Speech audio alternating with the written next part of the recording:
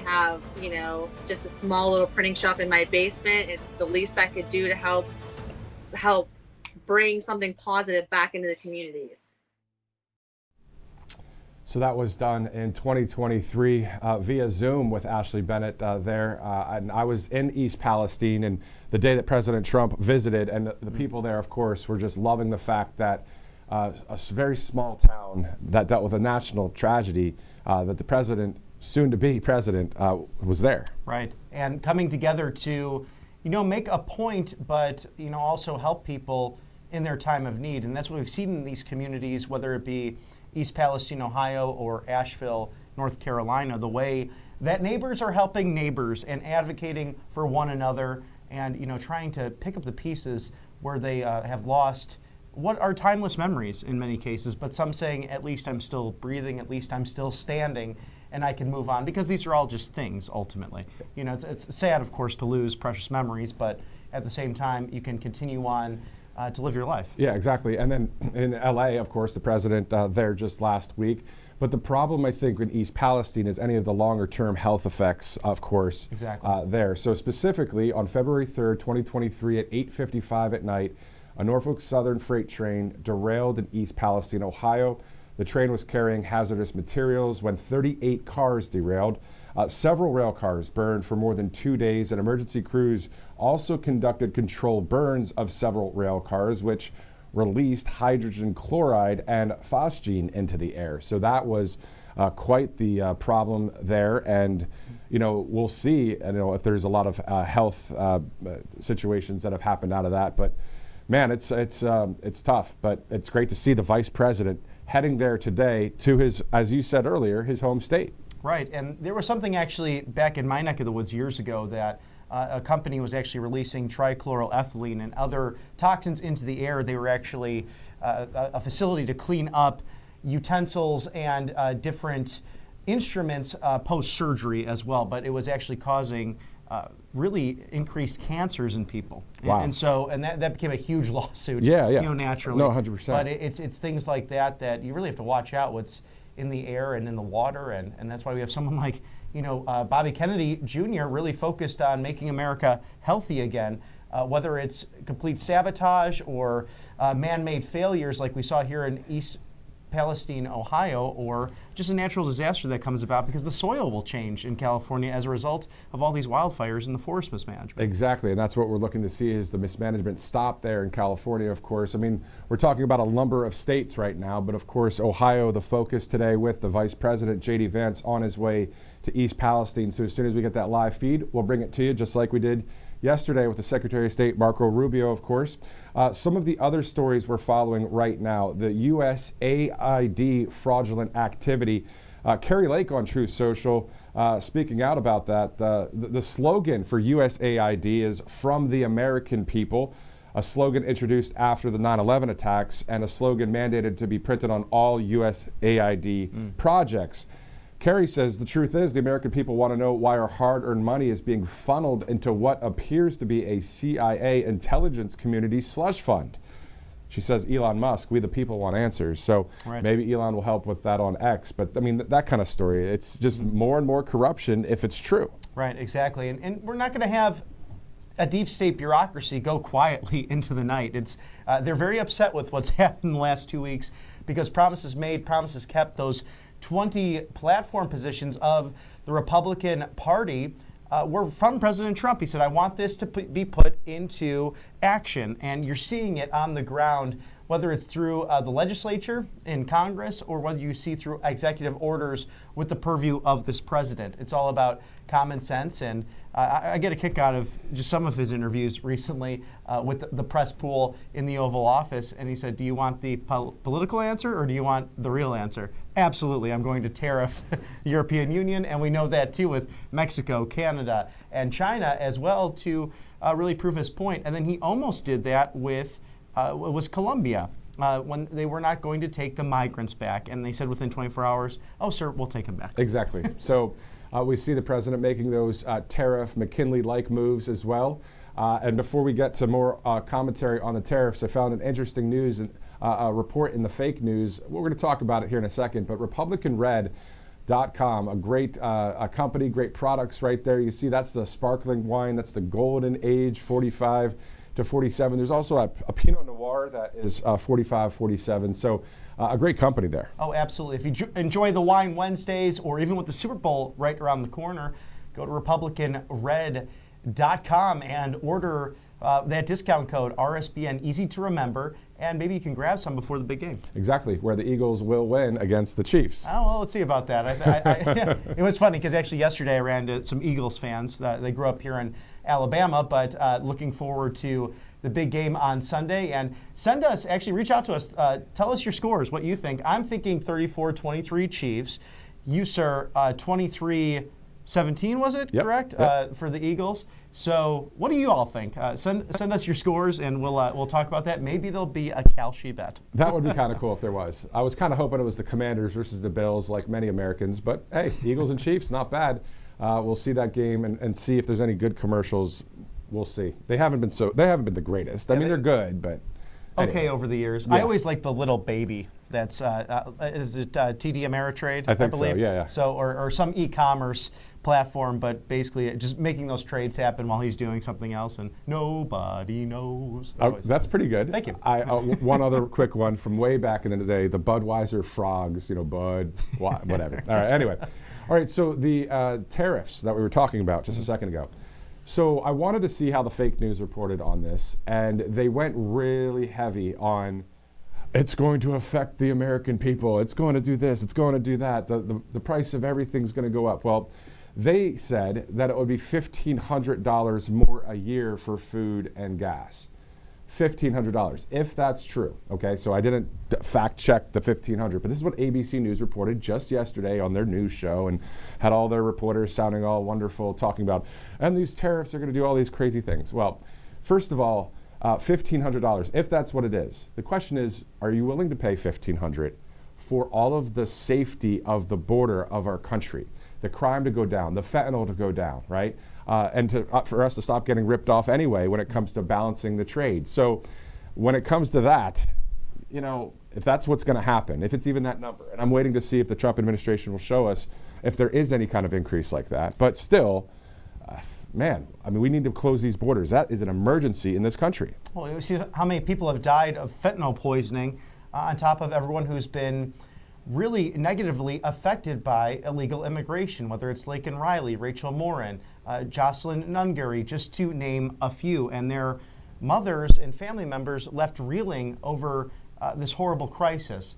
But President Trump, a true leader, coming back from Mar-a-Lago in Florida to our nation's capital in the White House, as you see there on the split screen, 1600 Pennsylvania Avenue, stopping to tell the press, yes, it might hurt for a moment, some of these tariffs, but for a moment, in order to get national security and a foreign policy that does put America first. And it's interesting, Matthew, that you have the far left now all of a sudden concerned about spending and national debt, when these last 4 years they seemingly ignored all the money that was being thrown out there by the Biden administration. It was absolutely out of control. I mean, we're talking north of $100 billion, right, to Ukraine and other places. And now we're talking, it's simply put, a short-term price for long-term goals. Right. This is a short-term situation with the tariff situation, hopefully, because these other countries might just say, you know what, we're not going to get into a bidding war on tariffs because we'll win that every day of the week. Right. Again, this is about the lives of America. This is about safety for our country, law and order. There's a lot of cleanup that needs to be done. So that's why President Trump's making that move. And on top of that, tariffs, he loves the word tariffs. Right.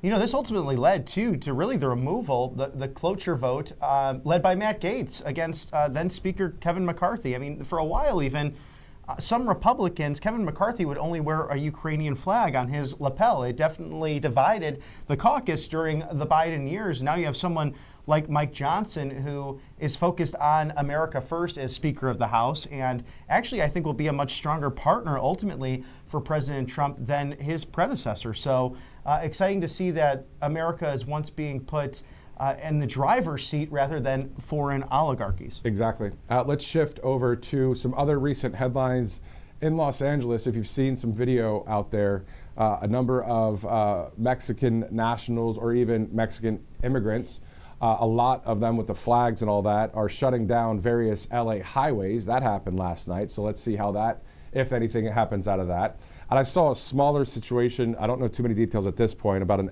FBI agent protest, a few people there that are getting let go in the whole situation, which rightly so under President Trump.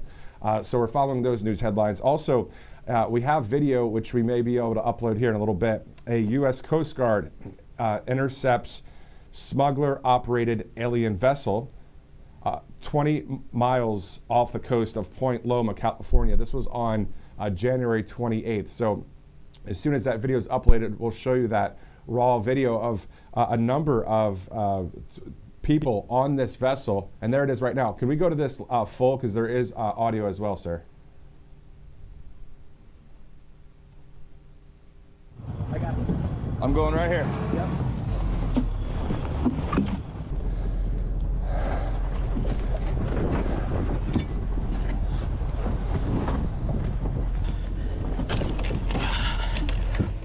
Watch out.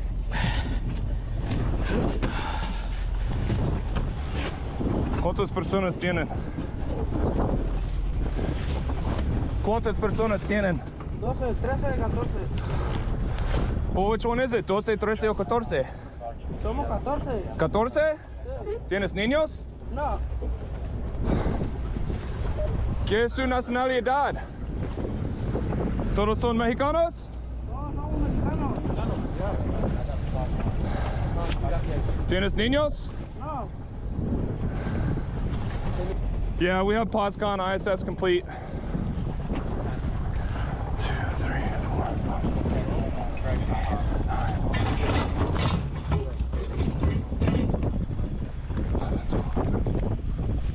I got 14. What do you have? Drag in BO. Vessel was compliant on step 1. Initial count 14 POB. All claiming Mexican nationality. ¿Tienes un chaqueta? ¿Chaqueta? ¿Tienes uno o no? So if you're just joining us right now, what that was is the Coast Guard cutter Terrell Horn and partnership agencies intercept smuggler-operated alien vessel approximately 20 miles off the coast of Point Loma, California on January 28th. The crew of the Guard cutter and U.S. Customs and Border Protection members worked together to interdict this illegal alien operation, which had 14 individuals aboard. The U.S. Coast Guard, courtesy for that video there.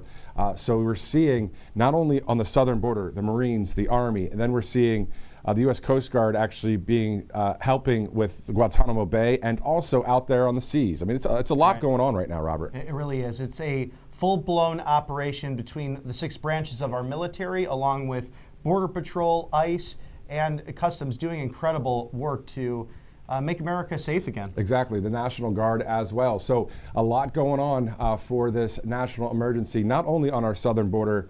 As we now know, Mexican drug cartels working in the Canadian provinces as well, according to the executive order. So, yeah, a lot going on. Right, and you have people way up there too saying, "Hey, we've seen drugs smuggled over the northern border, so just as much of a problem, just not as highlighted like it has been on the southern border." So a sad situation as Vice President JD Vance visits East Palestine, Ohio today, on the 2-year anniversary of that train derailment, which really has caused so many problems and toxins as well, not only in the soil and throughout the atmosphere there, just living in the area, but people also getting sick as a result, with cancers and different byproducts of what's happened with the poisoning of that area. We know that the last administration failed greatly in that regard to take care of those folks. Exactly. So today is 2 years exactly since the East Palestine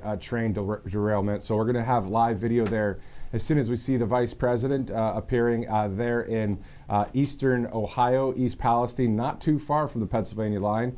This all brought to us by Tax Network USA. Yes, tnusa.com/RSBN. You can settle your back taxes today. And that's something to think about with April 15th right around the corner.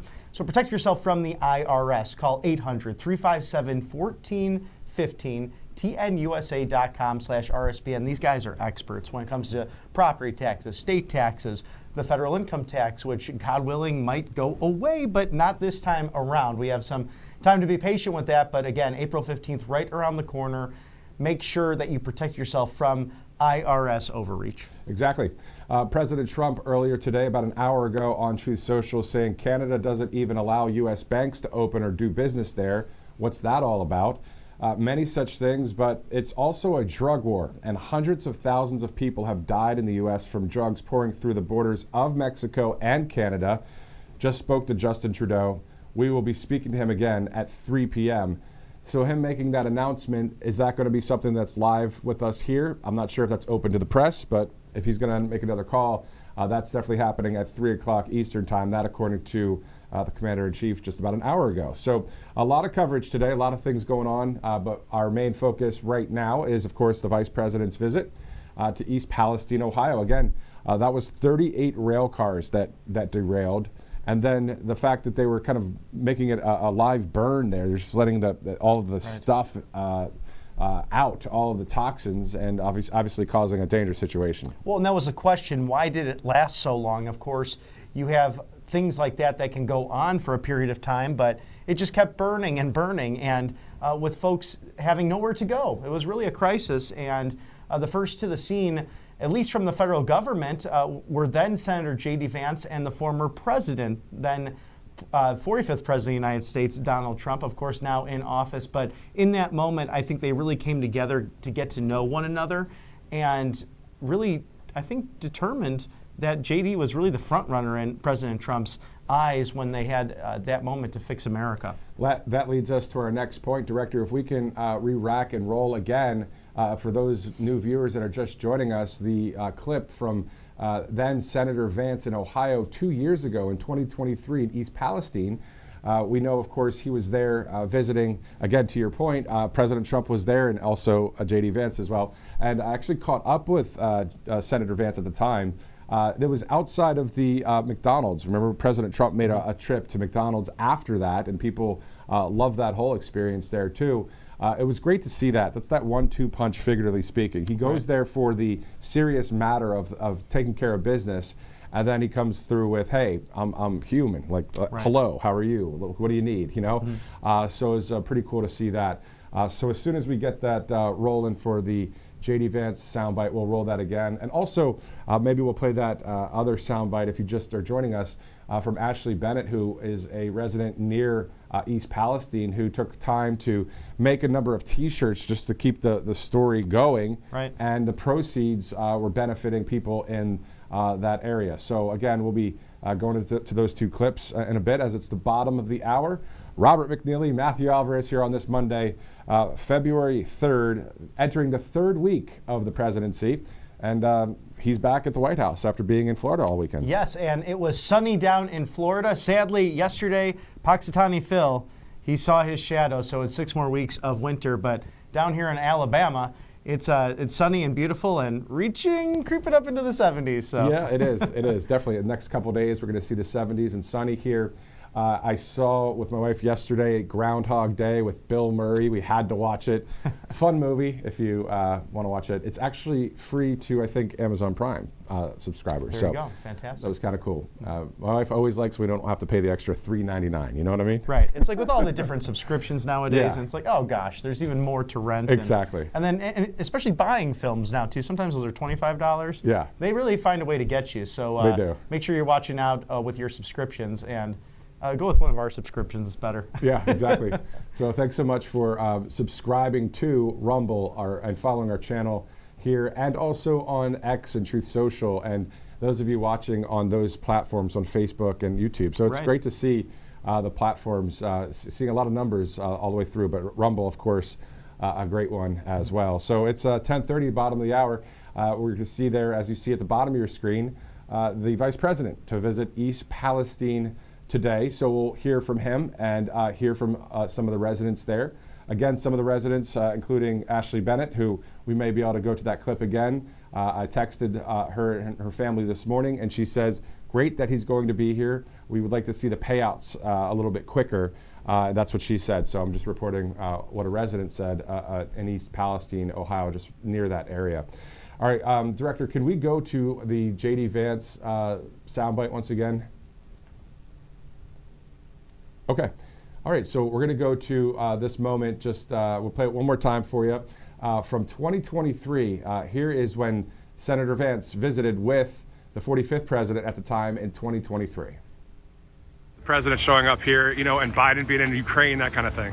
Well, you know, look, it sends a terrible signal when the president can go to Ukraine, but he can't come to his own country's communities that are suffering. I think what President Trump did today was draw attention to East Palestine in a way that makes it harder for people to forget the residents here. And that's the most important thing. We cannot leave this community behind, and we can't forget them.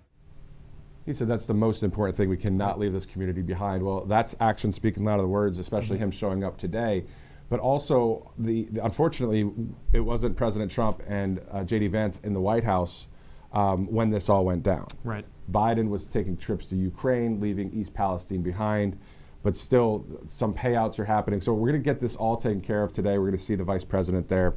And this all brought to us by a number of great sponsors here at the network, including Angel Paste, which you've tried before, right? Yes, and it will turn your dry hands into smooth, just elegant and ready to present.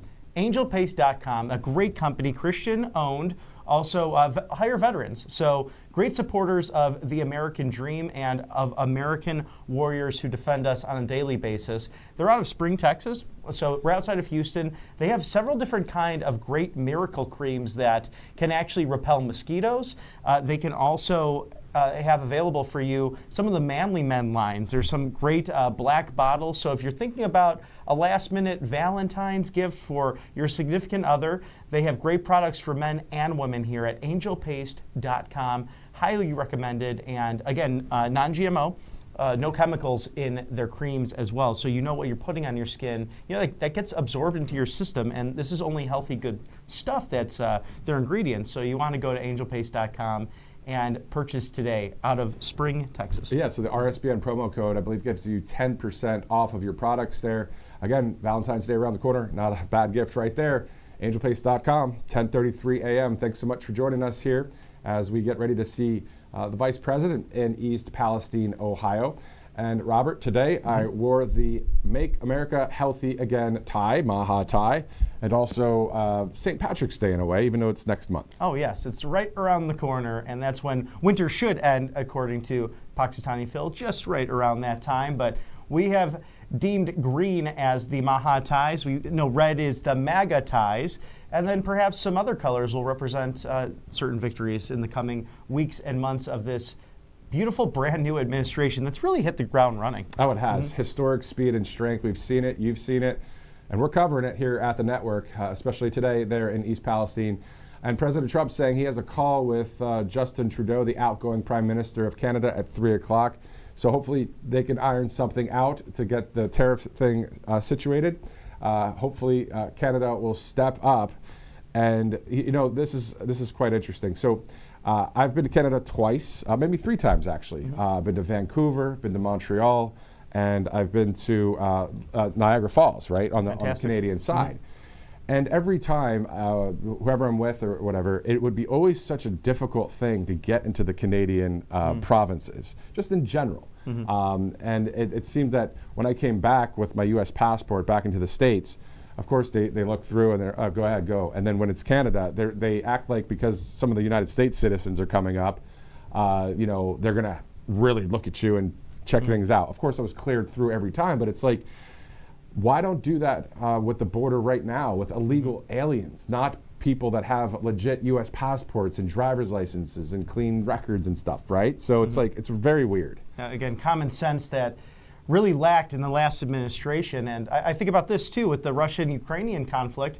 I had a chance to speak to people in Belarus and Poland, and it was harder for them to get over as a result of what was taking place there. But if you really wanted refugees, if you really wanted to protect those in war-torn areas, wouldn't we have brought our friends over from there instead of having the open, porous border? So effects that really ripple throughout the world coming from directly from U.S. policy domestically and foreign policy as well. Exactly. So run that by me again. So you you were speaking to people of Poland and Belarus. When was this?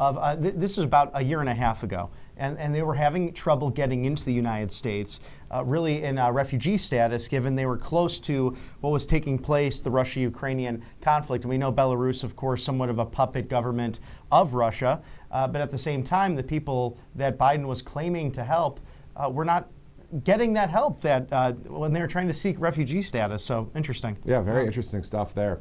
We're seeing that all around the world, really. I mean, getting borders secured is the name of the game. Right. Let's go to American Financing, another great sponsor here at Right Side Broadcasting Network. Robert, saving $800 now, saving the average of that amount. That's a great amount of money right there. Nearly $1,000 working with the refinancing and the home loans with American Financing. And this is a company that wouldn't just jump on board here if they were anti-MAGA or anti-Maha, right? Oh, absolutely. If you're going to sponsor with Right Side, you're on the right side of history. And American Financing, great group there. You can trust our sponsors, and there is a quick phone call you can make there. Just takes 10 minutes, no cost, no obligation. That's what's actually so great about our sponsors. You know, this is sales related, right? You know, there is people working to make a profit, but also help with good products. At the same time, they truly will not harass you.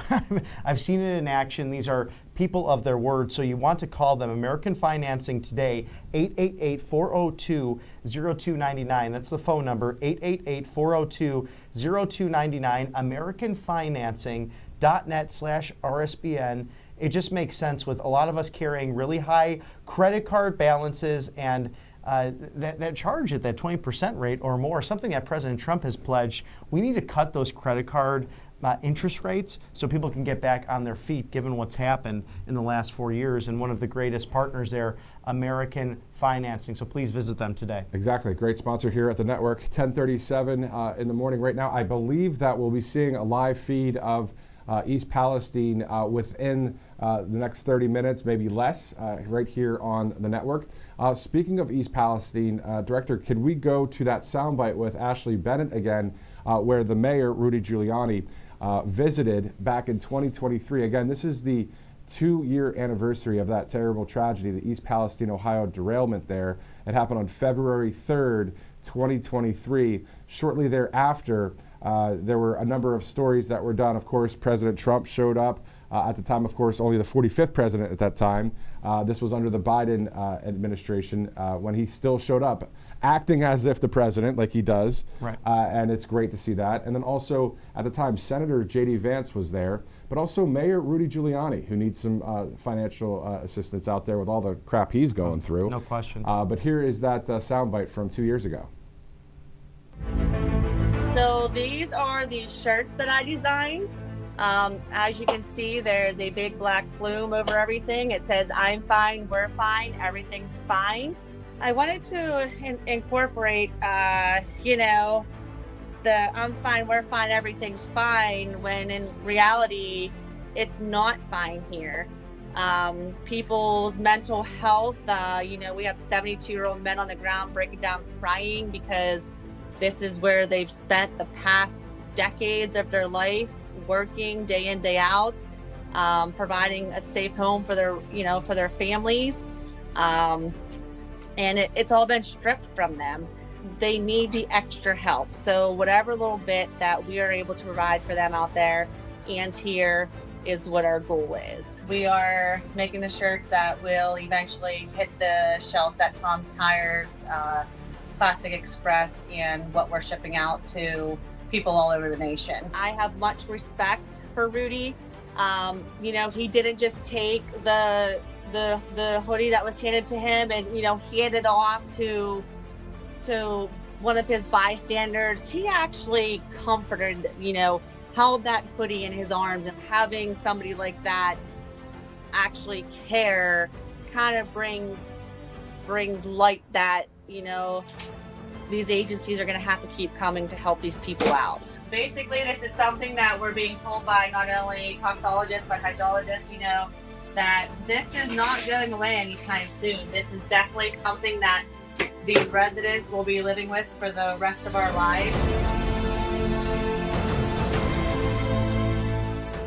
the revenue, the profits, and we go to our local stores and buy things such as napkins, paper plates, silverware. I have, just a small little printing shop in my basement. It's the least I could do to help bring something positive back into the communities. The creativity and the ingenuity of the American people supporting one another through business, through making that message known. And that was something that was so, I think, lost on the last administration. It reminds me almost of even going back to the BLM riots with the reporter saying in the background, oh, everything's okay, although buildings are on fire. Very similar situation, and sad that these people were left behind and that you had to have the former president at the time and a sitting senator say, hello, we need help from the White House, and that was not going to happen. Exactly. And so, yeah, from the government standpoint then, and also the media covering for them, well, things have changed. Thank God for that. We see the Vice President JD Vance on his way there to East Palestine, Ohio today. We saw President Trump in Western North Carolina, Los Angeles, and is taking care of business for the American people. So it's great to see that. Let's go to a number of sponsors as we get ready to see the Vice President here live on RSBN Live. Again, I'm Matthew Alvarez alongside Robert McNeely, and we're happy to be here with you on this Monday, February 3rd. MyPillow, a great sponsor here at the network. We love Mike Lindell, this hero when it comes to free speech, election integrity, and you know him from his wonderful Minnesota-operated facility, just outstanding. Mega sale going on. You can actually buy a replica of his cross, my cross, save 30%. Of course, my towels and flannel sheets going on for major deals right now. MyPillow.com/RSBN. You can also get up to 80% off of other items in addition with that promo code RSBN. I liked when you said mega, you had a Trump impersonation slightly in there. Did you catch it? Mega. I can't help myself. You gotta love his energy. He's one of the best. There's no question. And these two, I want to see something, maybe post-presidency, of almost have an Apprentice 2.0 starring President Trump and Mike Lindell, because these guys, master marketers, great businessmen, and really good to people. Ultimately, it's Rudy Giuliani said it too. Way back in the day, it was George Steinbrenner who owned the Yankees and Donald Trump. You could always rely on them for a donation or when people were in need, especially in New York City. Mike Lindell's the same way. The two ultra winners right there. Oh yeah, no question. Ultra question. winners, and these guys, President Trump and Mike Lindell, whenever they're walking around or being around people, they don't have an air of the arrogance about them, right, like they're hot stuff, as do maybe some people do.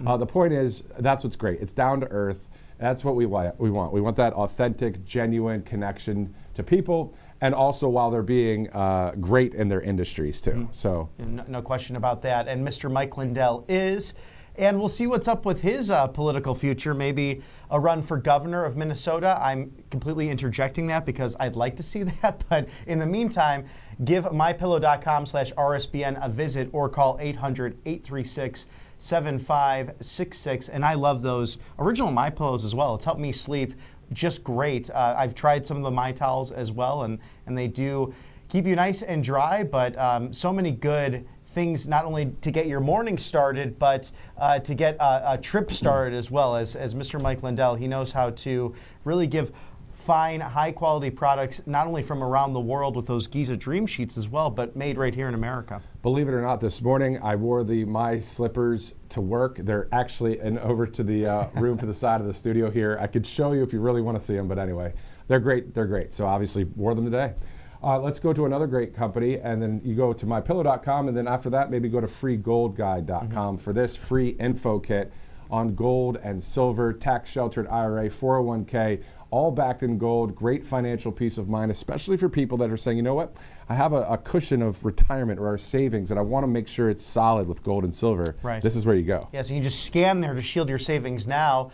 Right on your screen, Colonial Metals Group. This is fantastic because you might have properties, assets, a 401k or IRA all in the works, but you can convert some of that into precious gold, silver, metals that will really make sure you can hedge this bet against inflation. So why not give our friends over at Colonial Metals a try? And again, not pushy at all. This is no obligation. Scan that QR code. You get the free gold guide, and you learn how to protect yourself, your family, and assets for generations to come. All right, so checking the president's schedule for the day, the public schedule, as we're awaiting the vice president there in Ohio. As of 10:30 Eastern, so about 15 minutes ago, the White House has not sent the official schedule. So we'll see when that appears, and we'll share any news with you if there's anything that is a live feed that we're able to see of our commander-in-chief, as he, of course, is entering his third week as president. And then here, seeing the vice president soon, JD Vance arriving in Ohio. I'm not sure which airport is the closest to East Palestine, but I know that he'll be going to East Palestine here shortly. Mm-hmm. And we know that he was senator of the Buckeye State for a couple of years prior to this. And on the 2-year anniversary of this train derailment, he was really a newly minted senator, only on the job for 1 month, but getting into the nitty-gritty and finding out why this happened in East Palestine, Ohio, and why it should never happen again, because people are still affected by this with the poisoning and the chemicals, and some having advanced cancers as a result of everything that went into the environment, into the soil as well, into the water supply.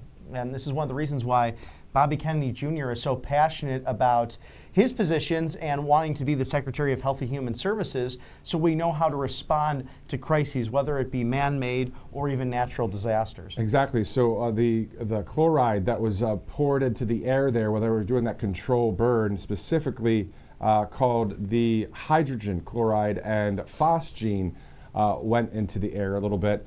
There were phone calls to various poison control centers around the country when this happened. And basically it gave someone a little bit of a respiratory issue, more of a temporary short-term one. Mm-hmm. But I guess depending on how long you would be around that would depend on if there are any long-term health effects.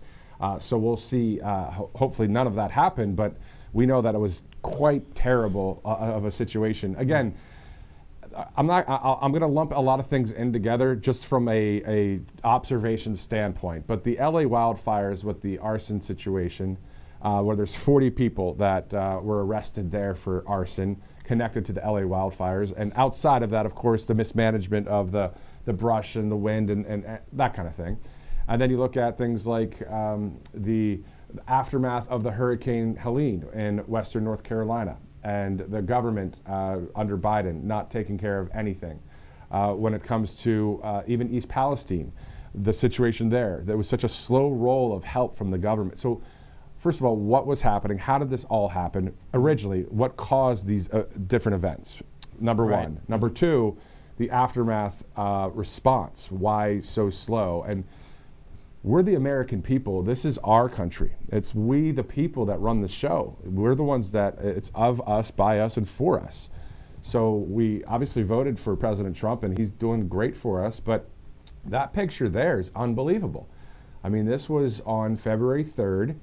Actually, that's February 4th, because this happened on the night of February 3rd, so around 8:55 Eastern, so it was dark. Obviously, this is light. This is the next day of just a terrible scene there, and a very slow response from the government. And then, to your point earlier, the DEI hire, Pete Buttigieg. Listen, I don't care what the guy's preferences are. My point is, when it comes to the quality of your job, how good are you at it? And he was terrible. Mm-hmm. And so he was a DEI hire and didn't show up there to help the people. Mm-hmm. And so obviously a lot of people were upset.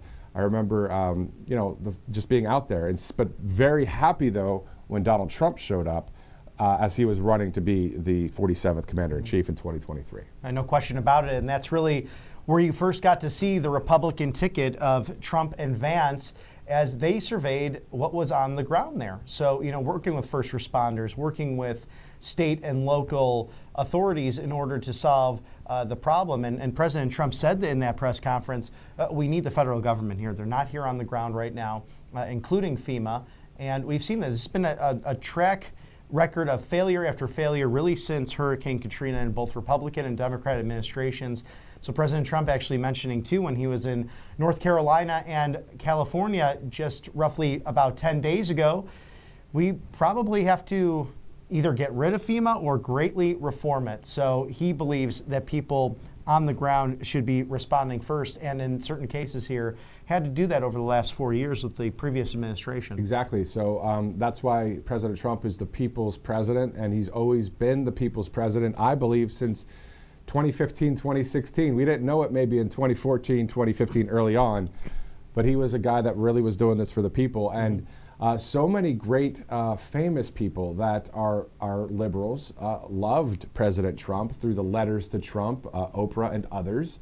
And then all of a sudden, as soon as he's running on the right side of things, they're like, wait a minute, you're running for truth. You're standing for truth and common sense. Ugh, we don't like that. Like, come on, right? That was probably my favorite autobiography from President Trump. And if you have not seen that, it's the second book of 3, which the first one really highlights the first administration, the journey together, and then the second one, the letters to Trump. And he had 2 secretaries who stayed on with him through the first White House years and put together really an amazing display of how many of these people, including Oprah, even saying we should run together back in the 80s. Imagine how many problems we can solve together, Donald. So that's an interesting one to look at. Also, his relationships through the years and how he actually thinks very highly of certain people who were not very kind to him, especially Chuck Schumer. I thought that's an interesting relationship. He's always willing to work with people that might be on the other side and offer that olive branch. And you saw him at the Al Smith dinner. He tapped on the shoulder. Hey, we've been together I remember that first donation I gave you for a county commissioner position in New York State. So President Trump really, I think that's why they're so afraid of him at times. He knows how people, what their target points are, their weaknesses, their strengths, and he's analyzed them. Also willing to work with people regardless of the letter next to their name. Exactly. Well said. And exactly what President Trump does.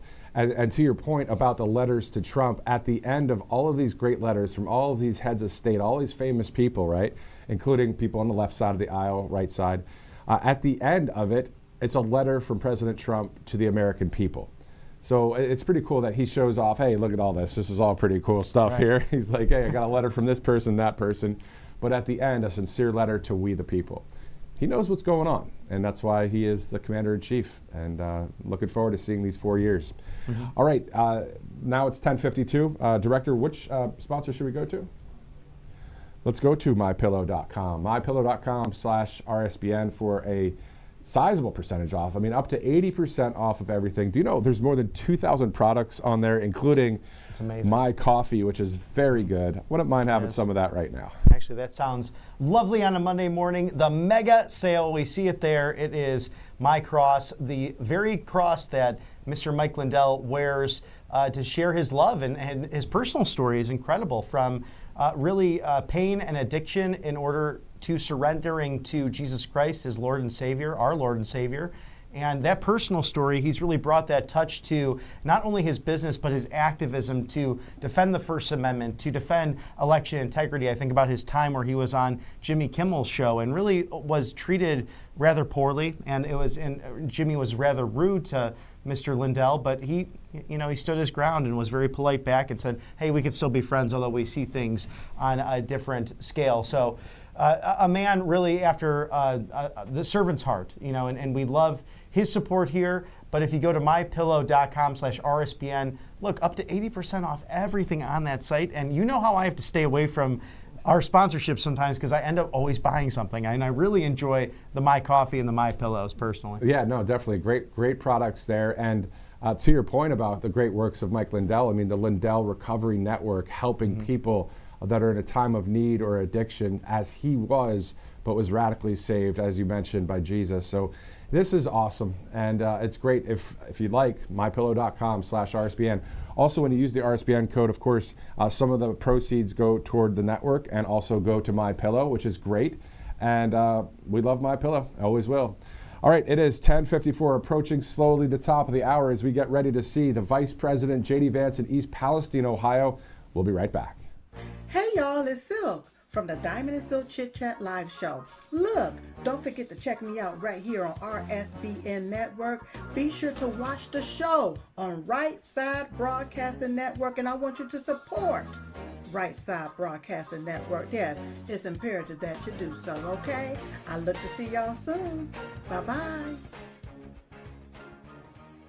I'm excited to announce that we're having our first ever mega sale on overstock clearance and brand new products. For example, save over 50% on this season's flannel sheets. Queen size only $59.98. Kings only $69.98. They sell out fast every year, so order now. Save 20% on our brand new My Crosses. They're designed in the likeness of the one I've worn every day for over 20 years. They come in men's and women's, and they're made right here in the USA. Get our 2025 6-piece My Towel sets for only $29.98. Our initial quantities are extremely low, so get them now before they go. And our best-selling standard My Pillows, just $14.98. So go to mypillow.com or call the number on your screen. Use this promo code to take advantage of our first ever mega sale. But wait, remember that $75 free shipping rule? Well, that ship is sailed because right now, every order ships absolutely free. Welcome to Right Side Broadcasting Network, your trusted conservative news outlet. At RSBN, we deliver the truth when the mainstream media falls short. Since 2015, we've proudly broadcasted every single one of President Trump's iconic MAGA rallies, bringing you the excitement and energy live before anyone else. By watching RSBN, you get an unfiltered front row view of the action on the ground. We interview the crowds to give a voice to millions of Americans just like you. We show you President Trump's speeches in their entirety, free from interruptions and censorship. We cover the stories that matter to you with the integrity and passion you deserve. Thank you for choosing RSBN as your home for America First news. Together, we stand strong, united, and informed. So join us and be part of the right side of history. Welcome back. Awaiting the Vice President JD Vance in just a minute. Before we get to our sponsor, breaking news into the RSBN newsroom, and we thank some of our crew here as well for alerting us to President Trump's Truth Social post that just came about at 10:41 Eastern. I just spoke with President Claudia Sheinbaum of Mexico. It was a very friendly conversation. This is President Trump speaking here, wherein she agreed to immediately supply 10,000 Mexican soldiers on the border separating Mexico and the United States. The soldiers will be specifically designated to stop the flow of fentanyl and illegal migrants into our country. We further agreed to immediately pause the anticipated tariffs for a 1-month period, during which we will have negotiations headed by Secretary of State Marco Rubio and others there. I look forward to participating in those negotiations with the President of Mexico as we attempt to achieve a deal between our two countries. Wow. I mean, come on. And, I mean, everybody's like, oh my gosh, you know, and then you know what Bruce Lavelle said it. He goes, oh, don't worry, it's going to be turned around real quick. And right. He says within the week. Well, how about within the hour? I think it's the speed, exactly, Matthew, that this moves. I mean, even we had Rick Grinnell go down to Venezuela. And again, you know, this is someone who is a gay man, and you know how the Venezuelan government looks at that, and then secures the release of 6 hostages. And many people over the weekend just telling me amongst friends, we didn't even know there were hostages in Venezuela. What was the Biden administration hiding from us? Why wasn't there that transparency? And you see hour by hour, day by day, even on the weekends, President Trump succeeding, along with probably the greatest Secretary of State in a long time, Marco Rubio, doing just an outstanding job already. Yeah, exactly. And he's on his way to El Salvador today. So that's the second nation that he's going to go to in just 48 hours.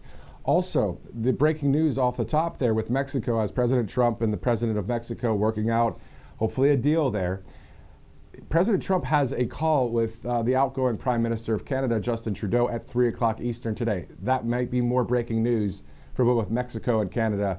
We'll see what happens with Xi Jinping in China, but the point is, things are already starting to happen here. Right, exactly. All of this coverage brought to you by some great sponsors, including Colonial Metals Group. Colonial Metals Group, all you have to do is go to freegoldguide.com, freegoldguide.com. You can go /RSBN if you'd like, freegoldguide.com. That QR code will also take you to the page where you can get this info kit sent to you for free in the mail. And it'll teach you about the tax-sheltered IRA, 401k, all the financial backup plan with gold. Right, and you can scan that right there. Shield your savings today because it might be properties or different assets that you have in addition to a 401k or an IRA, but having precious gold, metal, silvers to protect your hedge against inflation, it's a great bet. So you might as well reach out to our friends at Colonial Metals Group. And again, no obligation. Just this guide gives you really a complete outlook on how you can help yourself and your family. Exactly. All right, it's the top of the hour, 11 a.m. Eastern time, and we're going to get ready to see Air Force Two with the Vice President JD Vance returning to his home state of Ohio. He's from Middletown, Ohio, on the west side of the state. Well, he's on the way east side near the Pennsylvania border today, as he will visit the people there in East Palestine. Again, in some text with some of the residents from prior coverage in East Palestine, they said they're very happy that he's on his way.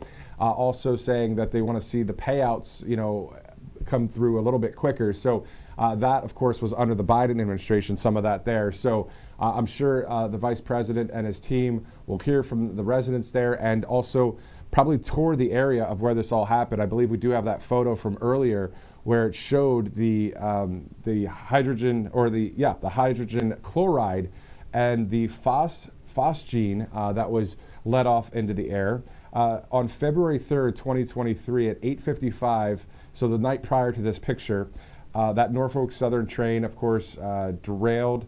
38 cars derailed, hazardous materials, Robert, and then several rail cars burned for more than 2 days as they conducted controlled burns of several rail cars, which released that hydrogen chloride and phosgene into the air. I mean, and then Buttigieg doesn't show up for months, it seemed. Right. It was really just a dereliction of duty on the part of the Biden administration. Then we saw this most recently, of course, with Hurricane Helene in western North Carolina, and then again with more Democrat mismanagement on the far left coast of California. So sad to see what happened with the wildfires there. So President Trump has examined these grounds when he was out of office and being in office, just to see what needs to be done from a federal response, also state and local. And you see this follow-up once again from Vice President JD Vance today in Ohio. Exactly. So looking forward to seeing that.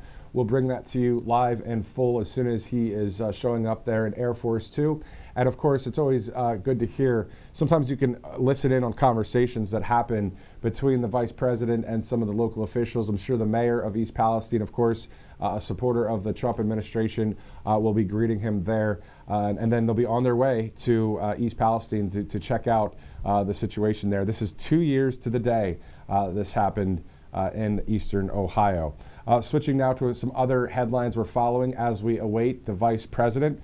Panama's President, Jose Raul Mulino, announced his country will formally end a development agreement with China that had sparked concerns in Washington over Beijing's growing influence of the Panama Canal.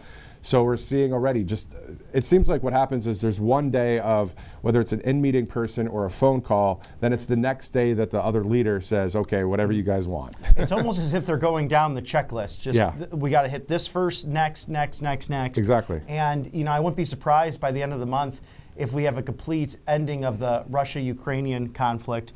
We've already seen so much gained within Israel as well, and a safer area there, of course, still on edge with Hezbollah and Hamas, but President Trump striking ISIS leaders as well overseas over the weekend. So, he just does not stop. This is what a true commander-in-chief does. He's on the forefront. He listens to his team around him, and then he executes on the mission and the promises made, promises kept. It's really a new dawn, and it's morning again in America. Exactly. So there are two things going on before we get to our next sponsor, both in February the 4th, tomorrow, and then March 4th. So just a month from that point. So tomorrow, the Prime Minister of Israel, of course, Benjamin Netanyahu, will be in Washington for a working meeting with President Trump. And then on March 4th, the president invited by the Speaker, Mike Johnson, for a joint session of Congress to address Congress on March 4th. So two big dates right there, one tomorrow and one on March 4th, and of course other coverage that we'll have here at the network. All of it brought to you by various great sponsors, including RepublicanRed.com. RepublicanRed.com, the golden age. You see the sparkling wine to your left on the screen there. And also the Pinot Noir 4547. They have a cab. They have all sorts of stuff there. And you can use that discount code. That's always good, too. Yeah, and easy to remember, RSBN.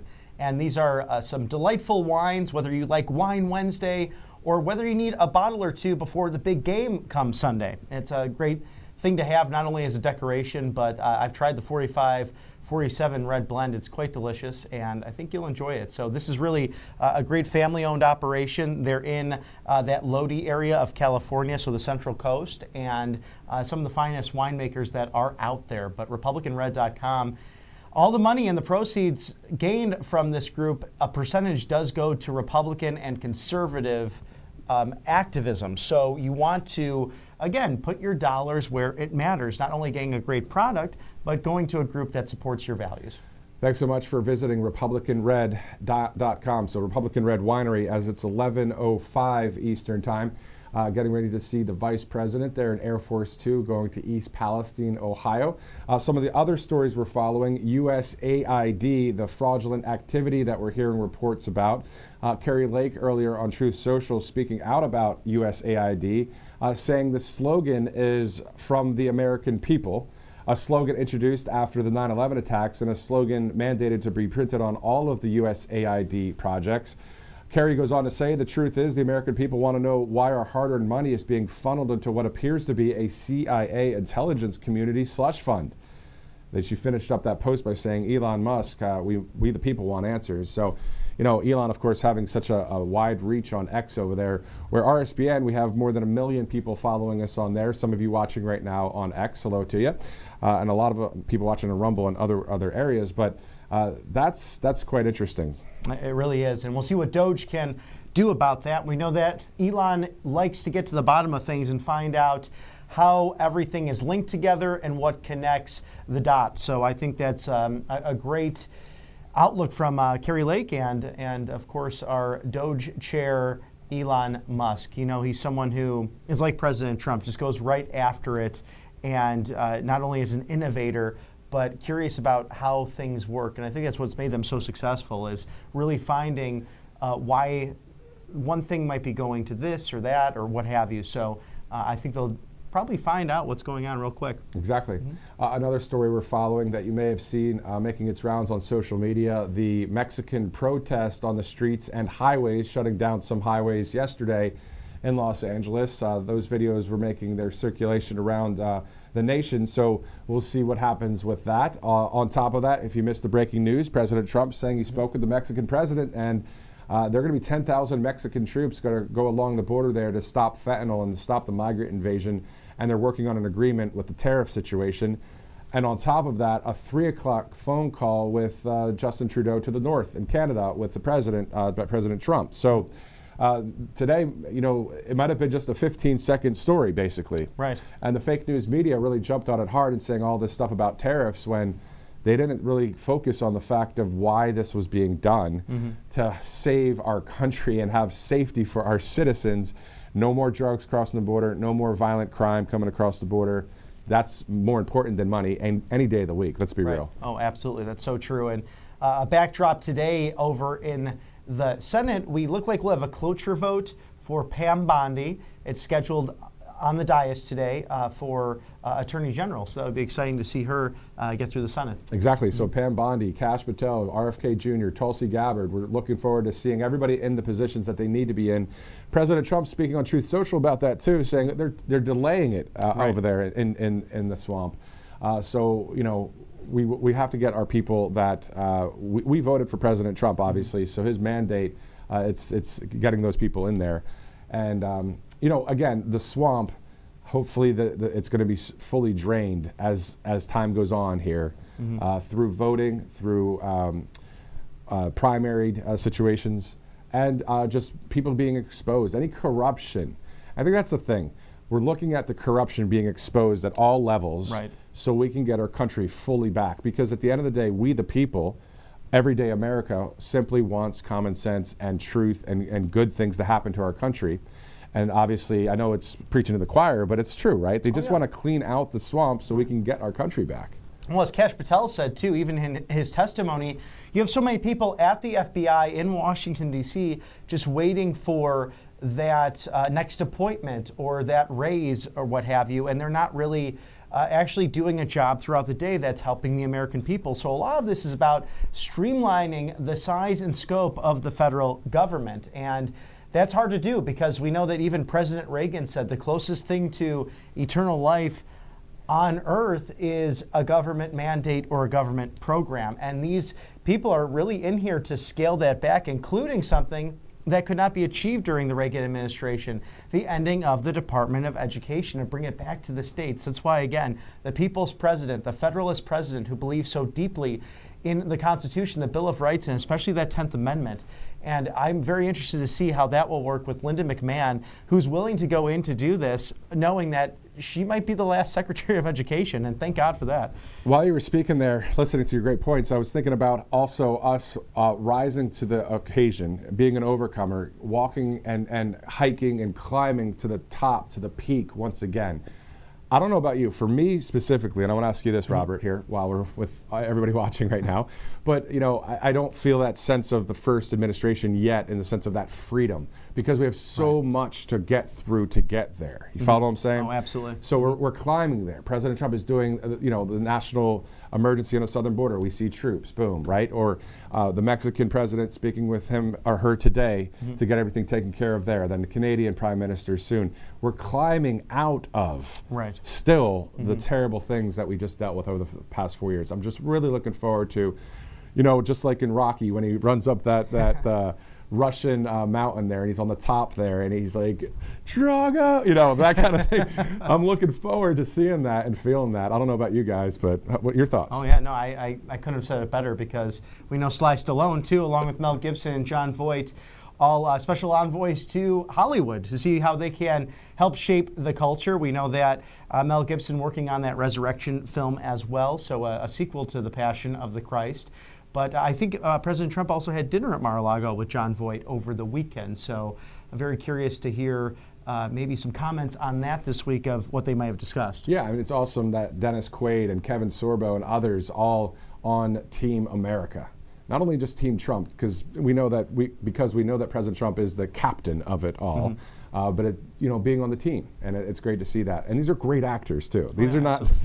These are great actors, so it's just wonderful. Well, they make compelling stories over the years, and really these characters as well. Whether it's Rocky and Sly Stallone, it's you can really kind of relate with them. It's like, especially when they're down and out, and again, literally climbing that mountain and going over that threshold to not only defend our values, but to protect our fellow man. And I think that's why Vice President JD Vance, going back to his home state, the Buckeye State today, to really assess what has the needs that continue to be on the ground in East Palestine, because people are still getting sick from everything that was the toxins that were leaked from the train derailment. Exactly. So hydrogen chloride definitely was released there during that controlled burn over those 2 days. So we're going to get more of an update here. Hopefully we'll be hearing from the Vice President. I'm sure we will on this trip here. This all brought to you by various great sponsors, including Tax Network USA. I usually talk about the phone number, but let's go to that website there, tnusa.com/RSBN. As Robert says, he likes to go to the website first before the call. I'll give him a call and say, hey, what's going on? And that's also good to do, 800-357-1415. Settle your back taxes now, especially before the April 15th deadline. As we know, tax day coming up, oh my goodness, only a couple of months from now. But protect yourself against the IRS, and these are experts that can handle property tax questions, state tax, federal income tax questions as well, so you're not paying too much and keeping more of your hard-earned dollars. So other stories that we're following here along the southern border and out to sea, we can show you various videos as we await the Air Force Two with our great Vice President JD Vance, who's on the way. Director, can we go to the video from the military pretty recently down on the southern border, and then if we can go also to the U.S. Coast Guard vessel intercept that just happened as we await the Vice President there. As we talk about the southern border, we're seeing the troops down there, and then we're seeing even the U.S. Coast Guard intercept a vessel just the other day, 14 people, all males above the age of 18 there, getting arrested and deported. We have those videos. We played them earlier on the broadcast, and if you've been watching our coverage, which one, sir? Okay, let's go to the Coast Guard video. This is from January 28th, just a few days ago off of the coast of Point Loma, California. So if you look at the map, you see Tijuana right there. You see the California border. And then just outside of like Coronado Island, in that pocket of water, this happened. Hands up! Hands up! Manos! Manos arriba! Going over. I have principal. I got it. I'm going right here. Yep.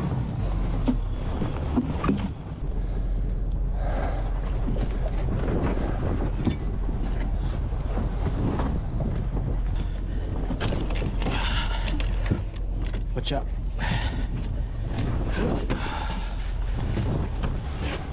¿Cuántas personas tienen? ¿Cuántas personas tienen? 12, 13, 14. Oh, which one is it? 12, 13 o 14? Somos 14. 14? ¿Tienes niños? No. ¿Qué es su nacionalidad? ¿Todos son mexicanos? No, somos mexicanos. ¿Tienes niños? No. Yeah, we have POSCON ISS complete. 2, 3, 4, 5.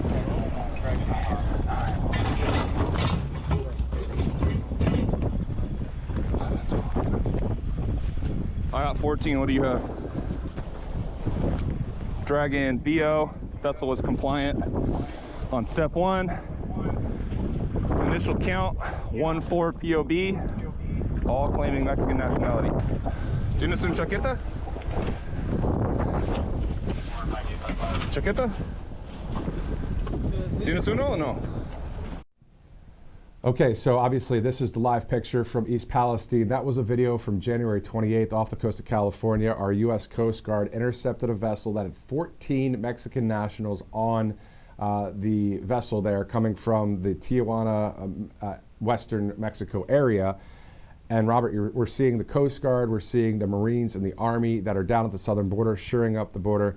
And then, I've said this a few times, but I'm looking forward to seeing the video of whatever construction company it is from our country building, and our government, of course, maybe the U.S. Army Corps of Engineers, others, building the wall and completing that project. It'll be just wonderful. That when that day's done, I believe President Trump will be down there at the edge of that wall and saying, it's done, we did it. And it was so sad to see the steel and the barriers that were literally left on the ground, mostly in Arizona, and the fact that the Biden administration tried to sell pieces of it before they left office, and then Texas jumped right into that bidding war and grabbed a lot of that to complete the border wall there. And it's common sense again. It's walls work, and you close and lock the door of your own property when you go to sleep, or you leave the property as well. And this is very similar here. It's a good way to streamline our immigration system once and for all. And it'd be nice to have Congress involved in this as well, but President Trump using his legal executive authority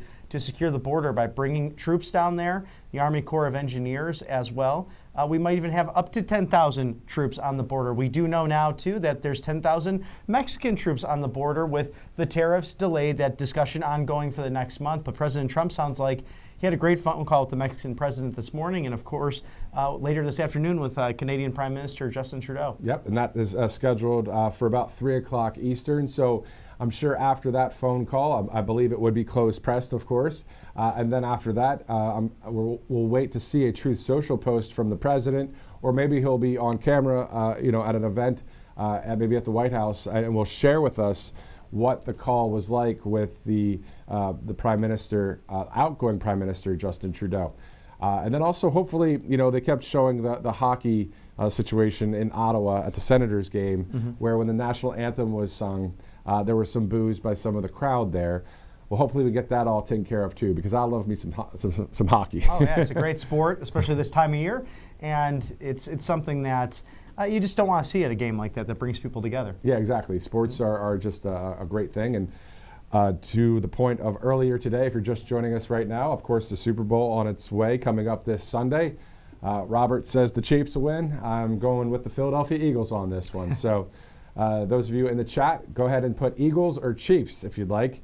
And if you don't like the Eagles or Chiefs and you wanted the Commanders or the Bills, you could say that too, I guess. Right, absolutely. And what a surprise this year with the season, because I didn't think anyone was necessarily expecting there to be really that front runner outside of, I mean, you had some great teams. You think about the Lions, how well they played, the Vikings especially, but some surprises in the playoffs there. And now we have the Chiefs and the Eagles. Oh, it looks like Air Force 2 is about to land in East Palestine, Ohio. So making touchdown right now. Let's go there live.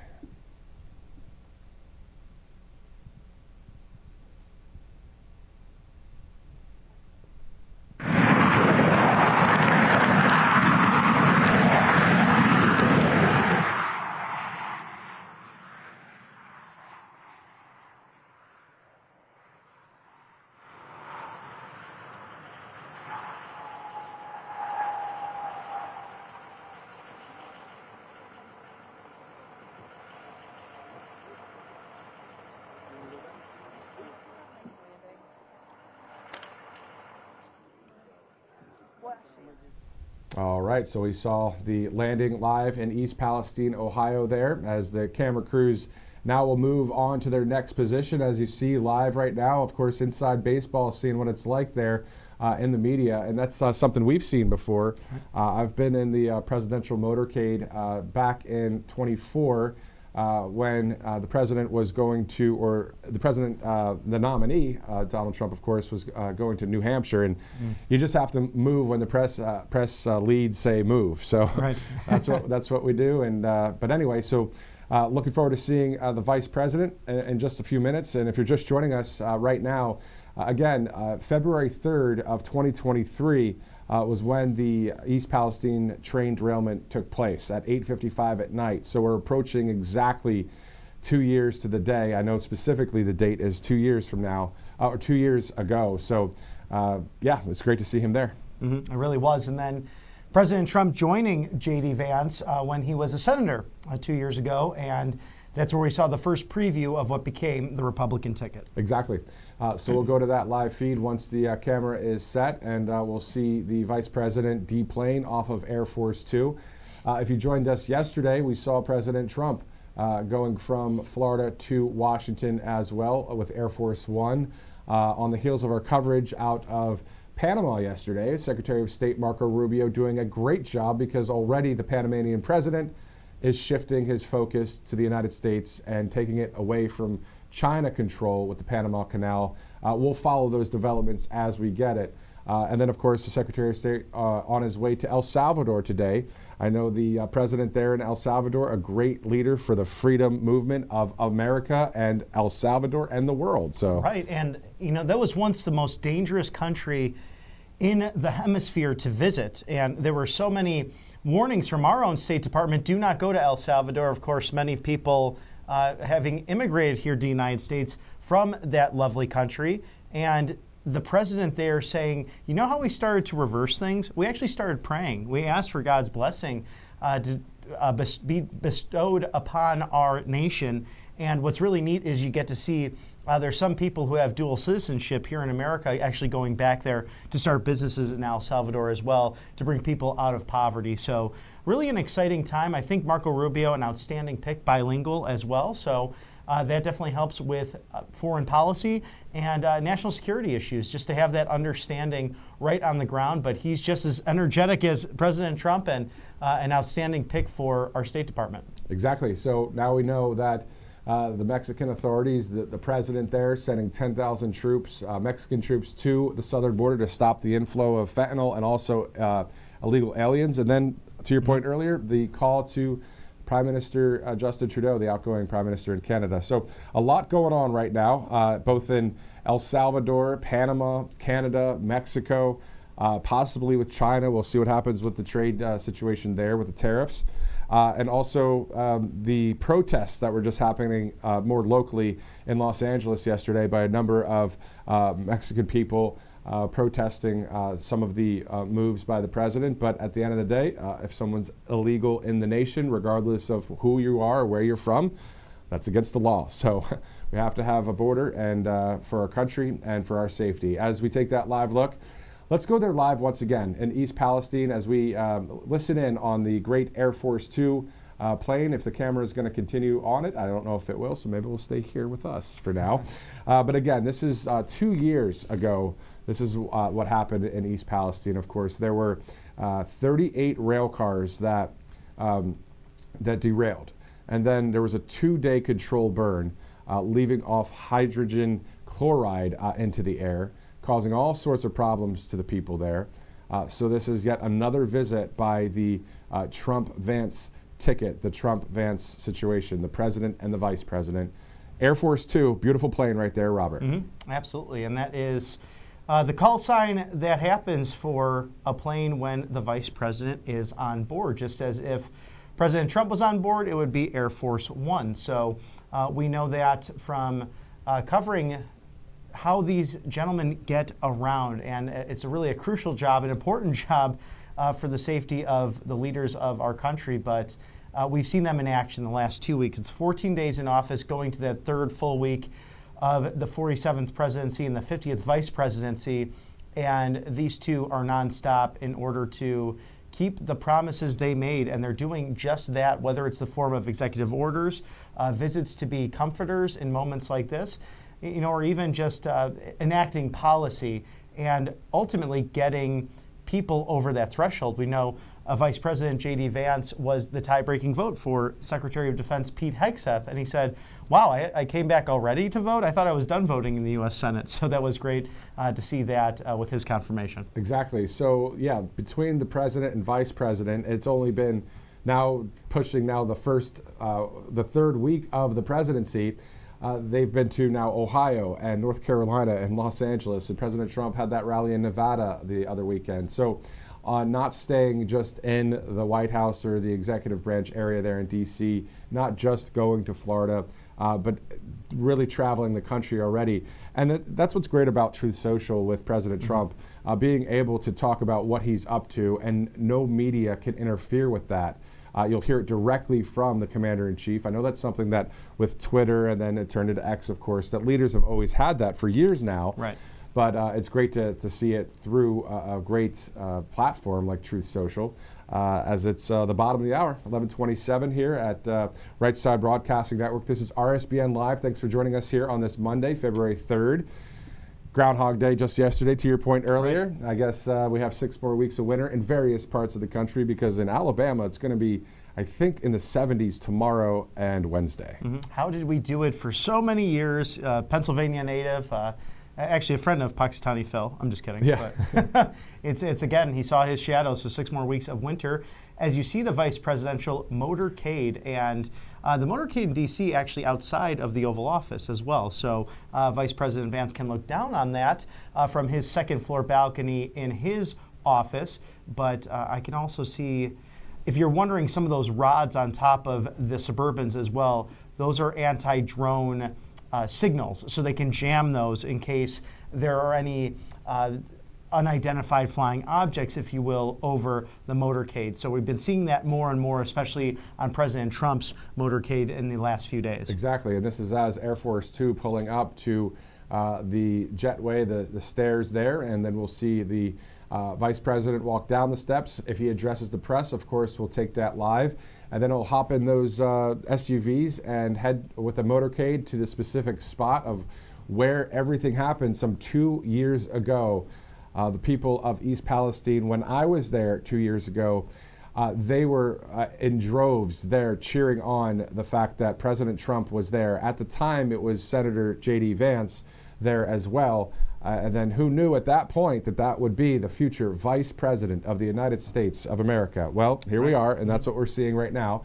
To your point about the anti-drone situation, I had no idea about that. Where'd you learn that? That was actually when we first saw them when he was initially picked up to go to the inauguration. We had not seen that many lined up because there were apparent threats of drone activity. Not that it was nefarious in nature, but a concern given that they were really big on the safety of the president with the new administration coming in. And we saw that on the ground, just being there for Inauguration Day, how the perimeter kept changing and how people really had to wait, and beautiful ball gowns and the handsome tuxedos, but really wait to get into those balls because everything was moved indoors. It was so cold on that Monday, 2 weeks ago to the day. So it really was just the observance of what was taking place between national entities like the Secret Service, DHS, also our military, in order to protect the president and vice president during the proceedings. I still can't believe that it's been exactly 2 weeks to the day when you just said that. 14 days. And I saw that from our COO, Grace O'Donnell, this morning on the internal communications here at the network. And only 14 days. It's felt like 14 great years so far. I mean, the amount of work that has been done with the historic speed of the executive orders and all of the travel and all of the trips. These are two people that are actually doing things for the people of this nation. An amazing turnaround of the last 4 years, which put America last. What a difference. And I think the biggest thing, not only the energy difference in the administrations, but we now know who truly is in charge. And we also have a situation where this is an administration that truly is populist, wants to put America first, does not care about the Republican versus Democrat, the deep state beltway, really nonsense, and the rivalries that take place. It's about serving the American people, and how wonderful to have that at the top of the chain of the command. Exactly. So as soon as we see the Vice President JD Vance, we'll go there to the live sights and sounds, so you could feel like what it's like to be there, and that's not him. So we'll be. That would have been great timing if it was. Right. But you see there I think there was a security or Secret Service there with the K9 as well going down the steps. Again, East Palestine, Ohio, really close to the Pennsylvania border. Some great people there in a very small town, and all of the small towns. Shout out to you out there. It's just wonderful to be able to travel to small towns throughout this country and just enjoy peaceful kind of living and gorgeous scenery and great restaurants and businesses and that kind of thing. So again, the people there full on for President Trump. I remember seeing them cheering so loudly for President Trump when he was there in 2023 as a candidate for Commander-in-Chief, the 47th Commander-in-Chief. I don't see the East Palestine mayor there at this point, but again, this is live coverage right now. It's 11:32 Eastern. Robert McNeely and Matthew Alvarez here, holding down the fort. Looking forward to seeing the Vice President of the United States. And I think we caught there Governor Mike DeWine and then Senator Bernie Moreno, who was just elected last cycle, along with the new senator who succeeded Vice President JD Vance in that seat, and that's John Husted, who was the former lieutenant governor of Ohio. So 3 wonderful leaders, and Ohio just delivering common sense for the American people. And several electoral votes winning for the presidency in Ohio. And of course, knowing that Bernie Moreno is there is great. Hearing a speech of his in Dayton, Ohio, some time back at a rally. It was a very windy day there. Trump Force One landed, and Bernie's speech was amazing. It was really, really solid. And to have people that really care about this country, and they're doing, they're getting paid. That's part of doing a job. That's fine. President Trump isn't, because he doesn't really need the salary. He donates it. He donates it. But at the end of the day, those that are getting paid, still, if you're getting paid, do a good job. And that's what Bernie Moreno is all about. And that's what the MAGA, Republicans, when it comes to Eli Cranes of the world, are doing, because they just love our country. They love the people. They're doing the best they can in every way, in every aspect. So looking forward to this swamp continually being drained. And you might have caught some of the coverage when we were at the Hispanic Ball. I was joined by Megan Kohler there, and we had the opportunity to see Bernie Moreno, the new senator, and also, of course, there's Lee Zeldin, the EPA administrator, is there on the ground as well. And Usha, our second lady, and there's the Vice President of the United States, JD Vance. And we'll throw it to East Palestine to see if we can get some audio and visual.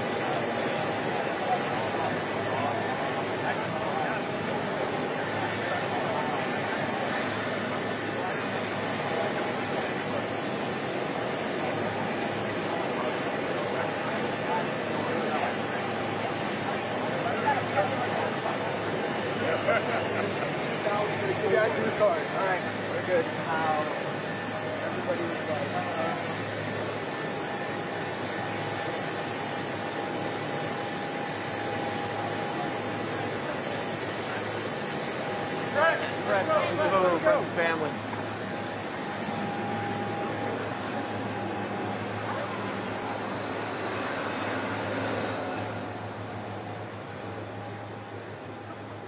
Let's just set here, please. Right here. And then we can get the... All right, so we're seeing Vivek Ramaswamy there, of course, as well, Lee Zeldin, and a number of Ohio officials, along with the Vice President.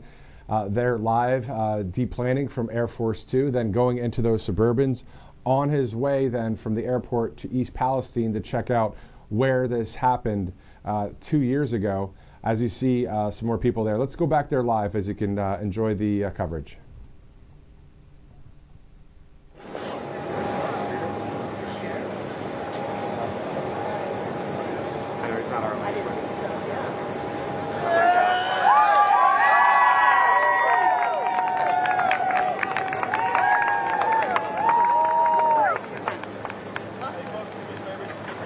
Guys,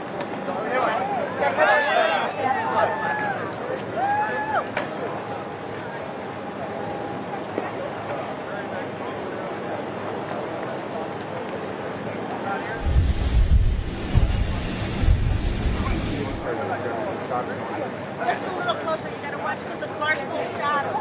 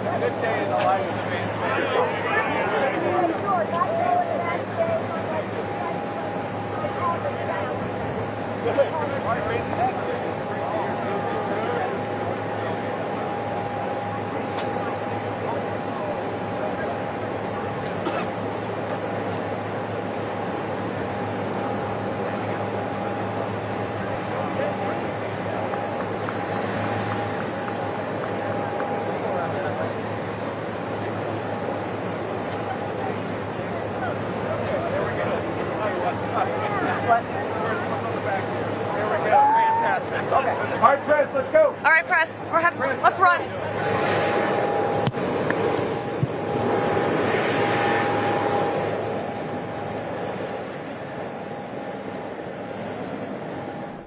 And you heard it there when the press lead says, all right, press, let's go. You got to listen, because obviously that has a lot of security implications as well, just getting into the Suburbans and heading to the next location, which will be live right here on RSBN Live. Robert McNeely and I'm Matthew Alvarez. Thanks so much for streaming in with us wherever you're watching right now, including Rumble, where I remember when you were in Washington just 2 weeks ago. Can you believe it was just 2 weeks ago? It feels like forever ago in a good way. Yeah, exactly. It's really just been so much success in the last couple of weeks. Exactly. So many great executive orders signed, so many great actions by our president. And then you were live there in Washington at the Rumble studios there. Right. It was just quite awesome to have that coverage there. And specifically when it comes to the inauguration coverage, it was quite awesome to see the president in various aspects there. As we want to thank one of our great sponsors here at Right Side Broadcasting Network, including AngelPace.com. They're based in Spring, Texas. They hire military veterans. They have a great product and Valentine's Day is around the corner. Yes, and good for guys and gals because they have the Manly Men line that has a nice black bottle, so you can still grip that tackle box even though you're taking care of those dry hands. And Puxatawny Phil yesterday, he saw a shadow, so 6 more weeks of winter usually means dry skin. So at angelpaste.com, they will take care of that for you. This is non-GMO, no chemicals in their beautiful lotions. The fragrances, too, really quite nice. Their orange line, in fact, actually helps repel mosquitoes. And they know something about mosquitoes being based in Spring, Texas, just outside of Houston, a very humid climate there. A Christian-based company, and they also hire veterans. So go to Angel Paste Miracle Cream. And I've tried the Miracle Cream here on the show, and you saw how shiny and instantly dry-free my hands were. They were nice and moisturized, and I was ready to get through the day with the help of Angel Paste. Angelpaste.com. 10% off using the RSBN promo code as well. Great sponsor here at the network. 11:42 as we get ready to see more of Vice President JD Vance there in East Palestine, Ohio. Tomorrow, great coverage as well on your way for the Israeli Prime Minister Benjamin Netanyahu being in D.C. to meet with President Trump. And of course, any other news that breaks throughout the week. You can count on us here at Right Side Broadcasting Network. There have been a lot of very tragic stories that have been happening with last Wednesday's plane crash and collision with the Black Hawk, and then the terrible incident with the Philadelphia plane crash on Friday night. Both of those accidents, we're hearing from the Secretary of the Department of Transportation, Sean Duffy, saying in the coming days he'll have an update on both of those aviation disasters. So we'll bring that to you as we get it as well. You can always follow us on Truth Social or X at RSBN Network or RSB Network on X and RSBN on Truth. And if you'd like to follow Robert or myself on Truth, we're on there as well. So thanks so much for streaming in as we get ready for the next live Vantage Point of the day. And speaking of the day, President Trump will be speaking with Justin Trudeau at 3 o'clock. So that breaking news that happened with Mexico, in the sense of the president of Mexico saying, okay, 10,000 soldiers from the Mexican military will be along the southern border to help stop the influx of the fentanyl coming across and the illegal aliens. Well, and then them working out a deal, hopefully, in the tariff situation. Hopefully that'll be the same thing that happens with Justin Trudeau. Right. I think that we now know that the presidential schedule for the day is empty at the moment, seemingly because President Trump's been on the phone with world leaders getting important things done. So today seems as if it's a national security, border security issue day. And we know as well up in upstate New York that along Niagara Falls, as you were speaking to, Matthew, the difficulty sometimes of going over to the Canadian border, but vice versa, were much more gracious. And you have a situation there where fentanyl and problems have been happening with illegal migrants coming over the northern border as well. But some of those voices being silenced really in the last year because so much of the focus has been on the southern border. Yeah, exactly. And it's a great point. And that's exactly what the executive order kind of shed some light on, that it's not just the southern border we're dealing with here. It is the northern border as well. Specifically because the fact that there are Mexican drug cartels operating in Canada, that according to the EO. So definitely can confirm that here at the network. Also, if there is video that we have from the southern border of our military service members, the U.S. Marines and the Army there, we could possibly show you that video from just a few days ago, seeing a lot of things getting taken care of for our country. You know, when President Trump said a number of things, I'm going to go to the list that I have here. I gathered over various speeches that the president had at the campaign trail. He always said to make America free again. Make our military great again. Make America strong, safe, proud, healthy, wealthy, and great again. You know, we'd have him say that towards the end. And those are the simple terms of our nation right now. Simple but great and profound. As we see, as soon as he signed that national declaration of an emergency along the southern border, sending more troops to the border. There are now 4,100 between the Army and also the Marines, and we're hearing that the National Guard is in support. And now some news out of Texas that the Texas National Guard is able to make arrests for illegal immigrants as well. That news broke yesterday. So they're really trying to do everything they can to take care of this country. I mean, our military and especially state and local responders, no pun intended, but have been uncuffed to literally do their jobs, and thank God for that. And we saw, you know, even with the Pentagon numbers, the recruitment rate is up thanks to people like Secretary Pete Hegseth. We want a merit-based organization that is really a force ready to not only defend the homeland, but actually allow them to do their job. So, I mean, this is like night and day in the last couple of weeks. Exactly. So, immigration, customs, enforcement, ICE, of course, getting uncuffed, as you said there, with the handcuffs, and just being able to go out and do their job, according to the border czar, Tom Homan. Of course, RSBN's Christina Loren was able to get that information straight up from a direct interview there on inauguration night. So great to see a lot of things, a lot of moving parts, as you guys can tell, as we are live, constantly here at Right Side Broadcasting Network. So you can count on that live coverage with Right Side Broadcasting Network, as we will go back to Ohio shortly, as soon as there's a live feed there, to see the Vice President meet with we the people of Eastern Ohio. And we hope you have enjoyed really the last couple of weeks of coverage, post the inauguration here at Right Side Live. It's really now that live desk for you to see everything President Trump, the 47th presidency, the 50th vice presidency with JD Vance, also the 119th Congress. So feel free to reach out to us as well if you have any story ideas, or if you'd like us to highlight things that are happening in your neck of the wood, especially if they have national implications, things like this that happened 2 years ago in East Palestine. That's why we're happy to cover that here on the network. I believe there's now a feedback line that people can reach out to. Yep, Matthew. feedback at rsbn.tv. So it's feedback at rsbn.tv. Share with us some thoughts, and also if you have any story ideas, to your point, Robert, anything when it comes to viewer advocacy in a way too. Viewers are we the people, so we're all in this thing together. So thanks so much for streaming in as we cover, on top of all of the happenings in the Beltway of Washington, D.C., everything outside the Beltway too, when it comes to various events, including Ohio today and other America First breaking news stories, all of the above here at RSBN Live. And also we talk about sports and Punxsutawney Phil as well. Right.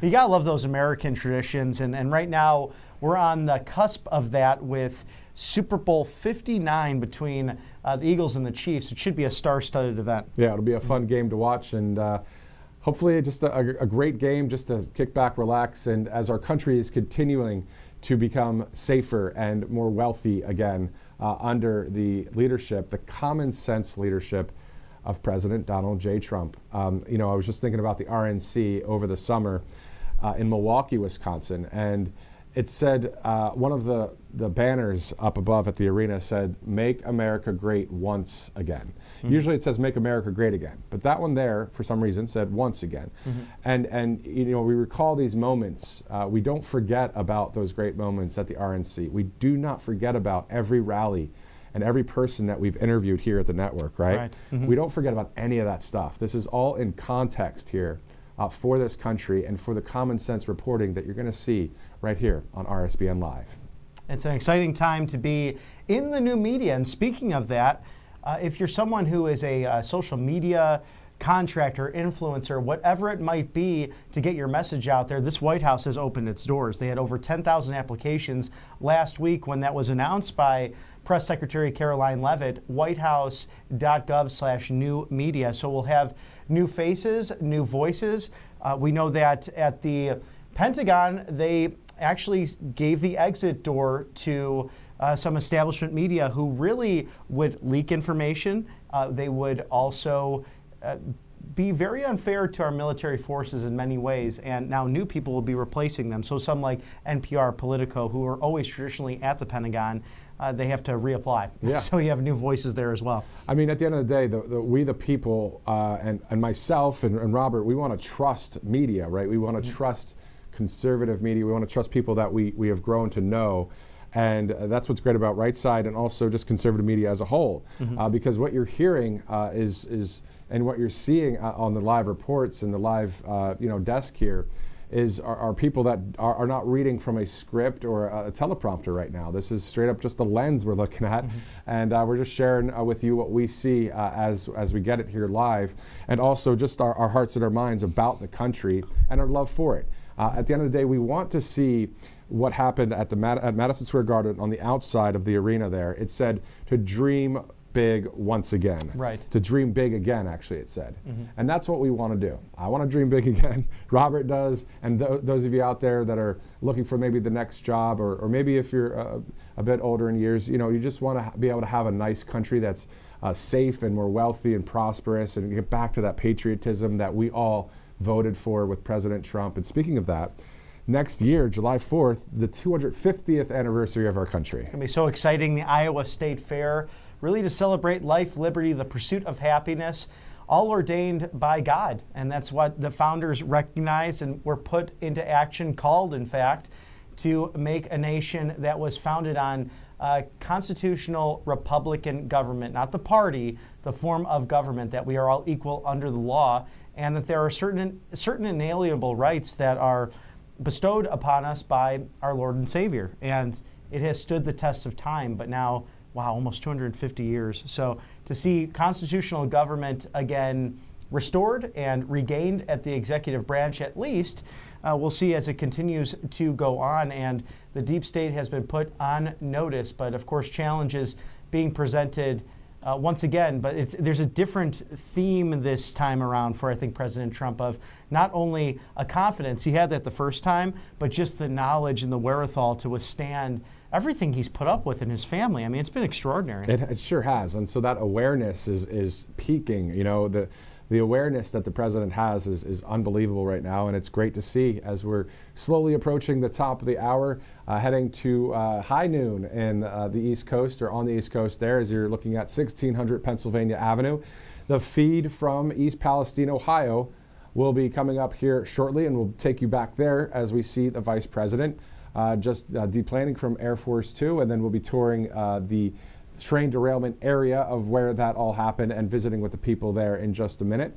All of this brought to you by some great sponsors, including American Financing. Yes, they are an outstanding group that really understand Americans still have kitchen table problems. A lot of us carrying really high credit card debt and those balances that charge us 20% or more each cycle. So it can be rough as you go month to month trying to pay off these bills, something that President Trump wants to address the new administration of cutting those temporarily so people can get back on their feet against inflation. So homeowners, if you've been waiting to figure out how to get your finances in order, you need to call our friends over at American Financing.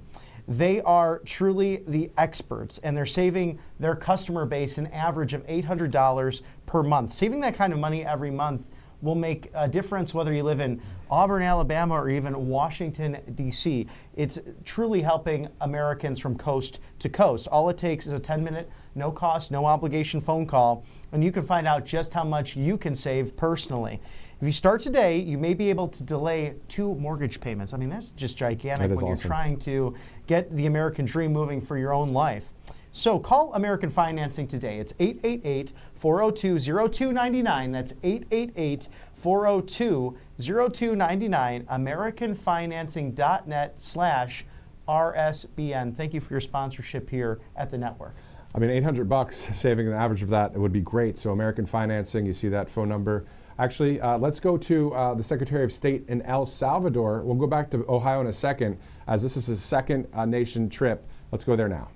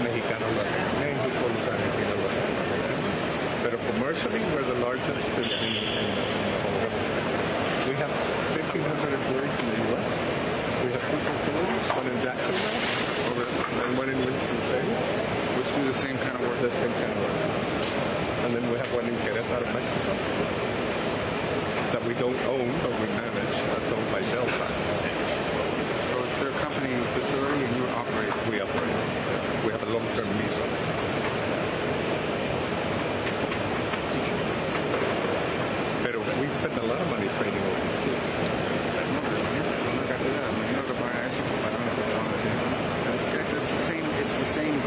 domestically in the U.S. is to train people for skills like this that are good paying jobs. And then the important thing is that they receive their own license. Right.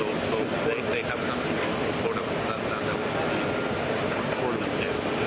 But this is the sort of jobs we need in order to prevent migration. Because these kids here, when they start here, they're making almost 3 times more. And we train them throughout their career so that they can keep on progressing and increasing their income.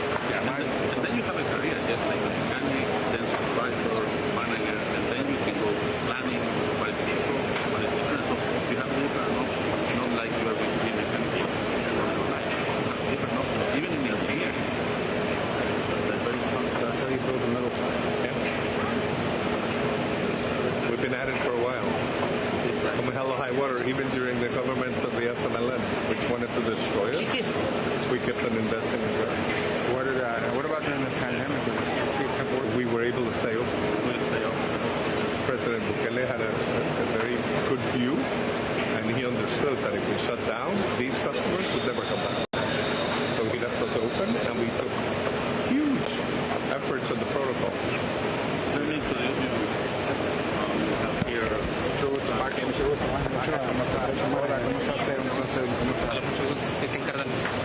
Ellos le van a explicar un poco algunos detalles. Ellos son dos técnicos de mantenimiento, yo son de sistema aviónica, soy de operaciones, gerente de operaciones, y van a encargar de explicarles un poco de lo que estaban haciendo ahorita en el motor.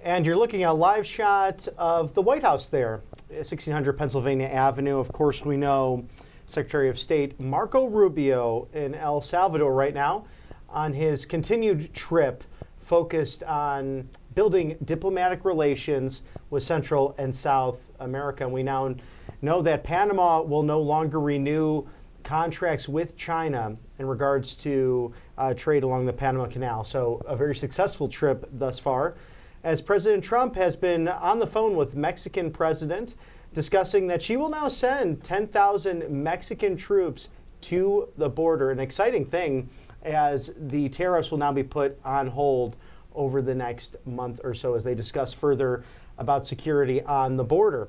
And he has a phone call later today with Prime Minister Trudeau of Canada regarding trade and also the migrants' issues there. We do know that drugs have gone there as well. But we'll go to a quick commercial break and stick with us right here at Right Side Broadcasting Live. Be back with you in a moment.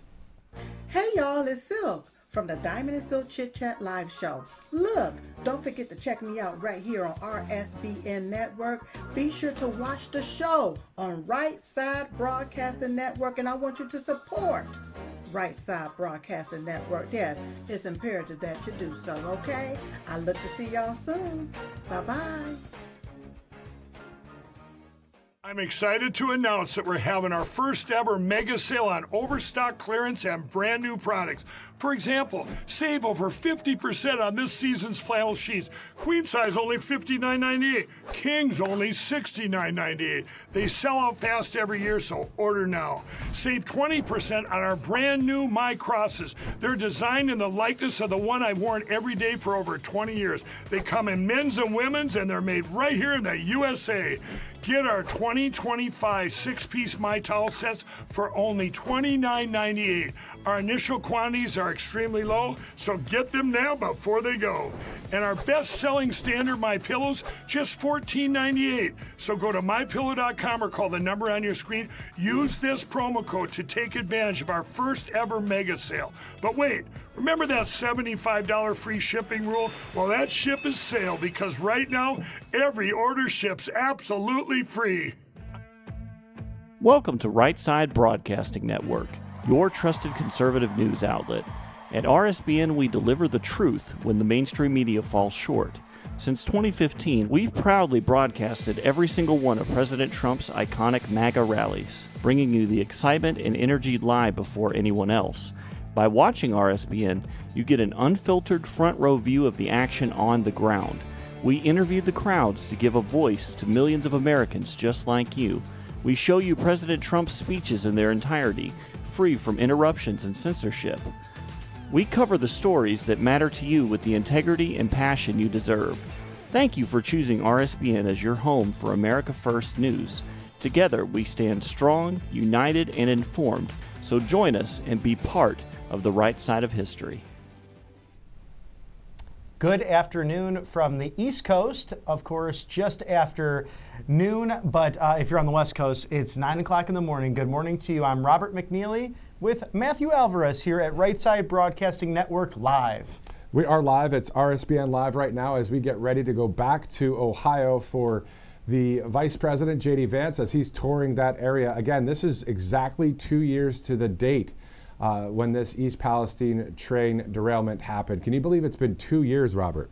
It's amazing to think about how quick time has gone, and that was the first preview, Matthew, we had of the Republican ticket of President Trump and Vice President JD Vance. Of course, then he was a senator just on the job for a month when this happened, but one of the first federal officials to get on the ground to help these East Palestinians, these wonderful people living in Ohio.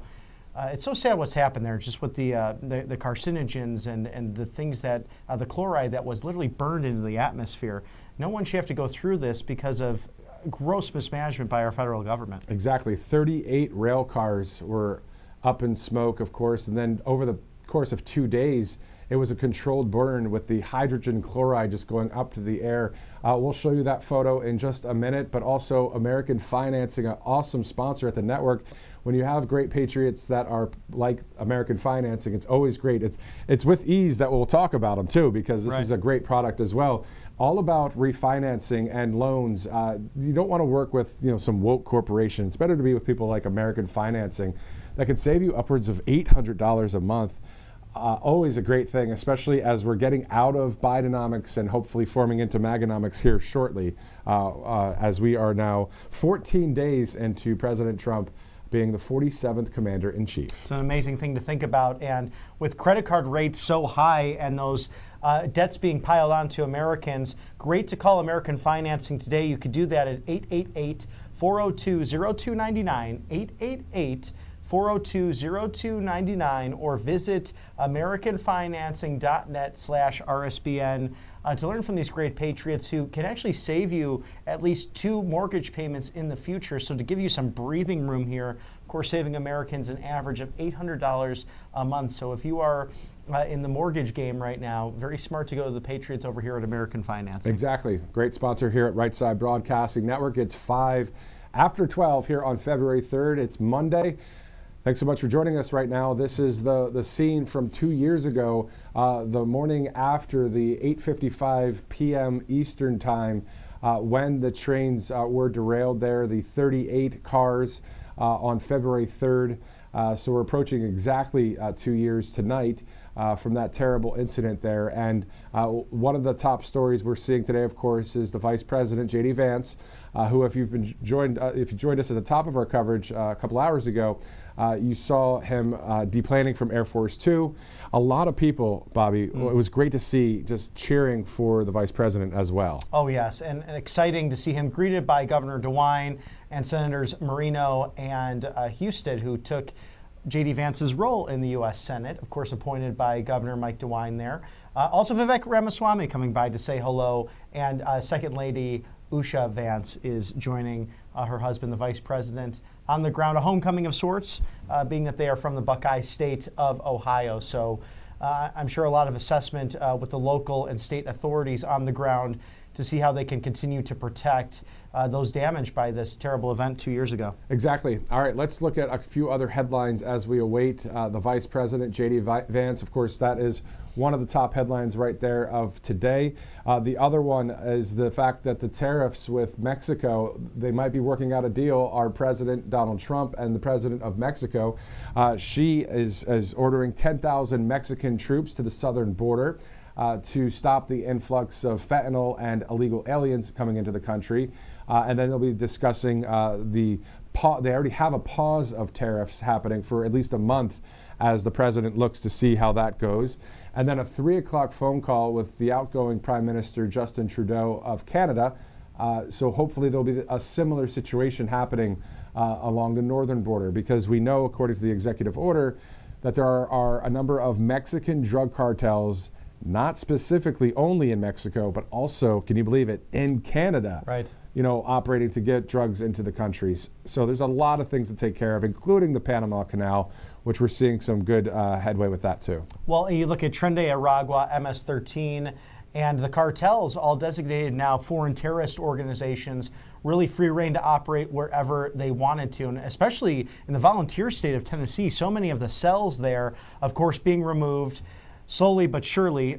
Tom Homan very impressed, as the borders are, with the deportations that have existed already, but they are working tirelessly day in and day out to make America safe again. Always good. That's what we like to see, and that's what's happening there at 1600 Pennsylvania Avenue. As you guys have seen, the executive orders on repeat, in the sense of just EOs being signed at historic speed, according to the president, since day one. So that was only 14 days ago. Right. And here we are into the third week of the presidency, and we're seeing a lot of news happen, including the Mexico and Canada situation with the tariffs. We're seeing how that goes. Panama's President Jose Raul Molino, on the heels of the trip yesterday for the Secretary of State, announced his country will formally end a development agreement with China that had sparked concerns in Washington over Beijing's growing influence on the Panama Canal. So we're seeing great things happen there.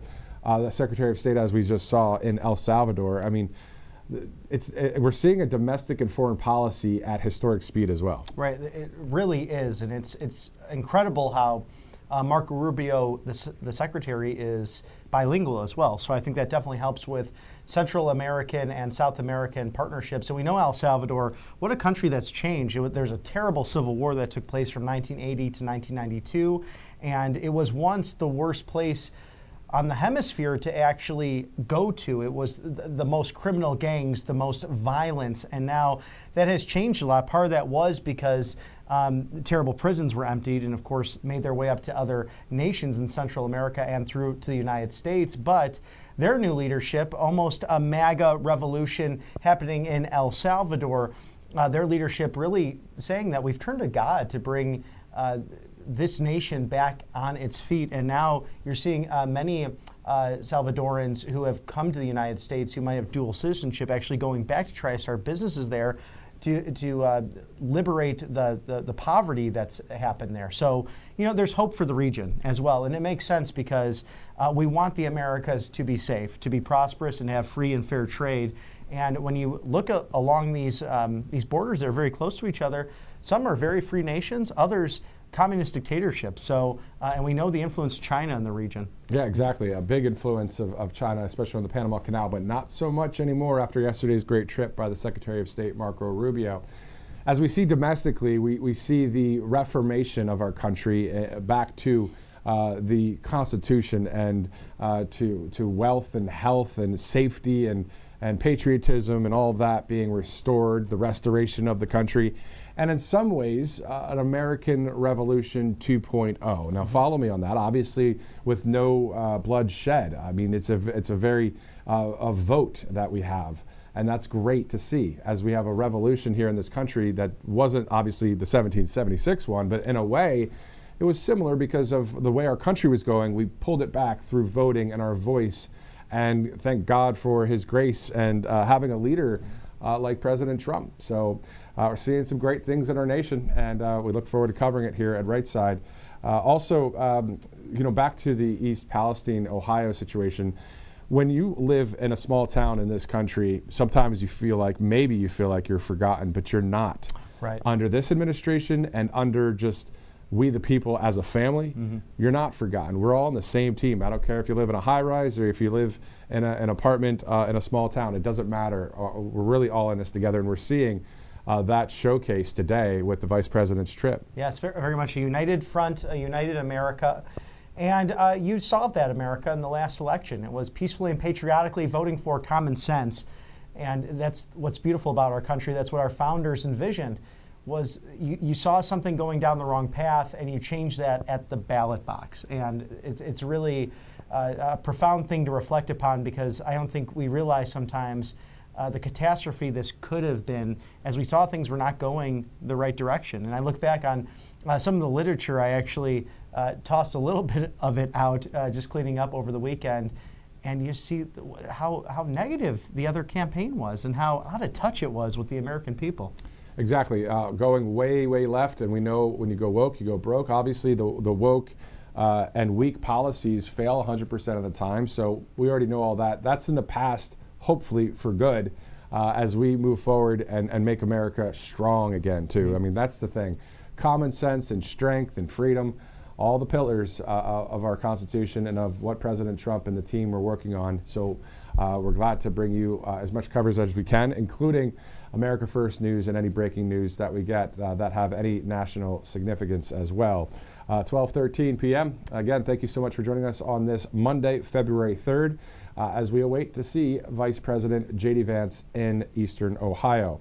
One of the other stories we're following is just yesterday, more regional, in Los Angeles. A number of people with Mexican flags, flying those flags, shutting down some highways out there. We'll see what kind of situation that, if any, will happen anymore. I mean, will it be a thing of ICE going out there or law enforcement shutting things down? I saw a line of LAPD underneath one of the bridges there with a bunch of police cars behind them, kind of saying, no, you're not going this way. So, right. We'll see if there's any developments there. But overall, great things happening in the country. Oh, no question about it. Literally, our law enforcement, our military, no pun intended, uncuffed to do their jobs. And we're seeing that on the border. And we're seeing it throughout big cities where you can have politicians like J.B. Pritzker and Brandon Johnson speaking rhetoric, but Tom Homan still moves in with his team to make sure America is safe, along with Kristi Noem, who was on the ICE raids in New York City. But we're going to head back now to El Salvador to see Secretary of State Marco Rubio. Actually, we will not be doing that at the moment. You still see the shot there of 1600 Pennsylvania Avenue, where President Trump speaking on the phone to the Mexican president this morning, and later on today, Prime Minister Justin Trudeau to speak on the migrant situation from the northern border. Exactly. And a lot of live feeds coming here to the network, of course. So as we get directives, we go. And sometimes the feeds are going somewhere else, so we have to get all of our bearings together to get to the next one. So, but that's part of the live television aspect of it, constant live, and also really no script. This is more about covering live events that are happening, along with, of course, analysis and commentary. And it's great to bring on various interviews, as you saw yesterday. Carla Sands and Bruce Lavelle and Kevin Sorbo, the actor, was with us a few weeks back, and Senator Tommy Tuberville out of Alabama, the Representative Eli Crane, and Representative John McGuire out of Virginia. So it's great to have people join us here at the network as we cover various stories, all brought to you by various great sponsors, including the one, the only, MyPillow.com. MyPillow.com. More than 2,000 products right there at that website. And you got a mega sale going on right now. My Cross, save 30% on that. The exact replica of what the great Mike Lindell wears every day. My towels, of course, at $29.98. Or how about those flannel sheets for $44.98? I might be getting some of those because you know me, I go to all our sponsors, and once there's a sale, I jump in on that. You can call 800-836-7566 or go to mypillow.com/RSBN. And guess what that promo code is? RSBN. It is. So easy to remember. up to 80% off everything right now. We thank Mr. Mike Lindell. Always a great guest to have on the show as well. We love interviewing him and his take and perspective on so many things, as we saw not only on the campaign trail, but everything he's working on in Minnesota and elsewhere. Exactly. Let's see if we can get Mike on the show right now. How about it? Yeah, it'd be wonderful. All right, we'll try. We'll work on that. Yeah, we'll see if Mike will join us. It's always great to hear from him at the network. And also, we're waiting for the Vice President, of course, in East Palestine, Ohio. If you're just joining us right now, we've seen various live vantage points from both Ohio and El Salvador as two of our great officials, our government officials, the Vice President in Ohio and Secretary of State Marco Rubio in El Salvador. If you watched yesterday, of course, Mr. Rubio in Panama dealing with the Panamanian government there, seeing if we can get that Panama Canal back. It's great to see all of these different moves happening by our leaders. You know what would be amazing to see, Matthew? Can we play the song Panama by Van Halen when we officially take that canal back over? I think it'd be great. It would be great. And to your point, the Texas Senator Ted Cruz said the same thing at the start of the Senate confirmation about the Panama Canal just about a week ago. And if you'd like to watch that, it's on our Rumble page. But yeah, that'd be great to hear.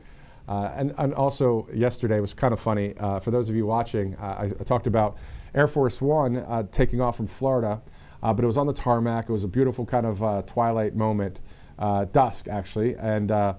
And our crew here was saying, man, I wish we had the Top Gun music on right now. Right. Because, of course, with Trump Force One, all of those rally coverage events that we had, it would have been great to have that music. But anyway, I'm going to try and reach out to Mike's team and see if we can get him on live right now as we go live there and we see in Washington, D.C. Okay, let's go now to El Salvador for the time being. We'll be right back.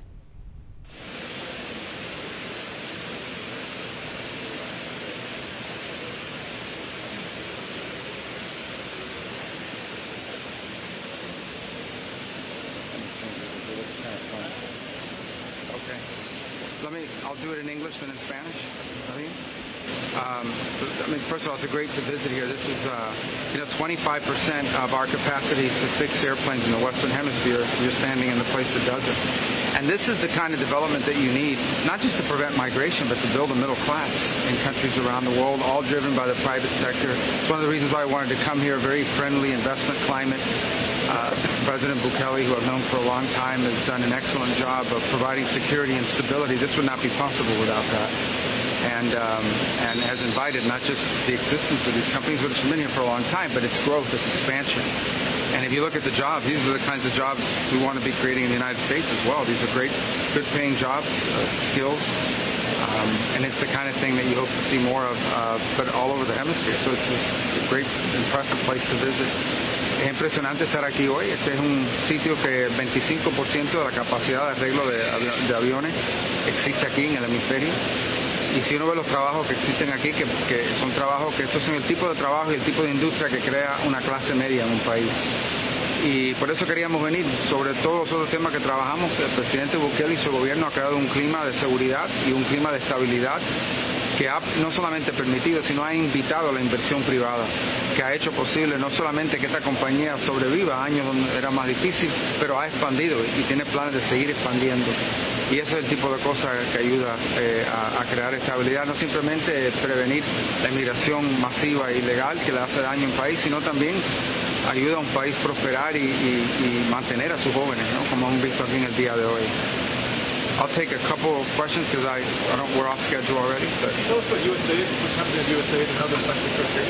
Well, look, my frustration with USAID goes back to my time in Congress. It's a completely unresponsive agency. It's supposed to respond to policy directives of the State Department, and it refuses to do so. So the functions of USAID, there are a lot of functions of USAID that are going to continue, that are going to be part of American foreign policy, but it has to be aligned with American foreign policy. I said very clearly during my confirmation hearing that every dollar we spend and every program we fund, that will be aligned with the national interest of the United States. And USAID has a history of sort of ignoring that and deciding that there's somehow a global charity separate from the national interest. These are taxpayer dollars. And so I'm very troubled by these reports that they've been unwilling to cooperate with people who are asking simple questions about what does this program do, who gets the money, who are our contractors, who's funded. And that sort of level of insubordination makes it impossible to conduct the sort of mature and serious review that I think foreign aid writ large should have. We're spending taxpayer money here. These are not donor dollars. These are taxpayer dollars. And we owe the American people the assurances that every dollar we are spending abroad is being spent on something that furthers our national interests. And so far, a lot of the people that work at USAID have just simply refused to cooperate. Are you currently in charge of USAID? Or are you I'm the acting director of USAID. I've delegated that authority to someone, but I stay in touch with him. And again, our goal was to go in and align our foreign aid to the national interest. But if you go to mission after mission and embassy after embassy around the world, you will often find that in many cases, USAID is involved in programs that run counter to what we're trying to do in our national strategy with that country or with that region. That cannot continue. USAID is not an independent, non-governmental entity. It is an entity that spends taxpayer dollars, and it needs to spend it, as the statute says, in alignment with the policy directives that they get from the Secretary of State, the National Security Council, and the President. And it's been 20 or 30 years where people have tried to reform it, and it refuses to reform. It refuses to cooperate. When we were in Congress, we couldn't even get answers to basic questions about programs. That will not continue. That's not going to continue. Elon Musk is called a terrorist organization. Do you believe that? I've articulated to you my challenges with it, and they go back to my time in Congress. Okay, we would ask them questions. Who does this program fund? Who gets the money? We won't tell you. We don't need to tell you. We're apolitical. Well, American foreign policy isn't apolitical. American foreign policy is to further the interest of the United States. If someone wants to spend apolitical dollars, they should spend private dollars, go start a charity, and you can fund anyone you want. But if you're going to spend taxpayer money, then you need to spend it in furtherance of the national interest of the United States. That's exactly what I said at my confirmation hearing. And this is not my frustration. This frustration has existed now for almost a quarter century in multiple administrations that have gone through this challenge. It's going to stop and it's going to end. Can you talk a little bit about the canal conversation you had with the Panamanian president yesterday? Well, we had a frank conversation. What I expressed to President Molina, look, he's a friend of America. He is. He's a friend of America. Panama is a strong partner and ally of the United States.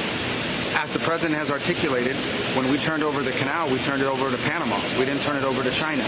So you get there, and the Chinese control both entries to the port. Both entries to the port. We have a treaty obligation to protect the canal if it comes under attack, but our Navy is paying fees to go through there. So I express frustration about those things, and again, I understand it's a delicate issue in Panama. We don't want to have a hostile or negative relationship with Panama. I don't believe we do. But we had a frank and respectful conversation, and I hope it'll yield fruits and results in the days to come. But are you pleased, or at least encouraged, with his response about looking into this and especially? Well, he's made some announcements about the Belt and Road Initiative, which is good. I mean, they're the first country in Western and Latin America to end their relationship with Belt and Road. We do a lot of other things with Panama that go beyond just the canal. I mean, they've been a great partner on the slowing down the rate of migration on the Darien and coming across the Darien Gap and the like. So I think it was a good visit. Obviously, there's still more work to be done there, but I think it was a very good visit, and it was a worthwhile visit and a very respectful, and it was one that I think is going to achieve potentially really good things that assuage concerns we have. But time will tell. We'll see. But I felt good about it. What's your role in Mexico? The deal with Mexico to pause. Can you talk about? Well, they're going to send 10,000. Yeah, they're going to send 10,000 border agents. The president's expressed his frustration with the flow of fentanyl and illegal migration. So that's a good step. So the president, I think, has extended it by another month. And I wasn't on the call, but my understanding it was a good call with President Sheinbaum. And we want to have a good partnership with Mexico. They'll always be our neighbor, and so it's a country that we do a lot of things with, but we have legitimate concerns about not just the existing, but the rapidly growing presence of dangerous cartels, who in some cases operate as governments in parts of Mexico. It's a huge challenge to the sovereignty of the Mexican state, and so we seek to be good partners in that regard. I think deploying 10,000 National Guardsmen on the Mexican side from Mexican National Guardsmen is a very good sign. I'm not sure it resolves all the issues that were raised, because beyond that, there's some trade imbalance issues the president wants to address. But obviously you saw the result of that. Will you travel to Mexico? Will I travel to Mexico? I'm sure I will, but we're not planning to as part of this trip. Obviously, things can change on any moment, but right now I've been in touch with their foreign minister. We have started a pretty good relationship, and I'm sure we'll be talking or seeing them very soon, but it won't be, as of this moment, there's no plans for this trip. And I know some of you that are traveling with us want to know the answer, but we don't have any plans at this moment. Secretary, a lot of the money that USAID spends that's criticized as being charitable, I think you used that word, or welfare for poor countries. Defenders of USAID and some members of Congress say that's in America's national interest, that it promotes stability or buys America goodwill overseas. So, I mean, what's your reaction to that? Do you think USAID does a lot of that work, but you have issues with some of the specific spending? Yeah, well, my issue, as I said, is there are things that USAID, that we do through USAID, that we should continue to do, and we will continue to do. But everything they do has to be in alignment with the national interest in the foreign policy of the United States. And the attitude that USAID has adopted over the years is, no, we are independent of the national interest. We fund programs irrespective of whether it's aligned or not aligned with the foreign policy. That's ridiculous. These are taxpayer dollars. Every penny that we spend in foreign aid needs to be in furtherance and aligned with the national interest in the foreign policy of the United States. So this is not about ending the programs that USAID does per se. There are things that it does that are good, and there are things that it does that we have strong questions about. It's about the way it operates as an entity. And they're supposed to take direction from the State Department, policy direction. They do not. Not only do they not take policy direction, they're completely uncooperative. When you ask questions, when you try to go in and find out, okay, what does this program do? Who's getting the money? Why was this funded? Why are we doing this? Why aren't you coordinating with the embassy or the State Department? Their attitude is, we don't have to answer to you because we are independent. We answer to no one. Well, that's not true, and that will no longer be the case. And to who have you delegated the authority? Who have you delegated the authority to? Thank you, press. Great. Thank you, everybody. Didn't expect that.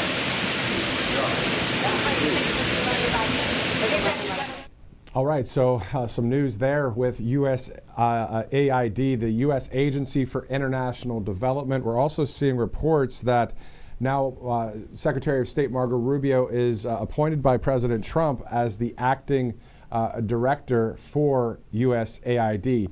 Specifically right this second, though, if you actually try and go to the website, usaid.gov,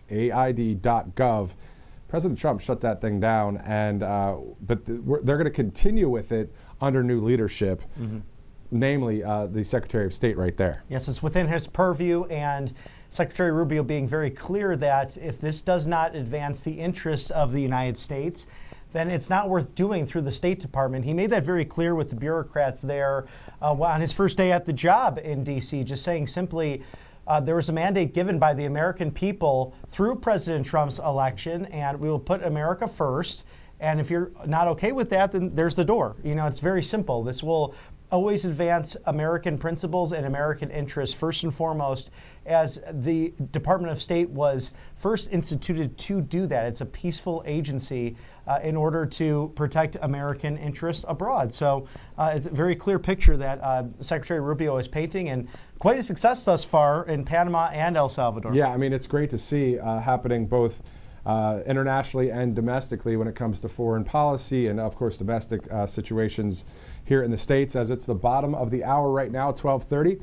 Here on RSBN Live, I'm Matthew Alvarez alongside Robert McNeely. Of course, you saw Robert out there at the inauguration and all those campaign trail stops with a number of our great hosts here at the network. And again, you traveled probably 1 million miles, it seemed like, out there. But good to have you back and here in Auburn. Let's go to a number of our sponsors right now, including Colonial Metals Group. All you have to do is go to freegoldguide.com, and you'll get this free info kit all about tax-sheltered IRA, 401k, backed in gold and silver. Yes, something so smart to do to hedge your bet against inflation. You can shield your savings now. If you scan that QR code, no obligation, you get the free gold and silver guide. And whether it's properties or assets, a 401k or IRA, never hurts to have the gold, silver, and precious metals that have stood the test of time. And these great patriots here at Colonial Metals Group, they won't harass you at all, too. I mean, everyone is in the business to make ends meet, and hopefully we can now with this new golden era, but at the same time, they will not berate you as you're looking. So a great group of people to go to make sure that this might be a good plan for you and your family. And I can tell you right now, it would not hurt by any means to have the assets backed up by gold, silver, precious metals. So you can get that ball rolling by going to freegoldguide.com/RSBN right here on the network as it's 12:31. Again, Secretary of State Marco Rubio is now the acting director of USAID, the U.S. Agency for International Development. Obviously, there was spending going on there and money being put to certain things that nobody really was knowing what was happening. Right. So now that's getting taken care of there. Again, if you go to USAID.gov, it doesn't come up anymore. As it's now under new leadership, and then I'm sure the website will be back up and running shortly. Right. Just again, all this foreign policy even getting cleaned up. All for what, though? America First policies for our people. So Right. It's great to see that. Oh, it's refreshing. And he said there in the press conference, too, in English and Spanish, you know, quite frankly, we are responsible for taxpayer dollars. So, again, if it's not serving the interests of advancing American principles, then it will not be spent, it will not be done, and they're getting to the bottom of it, cleaning up this deep state bureaucracy that has dominated Washington, D.C. in the last 4 years, and not necessarily with a Republican or Democrat slogan next to its name, but we know the Biden administration was egregious when it came to not only spending and sending money overseas, that you couldn't trace that, those assets as well when they go to Ukraine, billions and billions of dollars sent overseas instead of taking care of our American interests. Exactly. So that's why all of the majority of this country, we the people, said no more of that. Let's bring in President Trump to finish the job that he started back in 2016, of course, 2017 when he was sworn in on January 20th, 2017. And now here we are in February now of 2025. And again, a lot of coverage coming up today, including seeing the Vice President in Ohio. Right. And then tomorrow, the importance of the first international leader, I believe you said this the other day, of the Prime Minister, Benjamin Netanyahu, Yes, traveling absolutely. to Washington tomorrow to talk about all sorts of things. Mm-hmm. So it'd be great to see that. And President Trump's been busy right there at the White House, as you can see on the split screen, 1600 Pennsylvania Avenue. On the phone in the West Wing and speaking with the Mexican president earlier today. She is sending 10,000 Mexican troops to the southern border to stop the fentanyl and the trafficking and everything that's happened on our southern border. And then, of course, President Trump saying he will delay some of those tariff promises over the next month as they continue to discuss that, see where that relationship goes.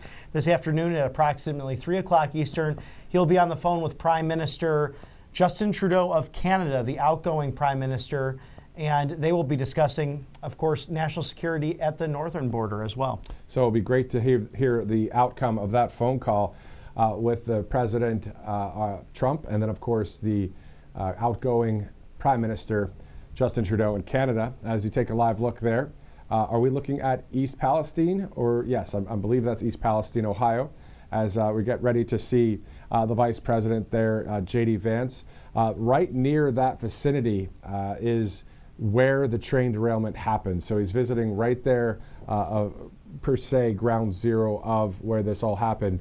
Again, this happened exactly a year ago to the day, February 3rd, actually 2 years ago to today, February 3rd, 2023.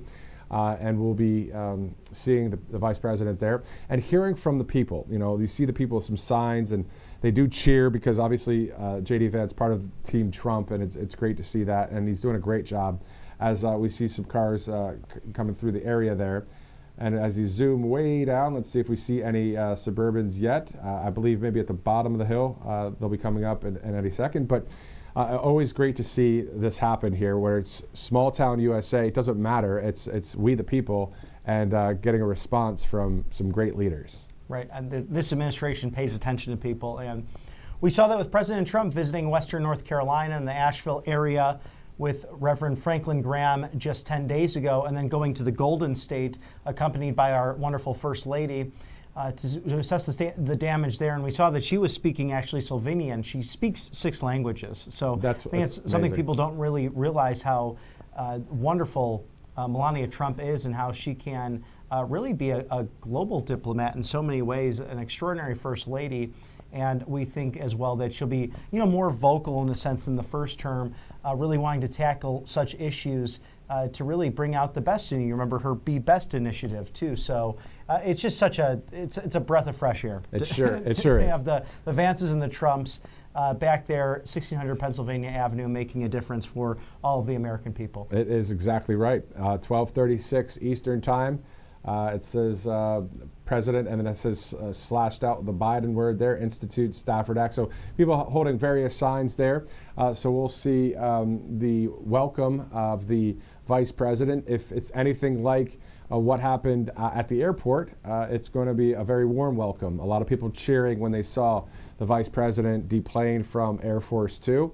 I believe it'll be the same thing there in East Palestine, right outside of where that airport was, as we await the motorcade there in East Palestine.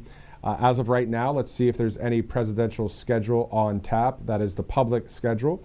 As of right now, there is no public schedule released. But again, to your point earlier, Robert, great point. He's making a lot of phone calls right now. There's a lot going on in the news cycle that he's taking care of. And just in case you don't see that in the public schedule, doesn't mean he's not doing anything. This is a guy who goes right to work.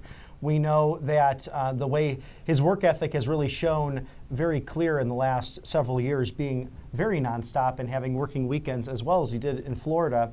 But I was just looking up the Stafford Act. This is the Robert T. Stafford Disaster Relief and Emergency Assistance Act, commonly known simply as the Stafford Act. This was passed by the 100th United States Congress back in November of 1988. So this is disaster relief and uses federal law to assist with local disasters and how local, state, and federal management agencies can come together in order to make that happen. So you see people there who are either not necessarily in support or protest, looks like supporters there from wanting to view the motorcade, but trying to get that point across to reenact that Stafford Act. And something looked like they did with the Biden crossed out, and then you see Trump there. And there goes a random Tesla. You know, it's funny that you say that, a random Tesla. I won't say anything further from there. Right. Because somebody I know may be getting one. We'll see. We'll see what happens. Anyway, so let's get back to the point, though. I'm not sure if in the motorcade the following people will be with the Vice President, because when he deplaned from Air Force 2, you saw Vivek Ramaswamy, you saw Bernie Moreno, the Senator of Ohio, you saw the Governor, DeWine, you saw a lot of people, and sometimes they do or they don't go all the way to where the Vice President's going. So we'll see here in a little bit. You know, the talk of Vivek possibly running for governor of Ohio would be a great move for the Buckeye State because of his common sense leadership as well. Right. I think it's really the next thing, because people have been asking, well, what's going on with Doge? Because we really just hear Elon's name now. And we now know that Vivek is clearly interested in succeeding Mike DeWine as the next governor of Ohio. And to continue this MAGA mission, this agenda of inspiring people who were not necessarily involved in politics in the past. And Vivek was one of those individuals. He was someone who actually sat out a number of different elections, but has become more passionate in recent years in order to serve the American people. And a lot of it's had to do with the populist success of President Trump. So many people who doubted him as he came down that golden escalator in Trump Tower, saying that we need to solve our immigration problem. We need to start putting American families first. And you see that in the policies, the 20 that were enacted over the course of the Republican National Convention, those 20 promises, that really I see as a second wave from the executive branch of what Newt Gingrich had done 30 years prior with the contract with America. So a legislative promise of principles to make America strong, safe, and healthy again. Now you're seeing that with President Trump as he has returned to office in D.C. Exactly, right there at the White House. Also in East Palestine with the Vice President JD Vance, we're seeing reports from the Associated Press that a lawsuit alleging for the first time that people died because of the disastrous 2023 East Palestine train derailment has been filed ahead of Monday's second anniversary of the toxic crash near the Ohio-Pennsylvania border amid a flurry of new litigation. So that, according to the AP, of course, that's the story we're covering today, the fact that the Vice President is visiting the small community. The EPA leader, Lee Zeldin, there as well. So quite interesting, some lawsuits now happening from the outcome of that disaster that happened again 2 years ago. And if we have that photo from that, obviously a terrible time. And the thing that was really tough to see at the time was Biden went to Ukraine when President Trump and JD Vance, the senator at the time, visited East Palestine. And that's why I asked the Senator Vance when I was there, and this would be a third time we'd play the video. I think we can do it again because it's a 17-second soundbite. But I did ask him about that, and then the Senator Vance, shared his comments about something like that happening. The fact that Biden was in Ukraine while this was happening in East Palestine, Ohio. So we're seeing now 2 years later the Vice President visiting there. So, Director, do we have that soundbite? Okay, let's go to that soundbite from a couple of years ago. And Biden being in Ukraine, that kind of thing. Well, look, it sends a terrible signal when the president can go to Ukraine, but he can't come to his own country's communities that are suffering. I think what President Trump did today was draw attention to East Palestine in a way that makes it harder for people to forget the residents here. And that's the most important thing. We cannot leave this community behind, and we can't forget them. Okay, so that was from 2 years ago. You could see the action speaking louder than words as the Vice President back, and then also the President Trump speaking about it on Truth Social as well in various times over the past couple of years. So we'll see what the latest is at East Palestine. But again, this is what this is about. With some of the mainstream networks, they don't cover stories like this too closely. They'll say, oh yeah, the Vice President visited East Palestine, this happened, blah, blah, blah, and move on.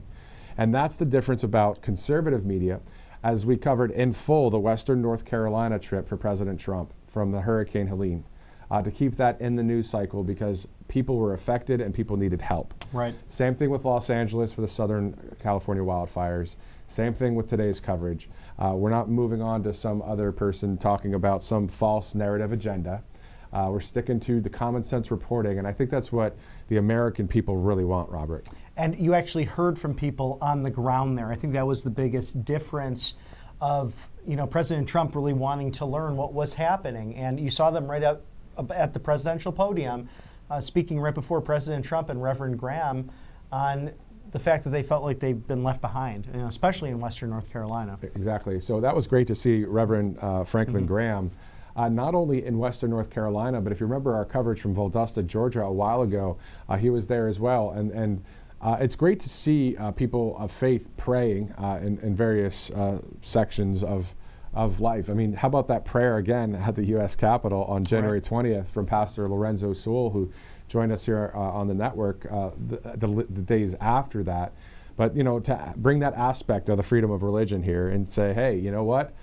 We love God, and we're allowed to say that.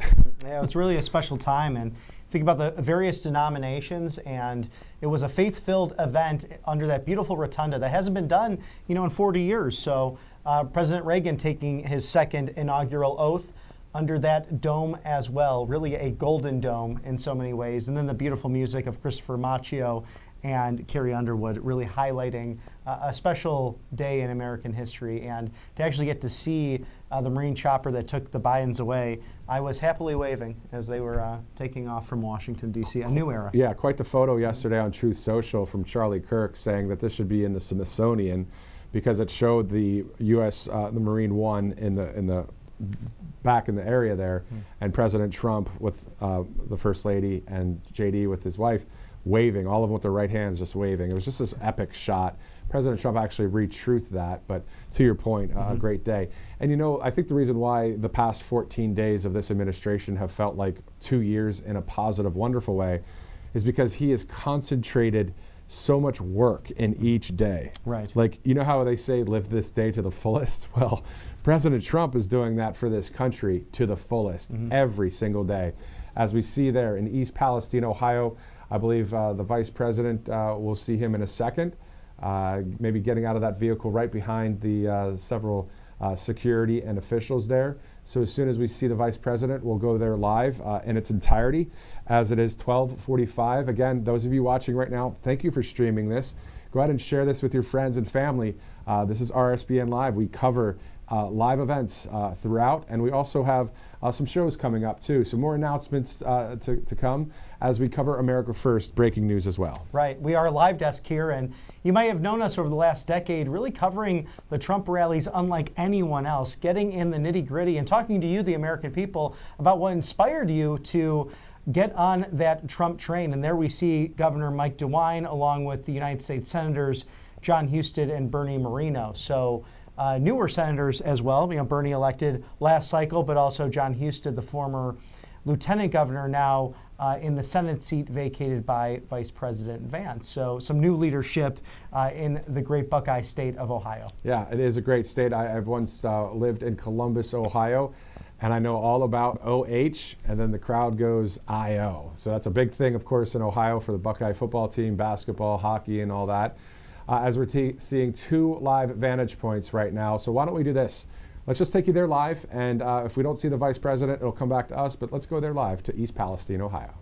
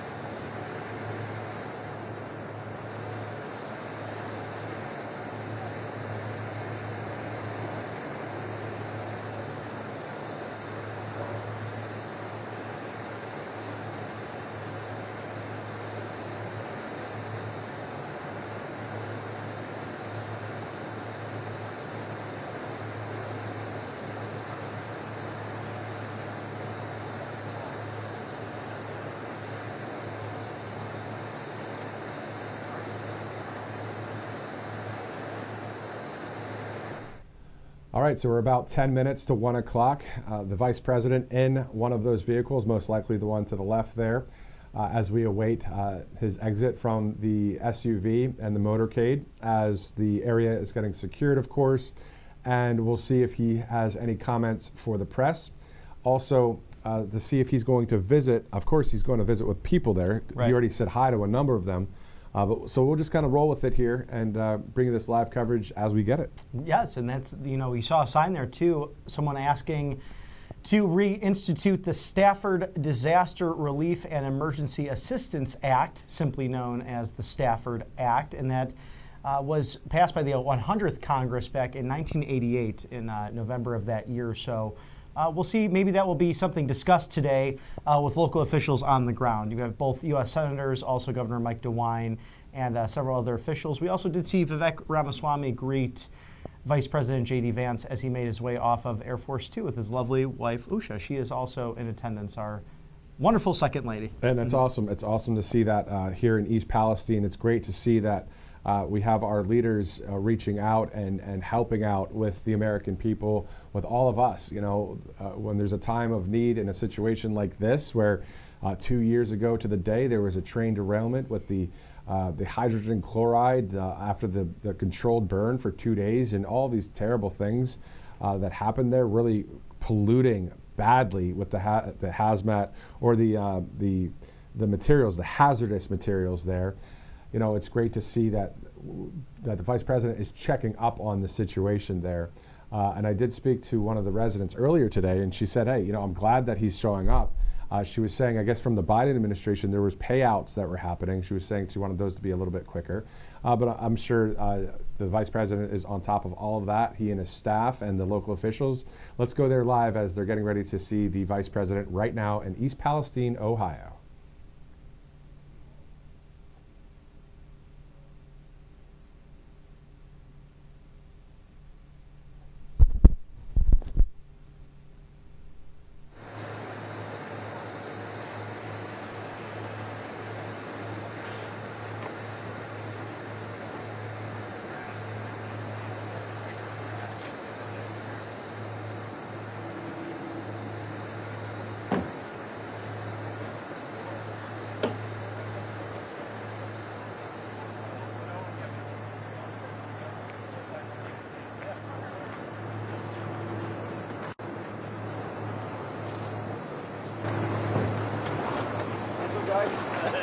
Hey. That sounds really good.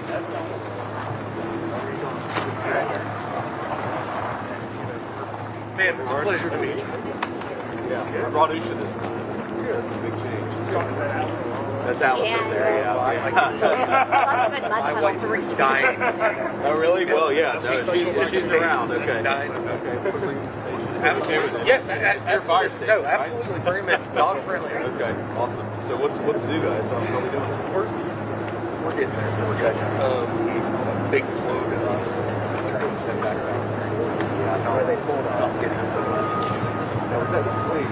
Alan Shaw switched over. Alan was the one who made the movement, right? Yeah. I always, just kind of like. Yeah. Fair dealing. Yeah. Yeah. Right. Yeah. Yeah.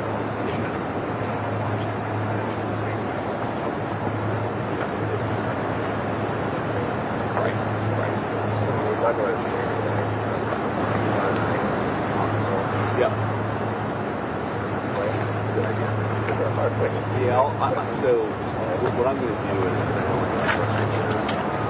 I'll think about it. I'm not going to go super hard at it, but then that will happen.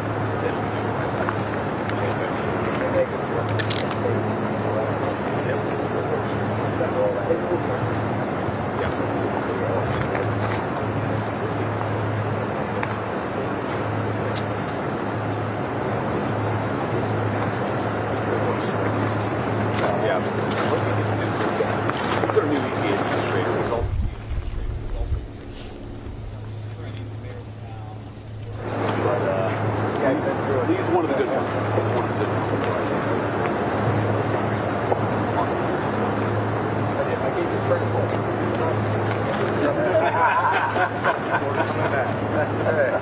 Like all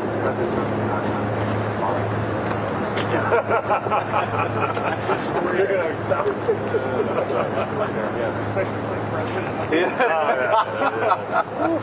I can string a sentence together, man. It's Actually, I'm going to give you a big compliment. I was Friday.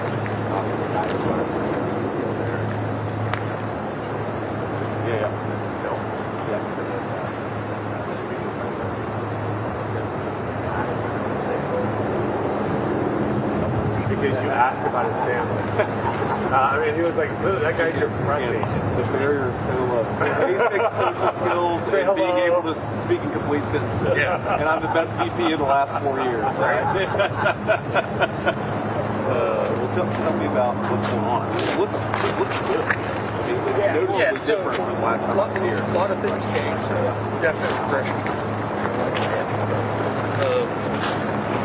They're finishing up their some small areas. Back up there.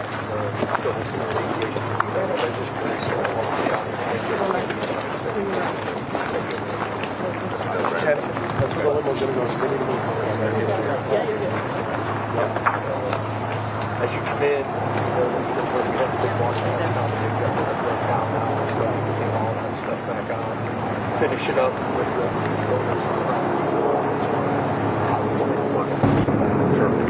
So yeah, we're getting there.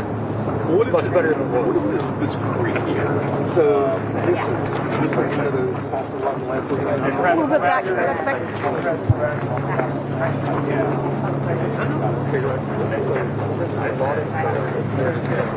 Hey guys, I need everyone to start moving this way, please. Thank you. Thank you. Pass the car, please. Thank you.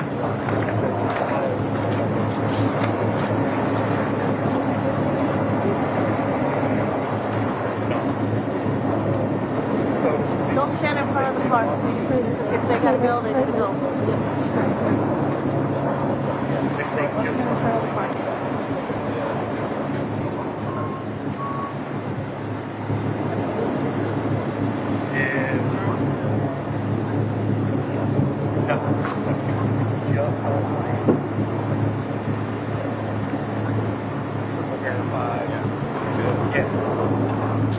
All right, press, we're going. Let's go. Press, let's go. Let's go, press. Hands up to the left, press.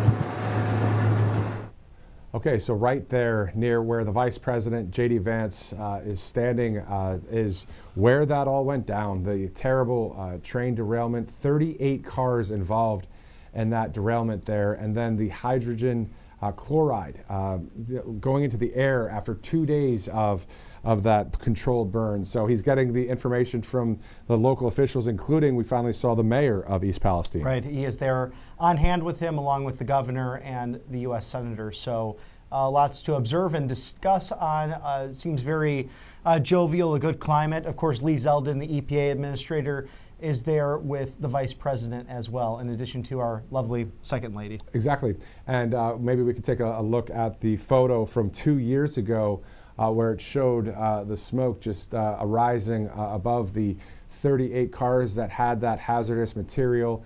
It was just obviously a really terrible time, and also not a great response from the then Biden administration, but a great response from President Trump and Senator Vance back in 23. They showed up, and the crowd, of course, loved that. But still, not only just for the fanfare of it, the fact of getting things done for the people, and that's what we want to see in the country. It's not just a trip for just a photo op. This is not a dog and pony show. That's more of a career politician thing.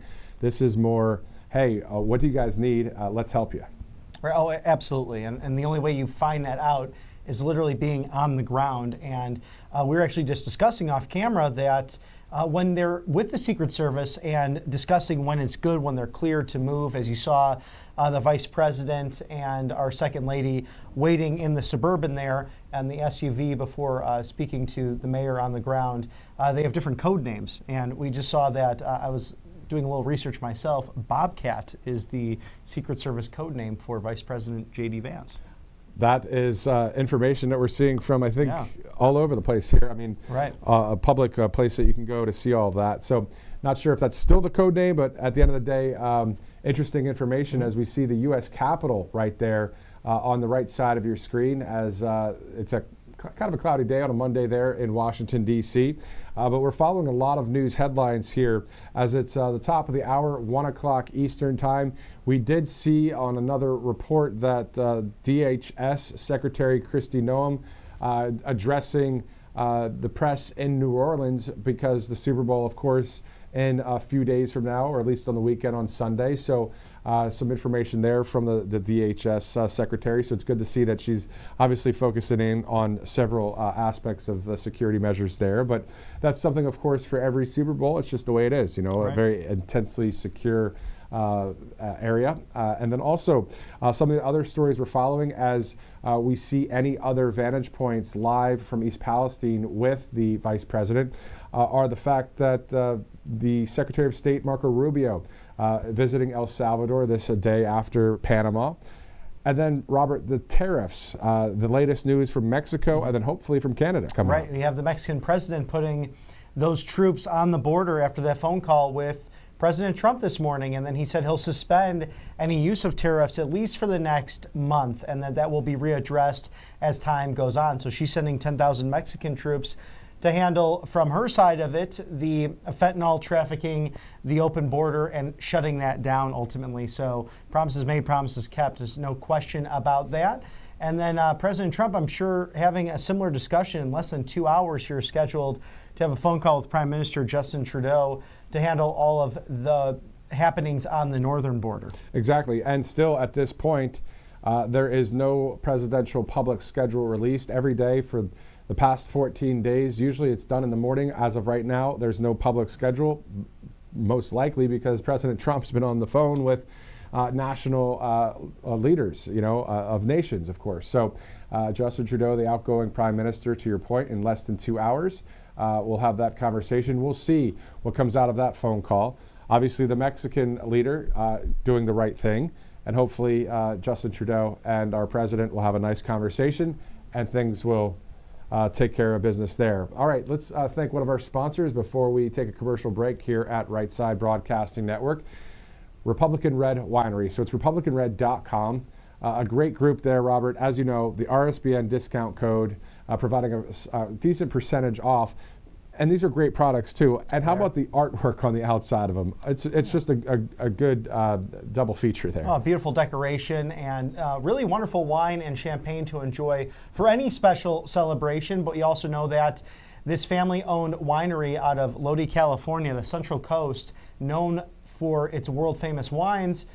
This will go to different causes that you care about, whether that be Republican or conservative in nature. So these are patriots and a great family making some of the best out there in the Central Coast of California. RepublicanRed.com, discount RSBN. Something nice to have for a big celebration like the Super Bowl coming up. Exactly. Only a few days away, in a way. February 9th, of course. All right, so it is 1:04 Eastern Time. This is RSBN Live. Robert McNeely, I'm Matthew Alvarez. We'll see you in a minute. Hey y'all, it's Silk from the Diamond and Silk Chit Chat Live Show. Look, don't forget to check me out right here on RSBN Network. Be sure to watch the show on Right Side Broadcasting Network, and I want you to support Right Side Broadcasting Network. Yes, it's imperative that you do so, okay? I look to see y'all soon. Bye-bye. I'm excited to announce that we're having our first ever mega sale on overstock clearance and brand new products.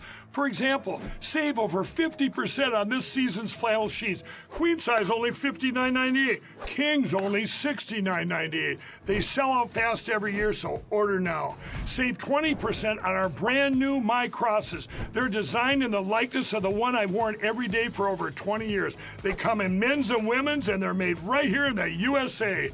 Get our 2025 6-piece My Towel sets for only $29.98. Our initial quantities are extremely low, so get them now before they go.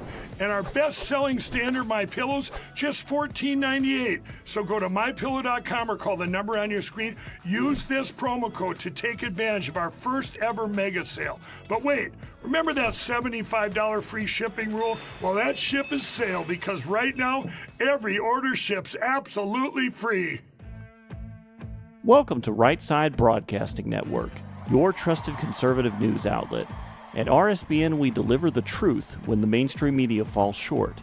Since 2015, we've proudly broadcasted every single one of President Trump's iconic MAGA rallies, bringing you the excitement and energy live before anyone else.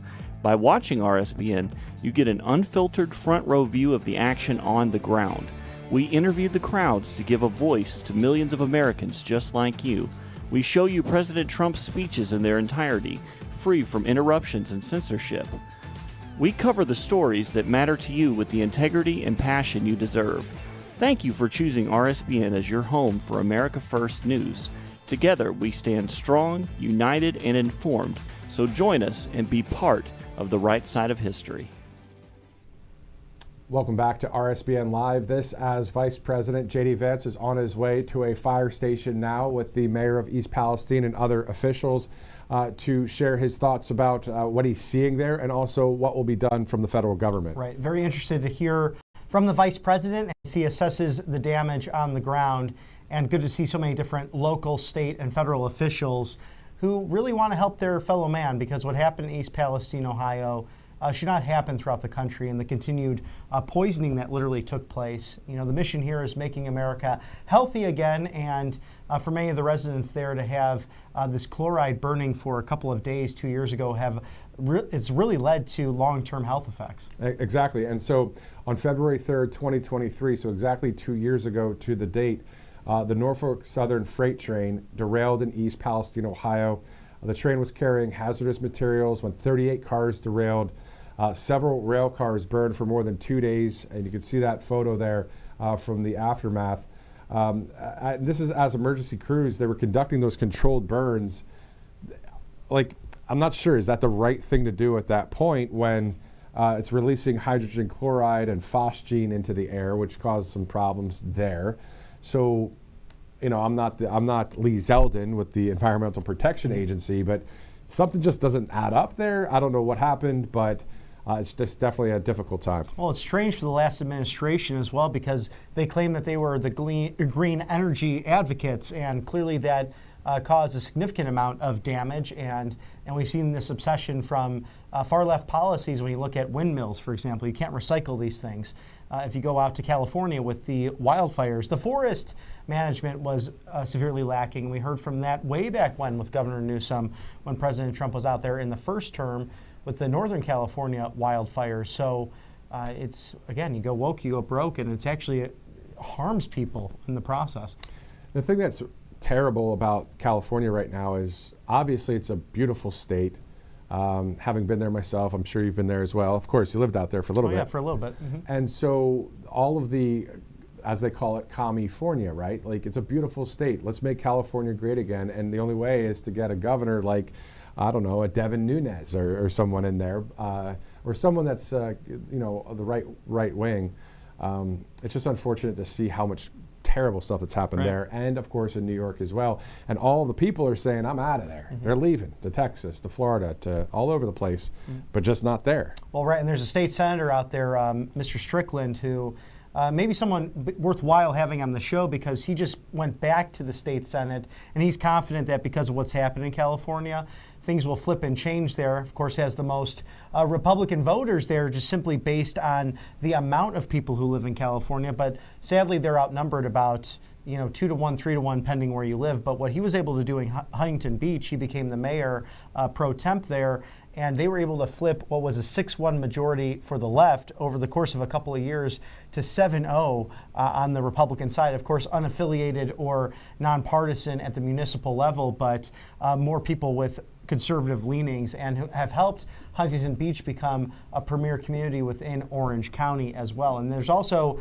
the mayor of Lodi, California, Cameron Bregman, who's actually a young Republican. I got to meet him when I was out there in November, and maybe someone we could talk to as well here at the network regarding the future of California politics. There's a lot of optimism out there. Of course, 38% of the state went for President Trump, and we saw that swing to the right across all demographics, across all states, this being the biggest Republican victory since 1988 electorally, whether it be the popular vote or the Electoral College itself. So President Trump, winning with a massive mandate.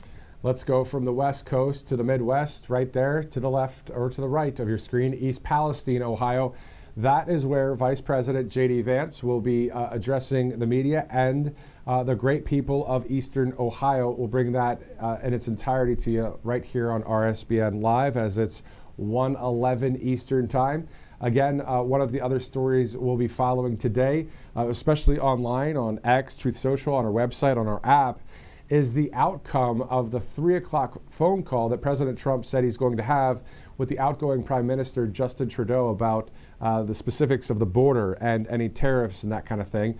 Well, we saw the breaking news earlier with the Mexican president. So these are different stories that we're keeping our eye on here at the network, including this one in East Palestine, Ohio. And, it's always about the people that are going through a certain devastating situation like North Carolina, like California, and now here in Ohio, getting an update on what the progress has been with cleanup efforts, and also, again, a story that we just saw with the Associated Press that there are some lawsuits now being filed just recently in regards to people claiming that they have loved ones die because of the chemicals that were in the air there for a very long time. So let's shift over to thanking Tax Network USA and letting you know about this great group, Tax Network USA. Yes, of course, tnusa.com/RSBN.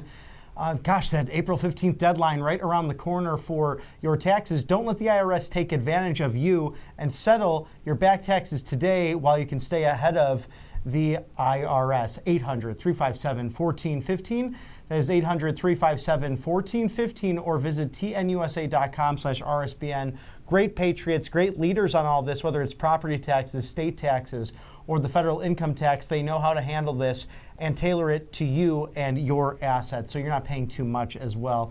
Thank you to these great patriots who sponsor us here at the network. All right, so it's 1:13 Eastern as we get ready to see the Vice President here.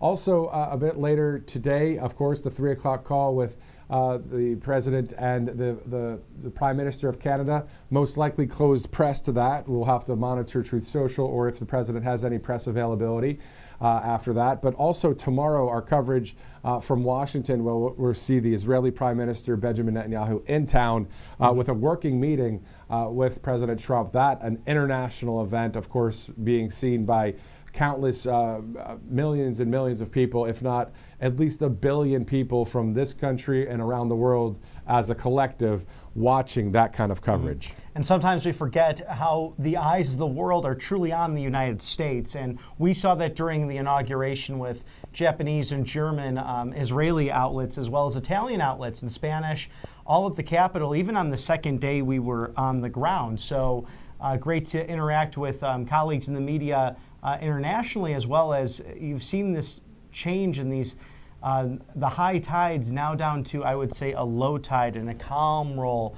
The last 2 weeks, like you said, Matthew, it almost seems as if it's been a couple years, but in a good way, because the amount of work being accomplished in real time, and President Trump going after ISIS once again, or any terror-affiliated organization. That includes Tren de Aragua and MS-13 and the cartels on the border. It's about defending the homeland, and I'm sure we're going to have some great sound bites and great topics regarding the meeting tomorrow with Prime Minister Benjamin Netanyahu of Israel. And to your point about Mexican cartels on the border, the thing that's wild is learning that there are Mexican cartels across the northern border as well, into Canada. This according to an executive order by the president saying the challenges at our southern border are foremost in the public consciousness, but our northern border is not exempt for these issues.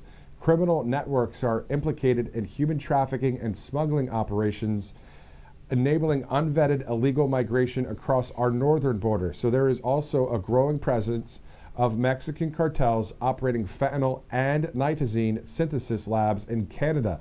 That according to the executive order. So we're seeing that this is not only happening in Mexico, but also in Canada and other places around the world, namely South Africa, according to Carlos Sands, the former ambassador to Denmark under President Trump in the first administration. So they're doing some sound checks there. As soon as we get a live feed, in the sense of seeing the vice president, we'll be going there live, as we will most likely hear from not only the vice president, but also the mayor of East Palestine. We might hear from Bernie Moreno, the senator, and others, maybe Vivek Ramaswamy as well. Right, absolutely. And it could be John Husted or even Governor DeWine as well. So great officials all on the ground there.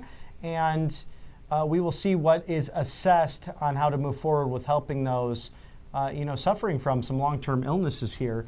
And, an area that's really, changed forever because of what took place 2 years ago tonight. Exactly. And if for any reason there's any feed difficulties, as we're seeing a little bit of that right now, we will still be able to get a report on what was said at an event like this. And we would be able to report that whether here on RSBN Live or on our Truth Social or X or on our website as well. As we have got a great team of staff and other contract writers in here at the network that are all America First, common sense people. And it's great to see that in this industry of media, that it's not just the fake news, mainstream, lamestream. It's people that are just like you, just that happen to be with experience in media. So anyway, there's a different live vantage point right there as you see a number of officials and residents of the East Palestine, Ohio area.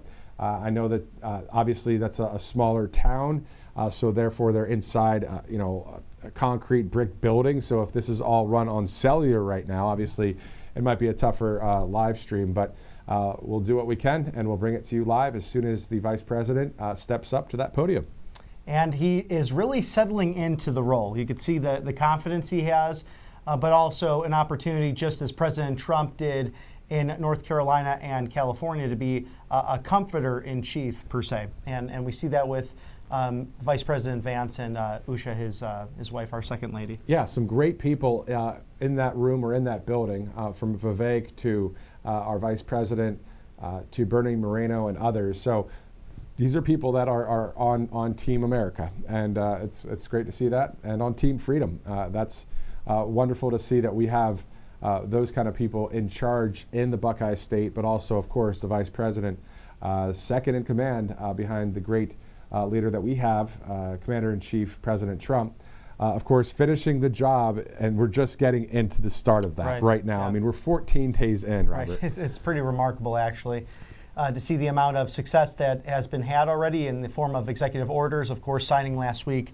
the Laken Riley Act, the first bill President Trump signed into law, and an emotional ceremony, but also achieved at a bipartisan level with over 40 U.S. House members, Democrats joining Republicans, 12 Democrat senators as well. And that's thanks to the great work, the tireless work, actually, of Congressman Mike Collins, who introduced that in March of last year on the House floor. And then the Senate Bill 5, that version of it, Katie Britt, the senator from Alabama, really working to move that through and bring bipartisan consensus to it.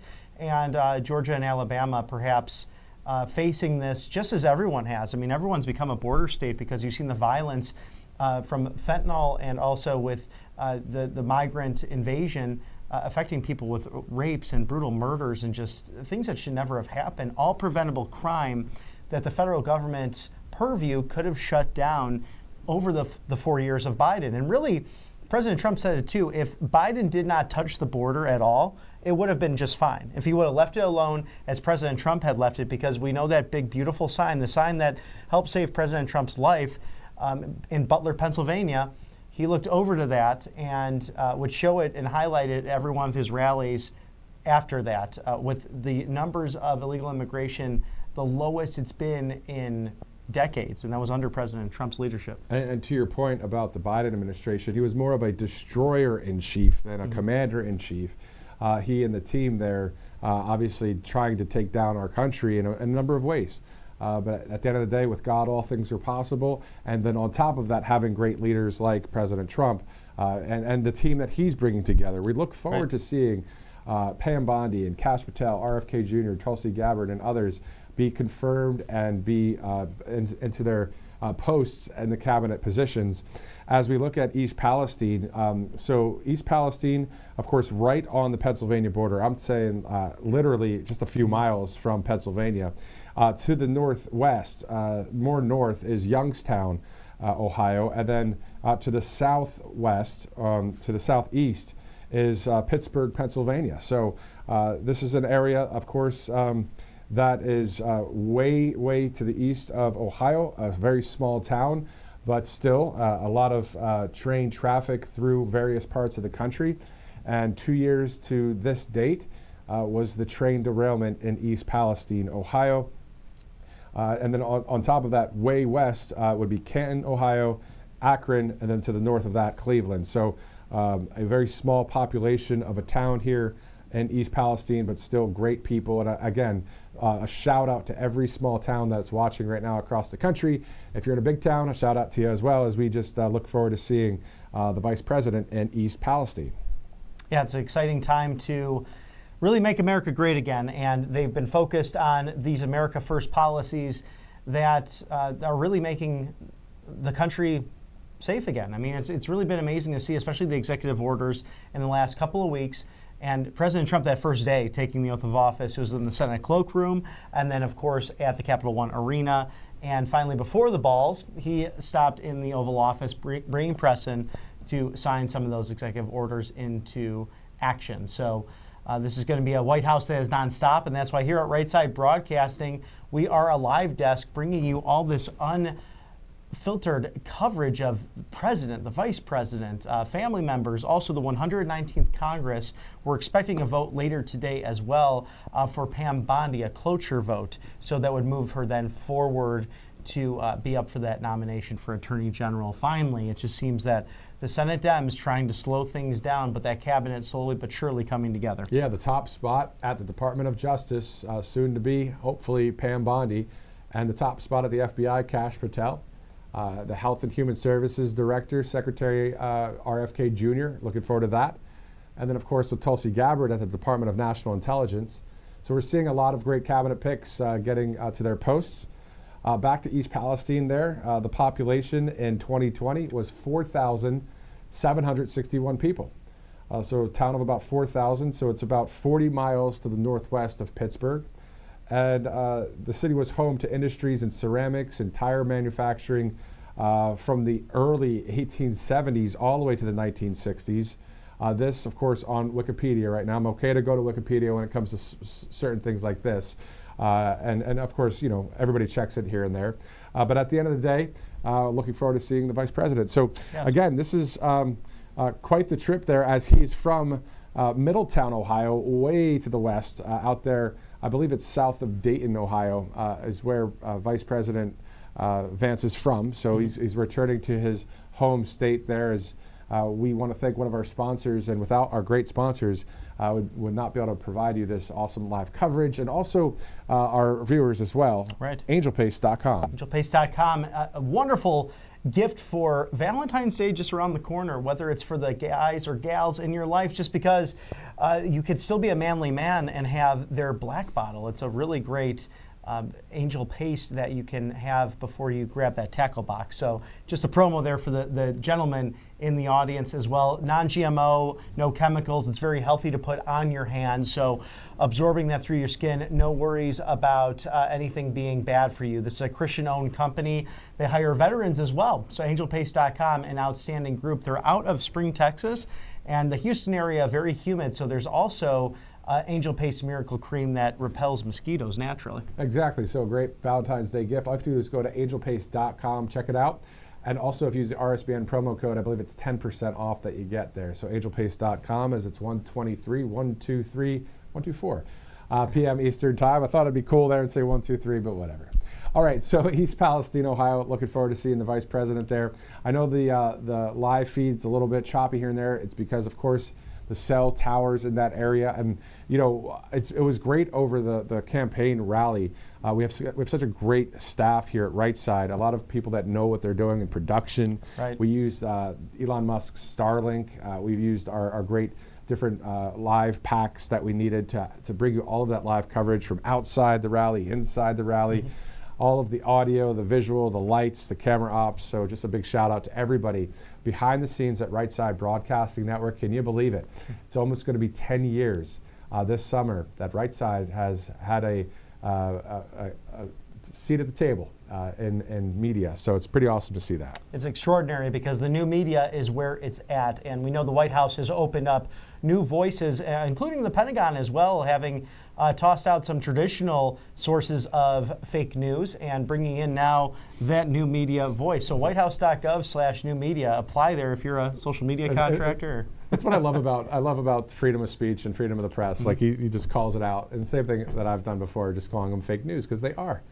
And that's just, I just had to laugh at that. But it's so true, because that's what it is on the mainstream media side. These guys are just, they try and act like they're telling you the truth, but they're telling you a bold-faced lie. But they do it with such, beauty. There's attractive people and that kind of thing, and their voices sound perfect, and they've got the lights and the cameras and all that, but they're lying to you. Yeah.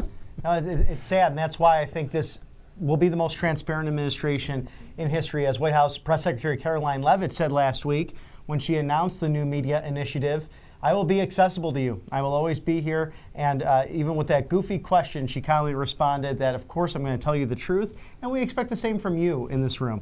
And, of course, the best spokesperson for the White House is none other than the 47th president, Donald John Trump. So it's definitely a golden era. It's morning again in America, and we're proud to be with you here, the great patriots at Right Side Broadcasting Network. And the White House Press Secretary, Caroline Leavitt, telling the press straight up that, hey, guess what? If you guys lie, we're going to call you out on it, too. So it's great to see that the truth is setting all of us free. And the common sense leadership that we're seeing in this White House is absolutely awesome. We're 14 days into this presidency, and now we're seeing the vice president in Ohio. Again, we saw President Trump in North Carolina, California, Nevada already. Obviously, just in Florida at the Winter White House, he called it. Just the other day, I'm not sure if many people caught it. It was on Friday, as he was in the South Lawn going toward Marine One. He went over to the press. He goes, yeah, we're going to have a working weekend at the Winter White House. Right. So Mar-a-Lago, the Winter White House, and obviously President Trump back at 1600 Pennsylvania Avenue as we get ready to see the vice president. Why don't we do this? Let's just get a feel of the room right now. Let's go to East Palestine live right now.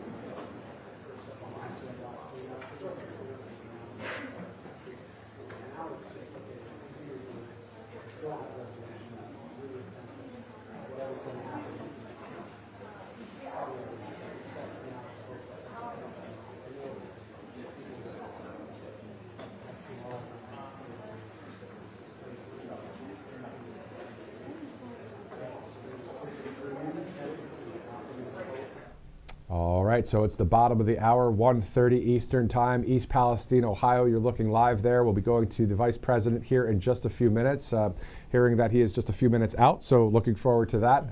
Again, looking like President Trump is also signing some more executive orders from the White House, so great to see that.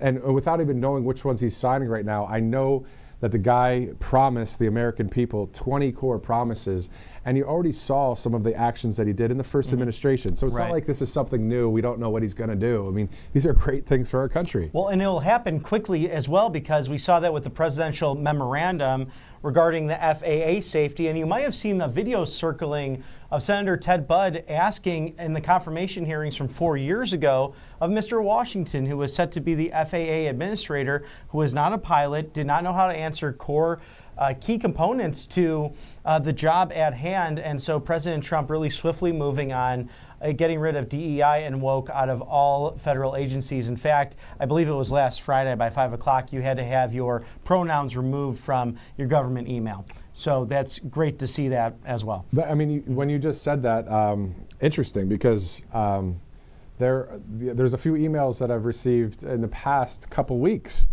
that there may have been some pronouns on there. So I'm going to have to take a look and see if they're still on there. It's going to be nice to see if they're adhering to it or not, because I've had one government role in my life, and that was as a public information officer. And there was a lot of pressure where I was serving to put the he, him. And I'm like, that's very clear I'm a man.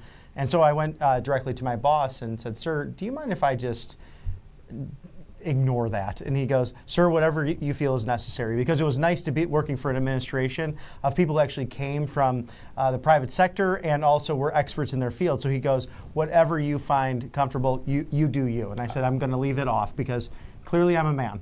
100%. I hear you, man. So here we go. It is 1:31. Let's go to American Financing, another great sponsor at the network there. You can see $800. You could save an average of that a month. So everything with refinancing and loans, it's great to work with people that are patriots here in this country.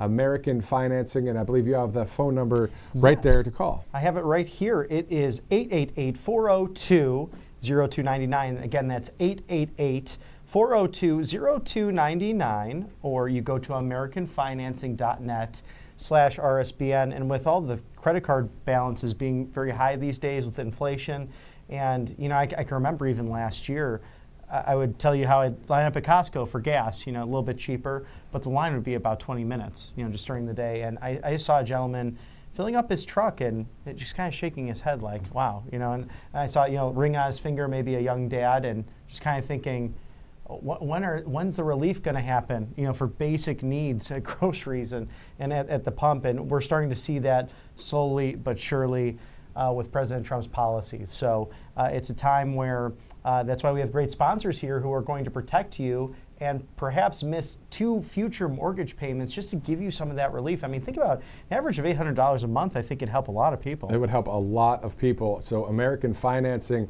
a great sponsor here at the network, as it's 1:32, looking at the live picture from East Palestine, Ohio.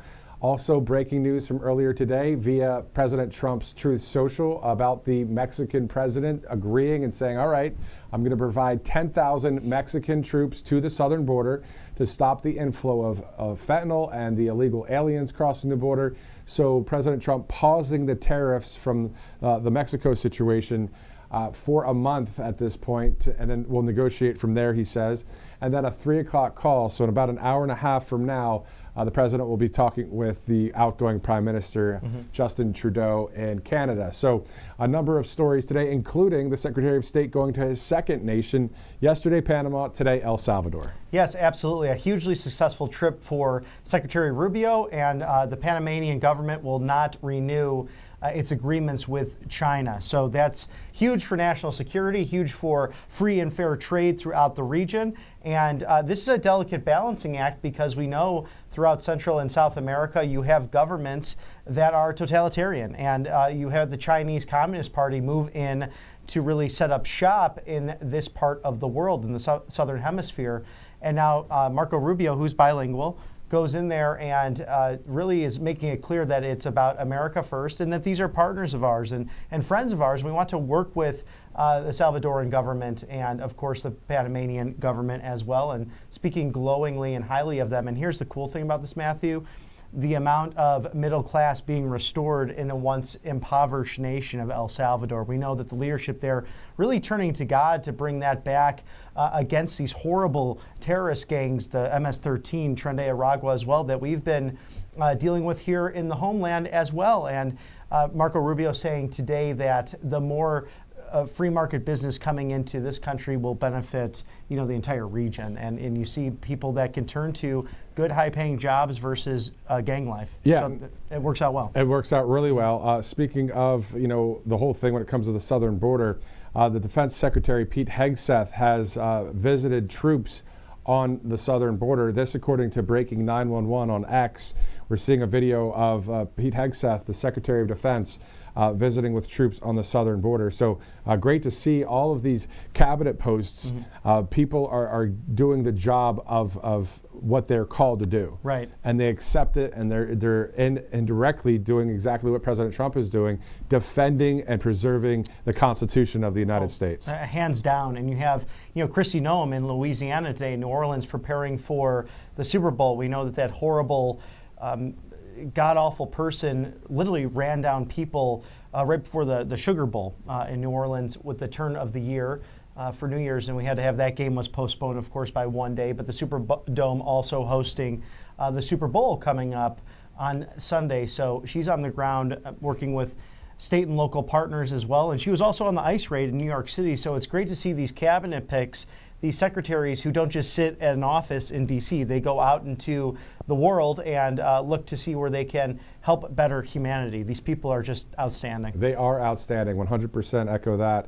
As it's 1:36 right now, you see most likely through that door right there will be the Vice President JD Vance, as his security detail is right there, and he'll walk out of that door along with other government officials, from the local mayor of East Palestine to the governor of Ohio, the Senator Bernie Moreno, and also Vivek Ramaswamy on this trip there, as there has been word that he may run for governor of Ohio. Quite interesting that DeWine is there as well, to Right. maybe talk to him about, hey, here are the ropes. Right, exactly. Yeah, and he's an interesting figure himself. I mean, Mike DeWine being in Ohio politics for most of his life, holding numerous different roles, including being a United States Senator a number of years ago during the Clinton and Bush administrations. So someone who's been around the block, knows the job as well. And that was part of the reason he said he picked Lieutenant Governor John Husted to take Vice President Vance's role in the Senate,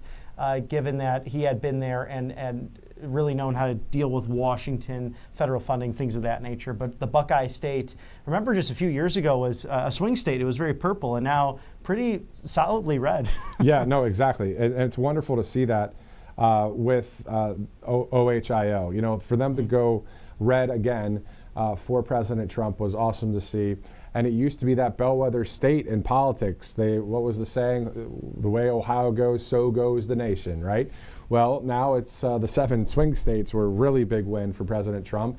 And, in various parts of the country, if everything was going even better when it comes to some of the elections there, it might have gone to Trump as well. Right. Oh, exactly. And you look at the Democrats who were elected there. I mean, you look at Sherrod Brown, who Bernie Moreno defeated in the last election, or Tim Ryan, who then Senator JD Vance defeated back in 2022. I want to cut you off about that. The Sherrod Brown thing was such a great win. Absolutely. I mean, Sherrod Brown, a long-time Democrat senator, not representing the people of Ohio. Why? Because we just saw it come to pass that Bernie Moreno won, and it was great to see that, man. Sherrod Brown around for a long time in Ohio, and I'm sure the people are saying, thank God he's not there. Well, yeah, not an easy race, because he ran as a populist, but then more of his votes started to go a more globalist direction, which of course hurt the manufacturing and the good, hardworking people of Ohio. When I think Ohio, I think almost, just like Tommy Boy, in the sense of like the whole theme of that comedy is about making brake pads here in America, and of course Dan Aykroyd's character is one of those more globalist corporations that says, I make the small working auto parts for the hardworking man, et cetera, and then Tommy comes to the rescue. That is the big broad shoulders of the Midwest, the common sense aspect that the populist movement has really spoken to, and that has been now adopted by the Republican Party. It once was somewhat ignored by certain administrations, but that has now changed, and the Democrats have somehow forgot about their roots, and especially throughout the upper Midwest. Yeah, exactly. I mean, looking at Dayton and Columbus, Cincinnati, Cleveland, Akron, East Palestine, Canton, Ohio, even Sandusky, Ohio, where the Cedar Point is, Right. Cedar Point Amusement Park. I mean, there's so many great aspects of that state, and of course, they're happy that they have a red governor, but more happy, I'm sure, about Bernie Moreno and President Trump as the commander-in-chief. Have you ever been to Cedar Point, by the way? I have not, because I have a deathly, horribly ill feeling when it comes to roller coasters. So you're I don't not a like, roller coaster guy. I'm not a roller coaster guy. There have been a time or two dating certain girls who did enjoy them, so I would man up and I would go on them. But I don't know if you can get me now to do that, because that was more high school, college years. So, but I've heard Cedar Point is quite lovely and a lot of fun. That's really So funny. I might just go around and hang out with folks. So no skydiving for Robert, no bungee maybe, jumping. Maybe. Why would you? Well, because you have to face your fears at some point. It's true. Yeah. It is So true. I might go skydiving. You want to do that? No. Okay. Okay. No thanks. Anyway, so back to East Palestine, Ohio, awaiting Vice President JD Vance here on this Monday, February 3rd, 2025, 14 days in to the presidency, and seeing so many executive orders signed by the president, seeing a lot of great things happen in our country. And again, as I was mentioning earlier, it's climbing out of that hole that we were put in because of the previous administration, and it's working. We're starting to see that daylight. We already are seeing the golden age, but I'm looking forward to getting out of there and standing up on the top of that mountain, as I mentioned earlier, similar to Rocky in Rocky IV, just standing up there and that freedom of putting his hands in the air and saying, Draga, it just was such an awesome moment. I know I've talked about it twice now, but you know what? I love the movie. And Sylvester Stallone, how awesome is that he's at Mar-a-Lago on occasion, that he's a supporter of President Trump? I mean, that's awesome. I mean, this guy was Rocky and Rambo. I mean, come on. It's an American icon. And it's like, to Eric Trump's point back on the campaign towards the end, this is not a political movement, this is a cultural movement. And how nice and refreshing is it that we not only have a president who's fully in charge, we know he is, his cognitive health sharp as ever, and someone who will be open to the press, speaking to the press, saying, come talk to me, I'll talk to you, we'll have a dialogue. And it's so different than the last administration, but also someone who will tell you point blank, some of these tariffs might actually hurt temporarily, but it means the national security of the United States. It means down the long term, it's going to work out for us. So someone who will be point blank. I remember that time in the first administration, Chuck Schumer is there. They're talking about the border, then Speaker Nancy Pelosi, and also then Vice President Mike Pence. And President Trump looked at Chuck Schumer, and Chuck Schumer couldn't look him in the face, and he goes, you know what, Chuck? Put it on me. If you want to close this down, this entire the government operations, put it on me. I want a strong and secure border to protect people, because there's fentanyl poisoning, there's trafficking, there are people dying, and we saw that because of now President Trump signing his first bill into law, the Lake and Riley Act last week. That was a bipartisan bill, thanks to the work of Senator Katie Britt and Congressman Mike Collins. So we've seen that, and someone who the buck stops with him. Exactly. And if you look at the executive order, President Trump saying in Section 1A regarding the border and regarding our country and safety, as President of the United States, my highest duty is the defense of the country and its citizens. A nation without borders is not a nation at all. I will not stand by and allow our sovereignty to be eroded, our laws to be trampled, our citizens to be endangered, or our borders to be disrespected anymore. That's what you call Teflon Don. That's what you call a common sense leader and the people's president. So peace through strength, and we're seeing it personified right now as you're seeing live the picture from East Palestine awaiting the Vice President JD Vance. If you're just joining us right now, I'm Matthew Alvarez alongside Robert McNeely. It's a pleasure to be with you here, Matthew. This is just how much fun. RSBN Live. It is the live desk that brings you everything, whether it's President Trump, Vice President Vance, or the 119th Congress. We are showing you inside and outside of the Beltway and the issues that affect you as everyday American citizens. Exactly. So any breaking news that has a national significance, we'll bring that to you, as well as we get live feeds from around the country. And in some cases, around the world, overseas, specifically yesterday in Panama with the Secretary of State, today in El Salvador. We've gone to both countries just in the past 2 days with our live feed capability where we're able to access that here at the network. So it's 1:44 as soon as the Vice President takes the podium along with the government officials, we'll go there live. All of it brought to you by a number of awesome sponsors, including MyPillow.com. Yes, the mega sale is going on. You can get a My Cross, the exact replica of Mr. Mike Lindell's beautiful cross that he wears and displays proudly. Save 30% on that. My towels going at $29.98 and the flannel sheets $44.98. All wonderful items, but if you go onto the website, mypillow.com/RSBN, you have up to 80% off of everything. This is roughly 2,000 different products. So something I really love, not only the original My Pillows, but the My Coffee, a delicious blend to get your day started. And then you were wearing the My Slippers, I think, coming into work today. To your point, so I usually wear sneakers or, the brown boots with jeans, whatever. Today I just wore the My Slippers, I just threw them on and I had to get in here. So the point is, do you call sneakers or tennis shoes? So tennis shoes, but I played tennis, so it might be a Chicago thing. Okay, who knows? Another one real quick. This is kind of having fun with this feedback thing. Feedback at RSBN.TV. Are they sneakers or are they tennis shoes? Feedback at RSBN.TV. Sneakers or tennis shoes. And depending where they're from. Or gym shoes even. Gym maybe, shoes. I don't know. What are you, from 1970 or something? I don't know. I'm an old soul. That's cool.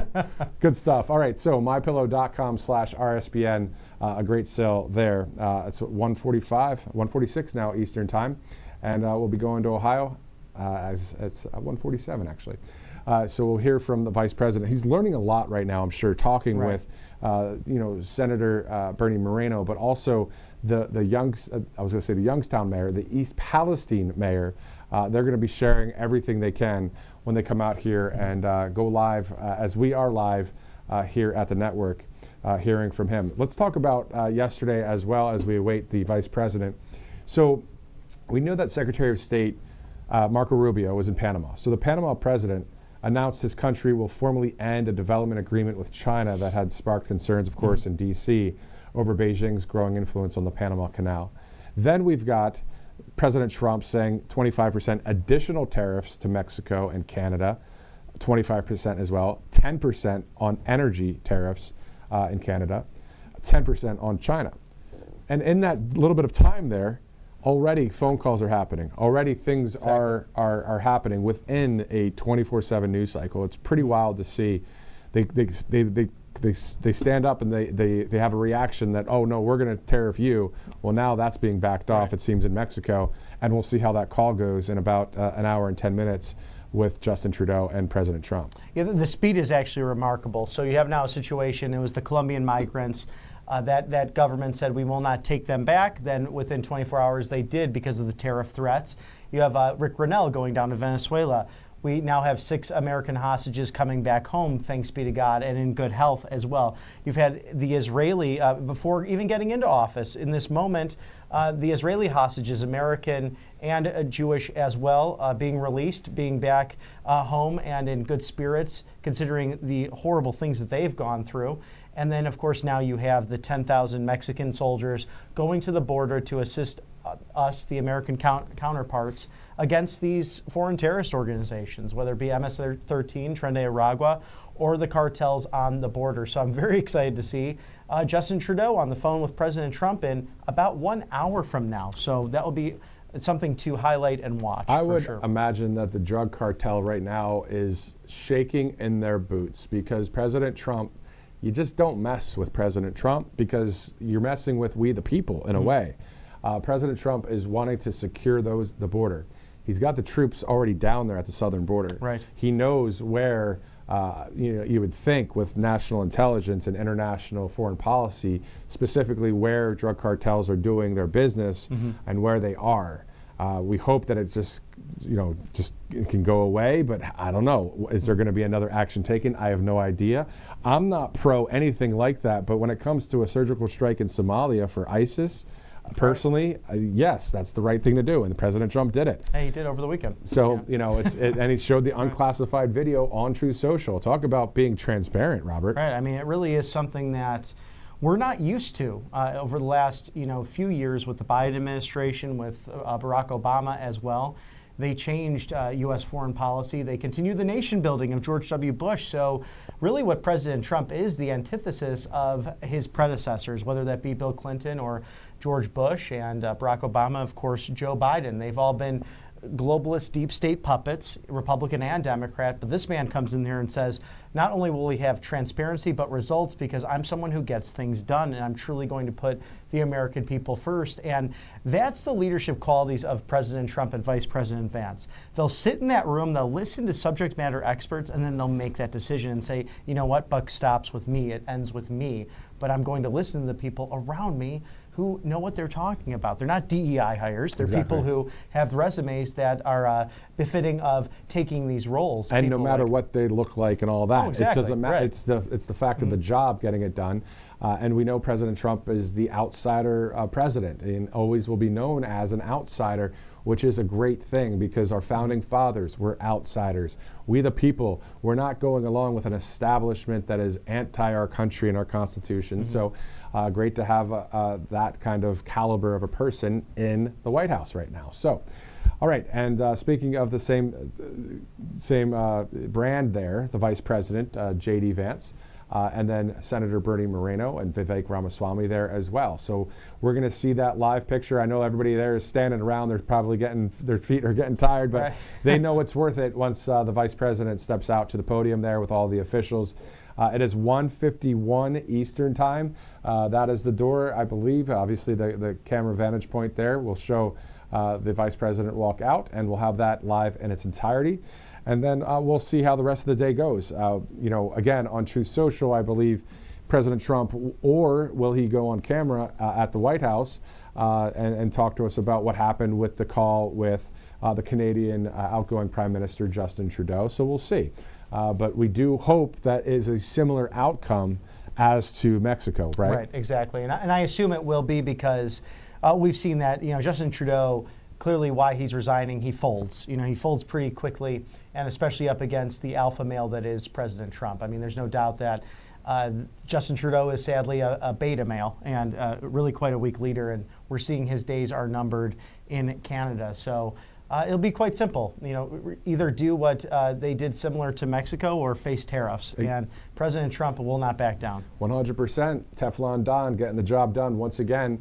And the United States of America, of course, our GDP and our economy. I mean, the leader of the free world, obviously President Trump, but this beacon of light on a hill right here for freedom. Leading the world. And at the end of the day, I mean, yeah, sure, there's patriotism and American pride for that. But people that are in the free world, no matter where they are, I don't care if it's Iran, I don't care if it's Japan, I don't care if it's Nigeria or Chile. If there's someone that just says, you know what, I just wish I could have freedom like the Americans have. Right. And that is something, guys, when we interview people, and I remember interviewing somebody from Sri Lanka who became a legal citizen of this country, and the heartfelt love that they have for just being here. I know most of us watching right now, we were born here, so we're like, oh, this is great. But for the first time, it was just recently that we thought, whoa, our freedoms might be getting taken away. And thank God President Trump won. So, yeah, I mean, in your times, reporting and that kind of thing, have you ever run into somebody internationally that was that recently moved to the United States? Oh, yes. And you can sense how passionate they are about being a citizen of the United States. Right. Yeah, it really, yes. I mean, especially when I was up in Alaska, because you have so many people coming in through there to become naturalized citizens, especially from the South Pacific as well. So Samoan populations, as well as other countries. Tonga is another great example. Actually, running with someone who ran for state senate initially was from Tonga, the island nation, and came to the United States. A wonderful American citizen talking about, actually she highlighted her campaign in Georgia, running for the state senate there, that need to do this the legal way. Illegal immigration actually really hurts first generation immigrants more than anyone else. But the story that really stands out for me was actually during a time when I was at Turning Point USA, and someone had delivered just those water jugs to the office, and we had a poster up there. If you remember, especially early Turning Point years, the big government sucks, different slogans like that. Well, we had someone showing the Cuban migrants coming into Florida and just saying, America, so bad that you have people who are willing to risk it all to come here for a better life. And he looked up at that and he started crying and he said, that was me. And I came here and I did it legally. And I'm so grateful that I get to have this job to deliver water to help my fellow citizens. I'm an American. And it was really just a moment for me that, like, you know what, I'm going to clock out the rest of the day because I got emotional about it. And that's the special beacon of hope that this nation continues to have for the rest of the world. And we've seen that in movements, whether it be in Italy, Hungary as well. People yearn for freedom, and we are still the leader in that regard. We don't take it for granted, especially after what just happened with the Biden administration and that 4 years of just atrocities and tragic things that happened. But of course, we're not taking it for granted any longer. As we have some more of the officials there, Lee Zeldin there with the EPA and all the officials as they get ready for the Vice President to walk out. And as soon as that happens, we will go there live and cover this for you in its entirety. And to your point, Robert, as we await the Vice President, I remember running into somebody in Pennsylvania who had a motorcycle. It had USA emblazoned on it, had MAGA, Team Trump, and I took a photo of it. The guy comes out, he says, "I'm from Vietnam. I lived in Vietnam. I live in America now." And he went on just about how excited he was to be in this country. So, Right. you know, just it's heartfelt, you know, and it's heartfelt here at this network. For the United States of America, for our soil of this land, for our American flag, and for the Bible and the Constitution. So it's great to have you live streaming here with us. We look forward to the future with you guys, and we look forward to going to East Palestine. I know it's been quite about an hour delay, but you stuck with us, so glad you did. And let's go there live right now as we await the Vice President.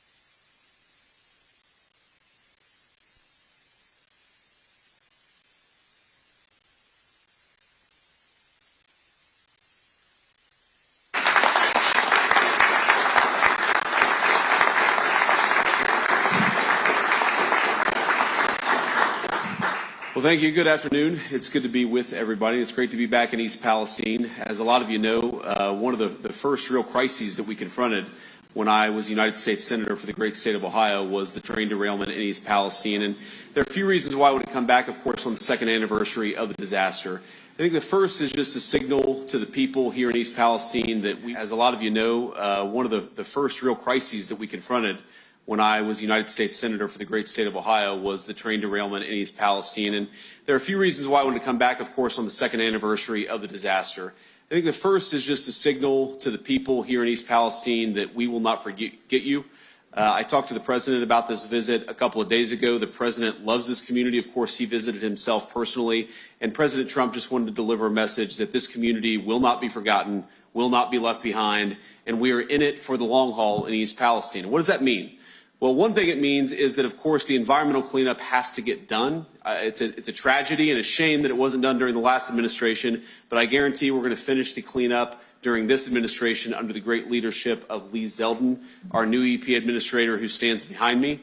And I also think that part of that means the long-term economic development of this community. We know that a lot of local businesses and a lot of local people lost a lot when that train disaster happened a couple of years ago. We are committed not just to finishing the environmental side of the cleanup, but hopefully seeing East Palestine build back better and stronger and more prosperous than it was before this disaster happened in the first place.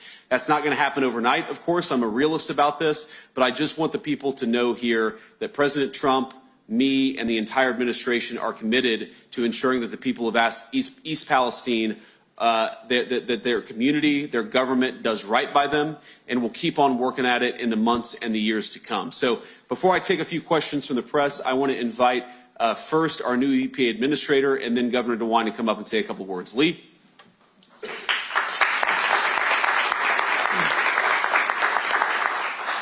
I was just sworn in middle of last week, and as soon as I was sworn in, I instantly heard from the Vice President's office saying that your first order of business right away, your first trip, we're going to East Palestine.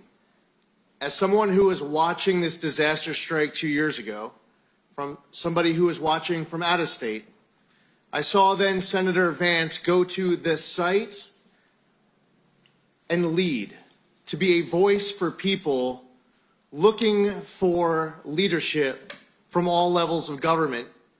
It educated the rest of us around America what was going on, and it motivated all of us to want to be able to do our part now, knowing this tragedy and what it meant for this community.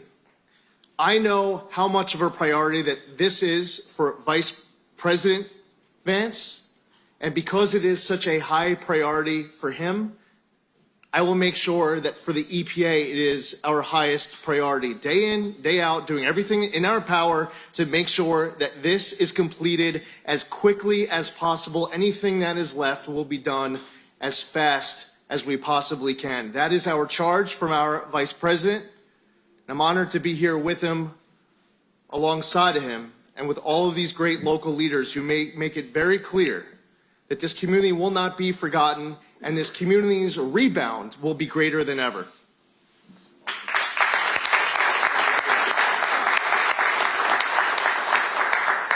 Well, Mr. Vice President, thank you for coming back. As the Vice President said, one of the first major crises he dealt with was this one.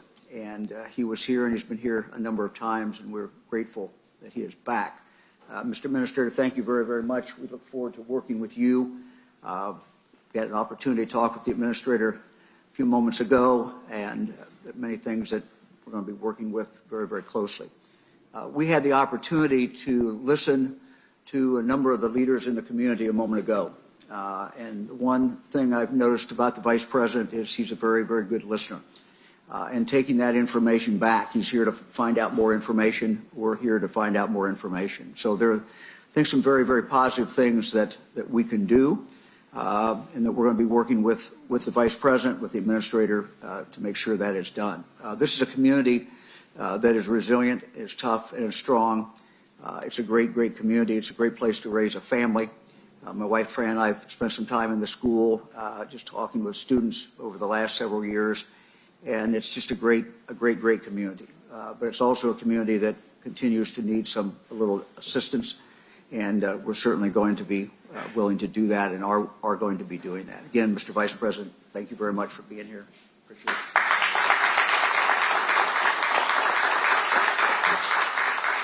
So before I take some questions, I just want to echo something the governor said and something the new administrator said, which is you've got great local officials here in East Palestine, Ohio, and in Columbiana County. I particularly want to thank Mayor Conway for your leadership, of course, during the terrible disaster, but of course in the couple of years since. And I think that this community will build back stronger.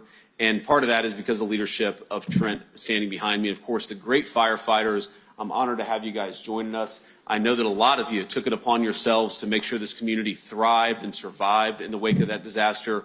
We're thrilled to have you here, and we're honored by your presence.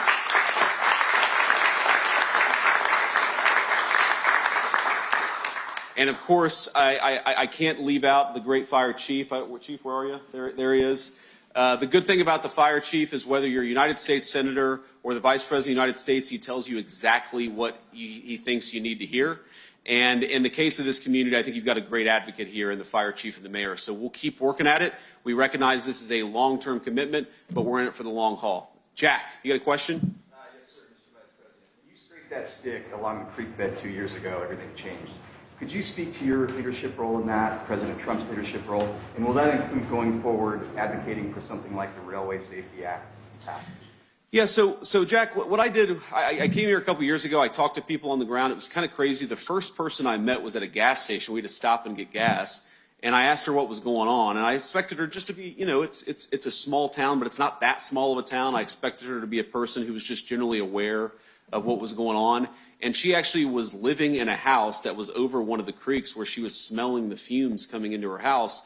And I realized that, you know, the most important part sometimes of being a leader is just listening to the people who are on the ground and experiencing this. And that's what I've tried to do.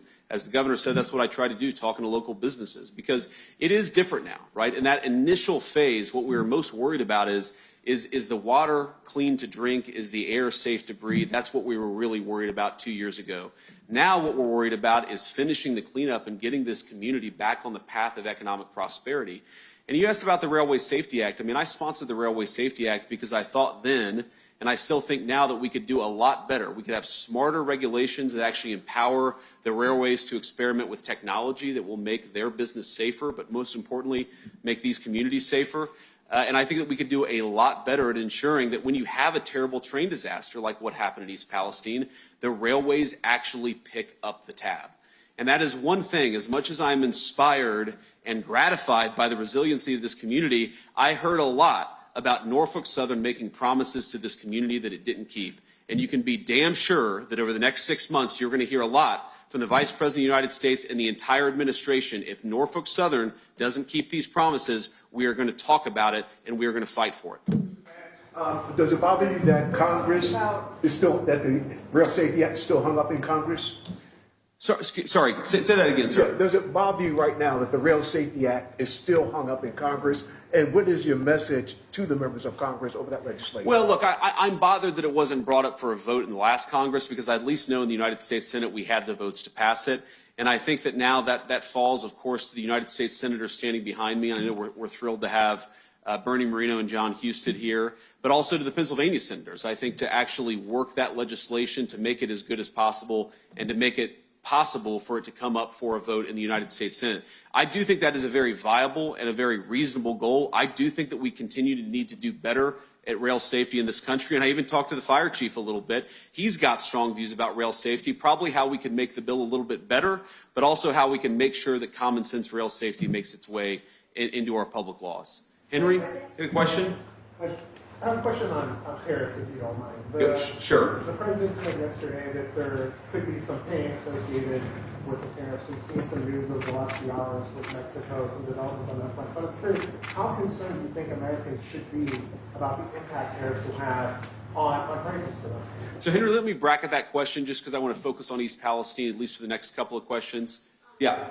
We're talking about the cleanup that has to be done here, both economically and environmentally. What definitive actions can the people here depend on from your administration to get that done? I think the first and most definitive question is that, Natalie, is that right? Okay, good. I have a good memory. The first and most important and concrete promise is that we're going to be transparent as the cleanup proceeds.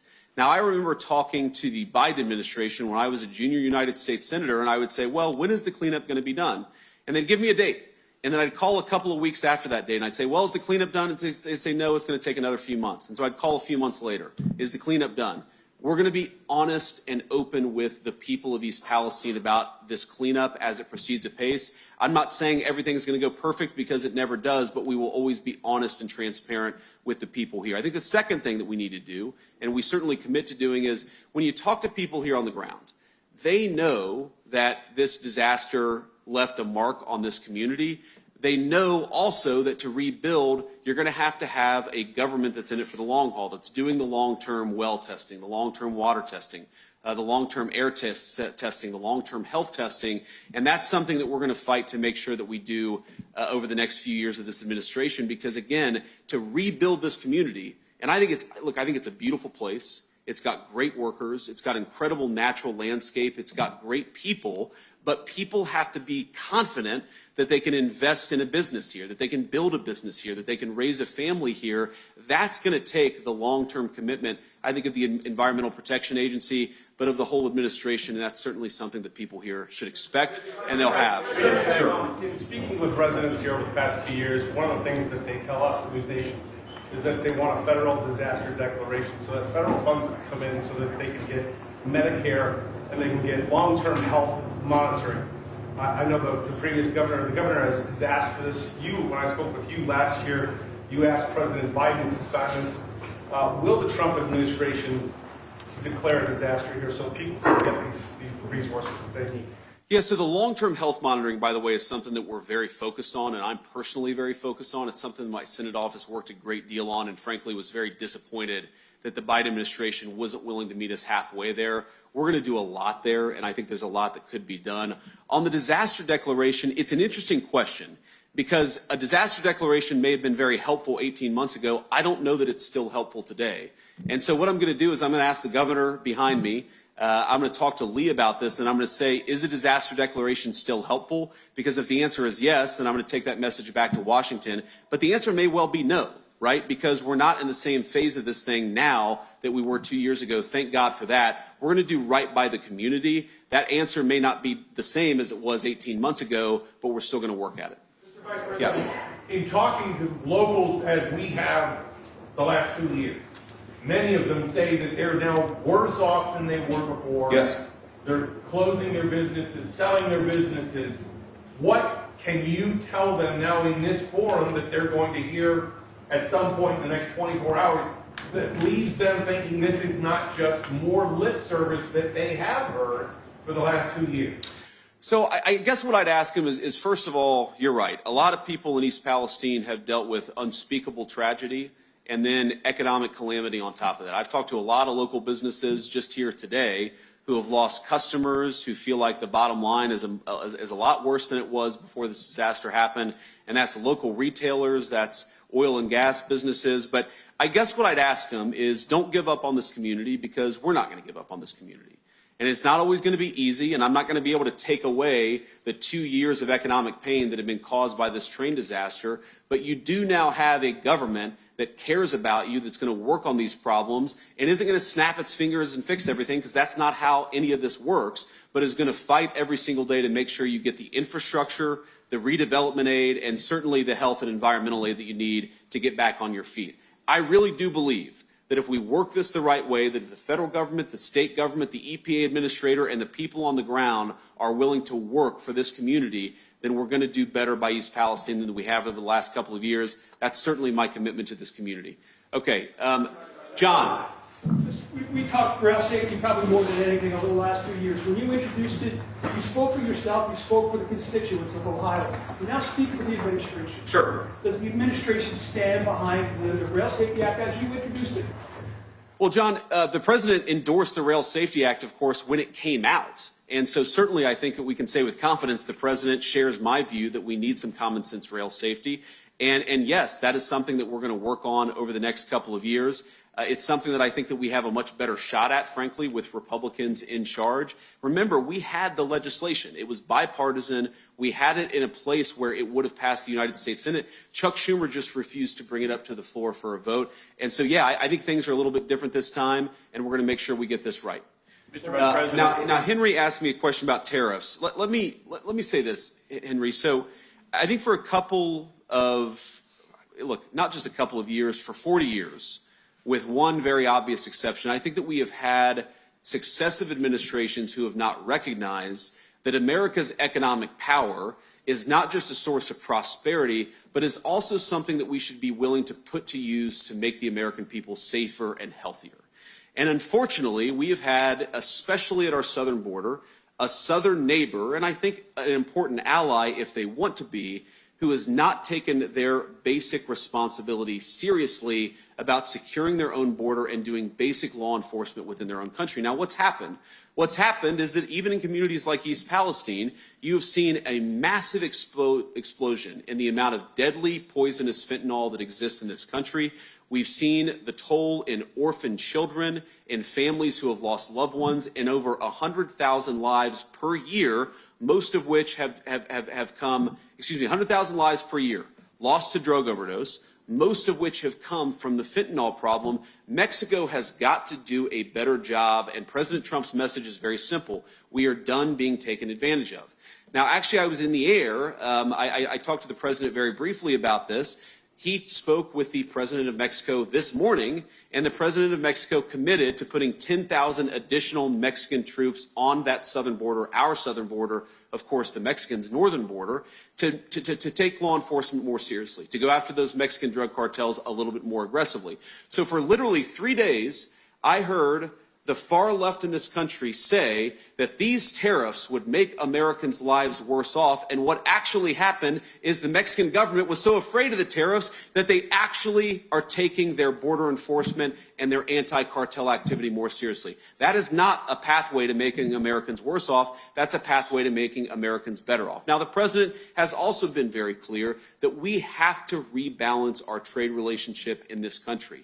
Every single country, if you look even at our northern neighbors, Canada, do Americans realize that the Canadians charge massive, massive tariffs on our products that go into the country of Canada, including on our great agricultural products that people right here in the state of Ohio depend on?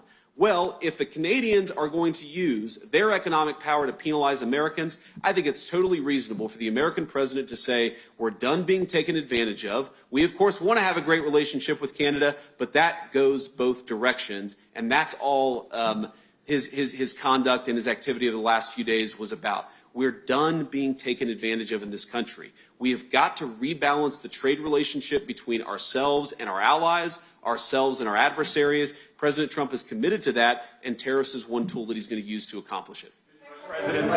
Yeah, listening, talking to folks today and over the last few years, the biggest thing they heard is they don't want this to happen in another community. What are some of those action items you heard talking to the folks during your visit today? You can take back to D.C. kind of, all right, let's hit the ground running on these things. Yeah, so it's interesting. Most of what I heard today was actually concerns about economic development. Okay, but of course, I've been to East Palestine. This is my, I think, 5th or 6th visit. I've heard a lot about the concerns related to rail safety. And I think there are a few very basic common sense things that can be done. And look, some of this the railways are already doing, but some of this I truly believe is going to have to happen through things like the Railway Safety Act. Number one, you've got to inspect these cars more before they go off. You've got to better use technology to monitor when a train is about to have a catastrophic failure. These are all things that were sort of built into the infrastructure of the Railway Safety Act, and it's something we're going to keep on working on. Look, this can't happen again. As much as I believe in East Palestine, and I really do believe in this community and its people, what they're rebuilding through shouldn't have happened. It's not their fault, and if we can take any learning from this, it's hopefully not to force another community to go through it again. Still want more assurance. So to Lee Zeldin, one of the things that was done, the question that's still raised is why the initial burn was allowed to happen from the EPA standpoint in the first place. And then when that plume went across into Pennsylvania and other states, a lot of testing wasn't done there. Back to what you were just talking about, the tariffs. So much money was spent on foreign countries, on allowing illegals into our southern border. A lot of this community feels like they've been abandoned, and it's been addressed already, but what is going to be done tangibly that you can see going forward that may address some of those? Will there be more testing done on areas that haven't been tested yet, more funding, or holding Norfolk Southern accountable, more than the $70,000 they've offered per person? Yeah, so a couple of quick things on that, and I'll take one more question, then we'll have to hit the road. So if you go back to the original promises that Norfolk Southern made, right?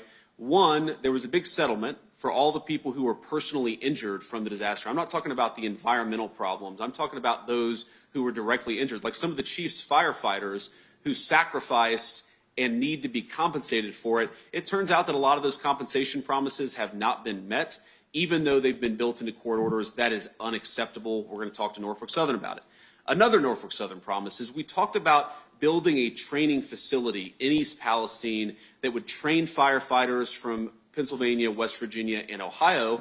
But also, and the governor made this point to me privately, unfortunately, the firefighters behind me know more about how to deal with a railway disaster than almost any firefighting corps in the entire country. Let's turn that into knowledge that we can spread across this tri-state area and actually make better firefighters, or at least more well-trained firefighters, out of that process.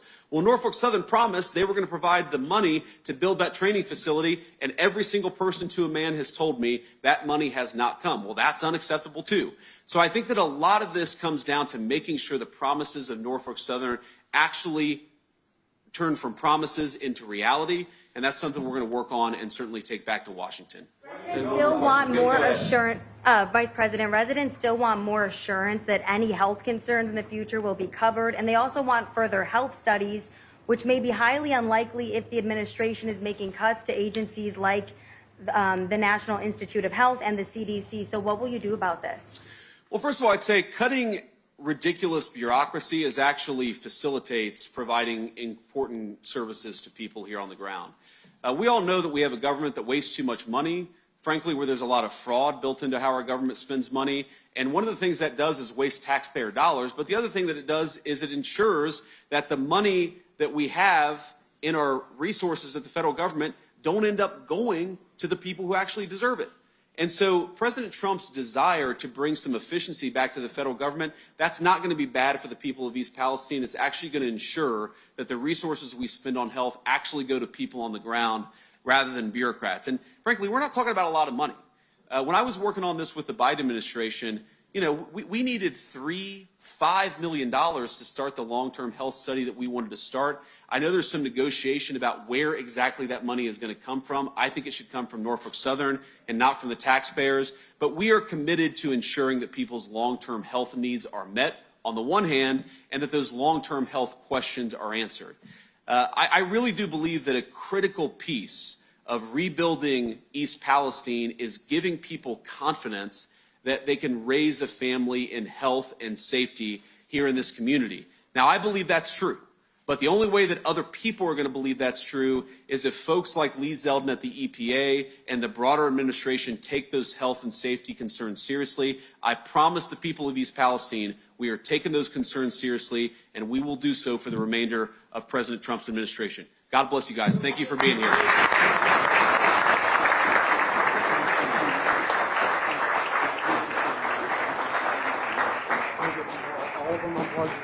Can you unplug me? You guys unplug this, please. All the ones that all the full ones. There's no more sound. Yeah, that one. Just push the button. Oh, sorry. There we go. Thank you.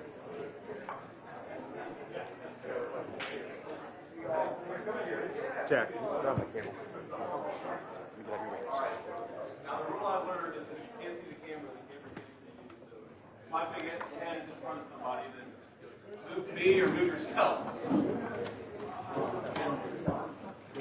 Got it, Ronnie?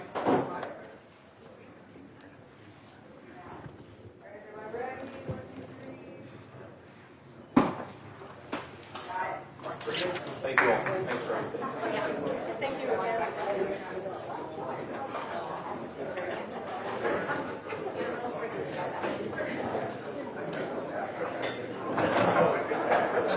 Yeah, come on. Right.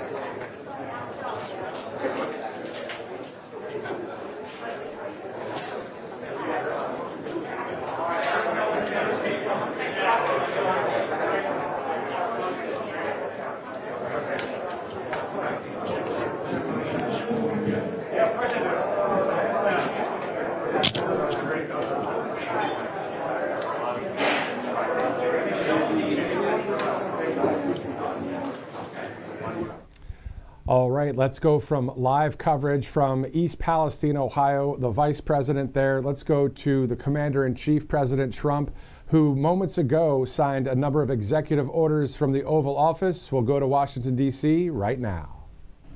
Thank you very much. We have some very exciting news today. We have numerous fronts are being covered. Before we do that, will give me certain proclamations. We'll sign them.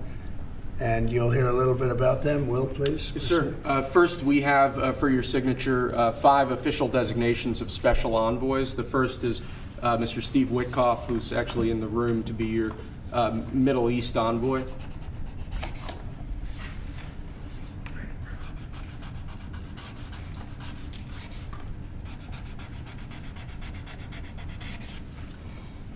Where is Steve? Steve Witkoff, everybody. He's done a great job in the Middle East. Really great.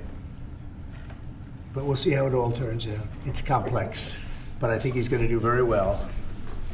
Next, we have Mauricio Claver-Carron to be your special envoy to Latin America, sir. Okay. Good man.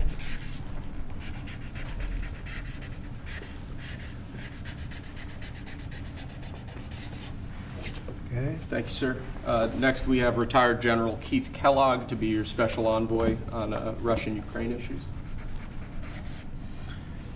We've made a lot of progress on Russia, Ukraine. We'll see what happens, but a lot of progress has been made. We've got to stop that ridiculous war.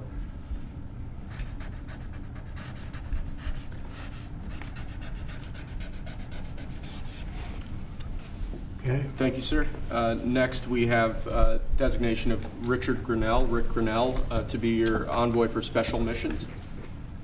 I sent him to California to turn on the water. We turned it on. It was not easy because we had to go through a lot of environmentalists that are causing a lot of problems. And we have billions of gallons of water. It was on 3 days ago. You probably saw. It should have gotten a lot of press, but it didn't get much. All we're doing is giving Los Angeles and the entire state of California virtually unlimited water, which they could have done 5 years ago, which I told them they should do, but the environmentalists stopped them. And we opened it, and we did it regardless of the state. And now the state seems to be very happy. I spoke with Gavin Newsom, and he's very happy. I almost called him by the other name, my little nickname for him. But I think they're all happy. They have a lot of water in California. Too bad we didn't have it about 2 months ago, right? Mr. President, that was, by the way, that was a big move. We have, I don't know if you saw the pictures that were released of the water pouring down from the Pacific Northwest and Canada and lots of other places. And it's a pretty amazing sight. Mr. President, Rick Grinnell had a big Friday trip as well. He had a very big Friday trip. You're right. We'll talk about that. He's a good man, Rick. Lastly, sir, we have a designation of Mark Burnett as your special envoy to the United Kingdom. You know Mark Burnett is? I figure he should be good. He certainly done a great job. A friend of mine and very talented guy. We have very talented people working for us. I'll hold that one up because Mark gets so much television. We'll hold it up, right? He'll be thrilled to see it. He's going to do a good job. Thank you, sir. Next, your administration has smashed records for appointing large numbers of highly qualified, capable people at all levels of the federal government. These are 28 sub-cabinet level officials being appointed to a number of different departments and agencies. Some of them are quite important positions like departmental general counsels, but these are people who have been pre-vetted and have received your approval previously. Very good.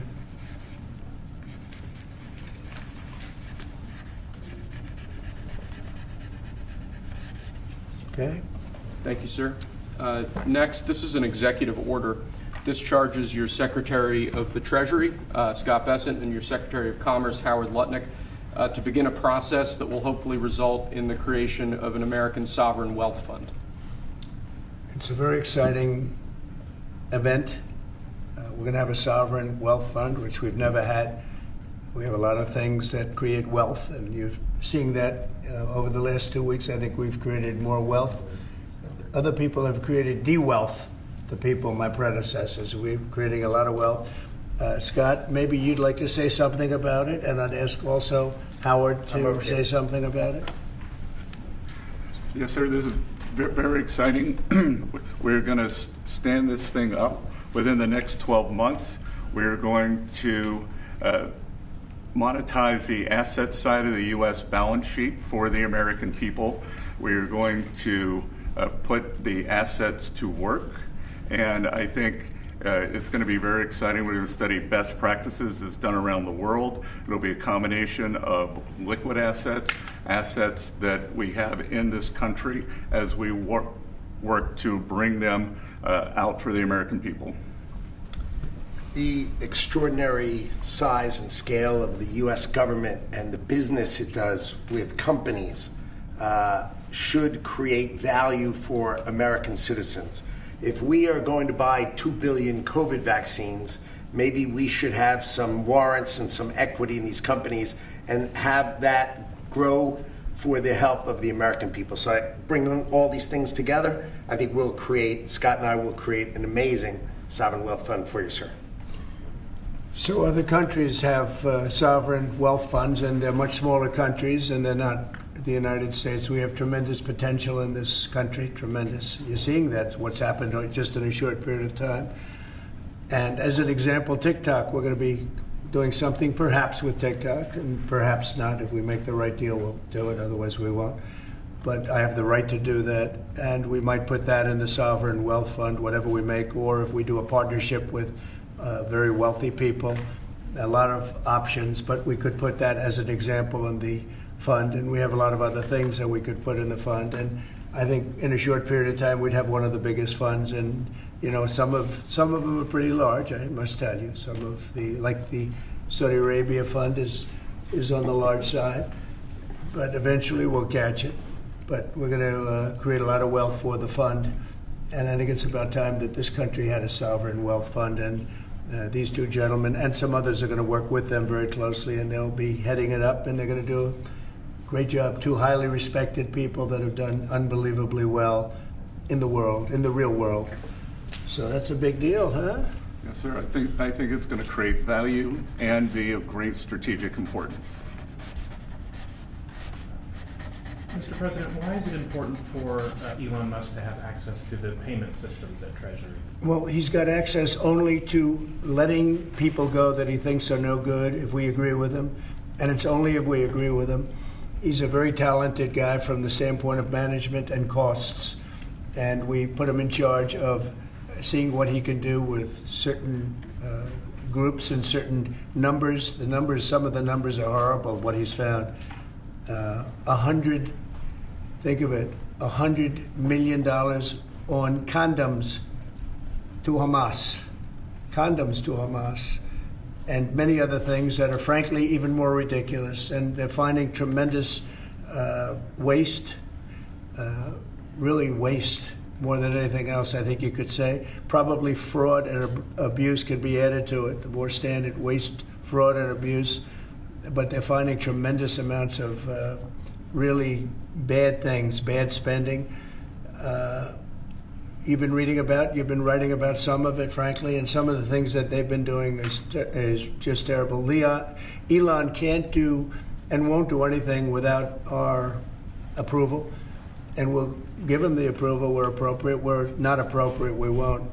But he reports in, and it's something that he feels very strongly about, and I'm impressed because he's running, obviously, a big company. It has nothing to do, if there's a conflict, that we won't let him get near it. But he does have a good natural instinct. He's got a team of very talented people. We're trying to shrink government, and he can probably shrink it as well as anybody else, if not better. Where we think there's a conflict or there's a problem, we won't let him go near it. But he has some very good ideas, and we have a lot of very other talented people also. We're bringing in the most talented people in the world. By the way, we just unrelated, but we have two of the most talented people in the world, the legendary Rupert Murdoch and Larry Ellison. So they are two legends in business, publishing, and probably every other. Rupert is Larry pretty much in a class by himself, right? I mean, although you may have a couple of bucks more, I don't know. But Rupert is in a class by himself. He's an amazing guy, and Larry is Larry. Larry's one of the most serious players anywhere in the world. So it's an honor to have you. This has nothing to do with you people, but they're here, and I thought it would be appropriate. I'm sure you didn't recognize them. They're all going crazy. They're saying, "What are they doing here?" Thank you, sir. Mr. President, on the tariffs, is there any chance that Canada or China could also get out of the tariffs after you struck a deal with Mexico? Well, nobody's out with Mexico. We had a great talk with Mexico, and we had President Sheinbaum is a woman. I like her very much. We've had good relationships, but we have to stop fentanyl from coming in, whether I like somebody or not, and we have to stop the illegal aliens from coming in. I think we've lost 200,000 people on average a year for many years, much higher than the 100,000. Could be even closer to 300,000.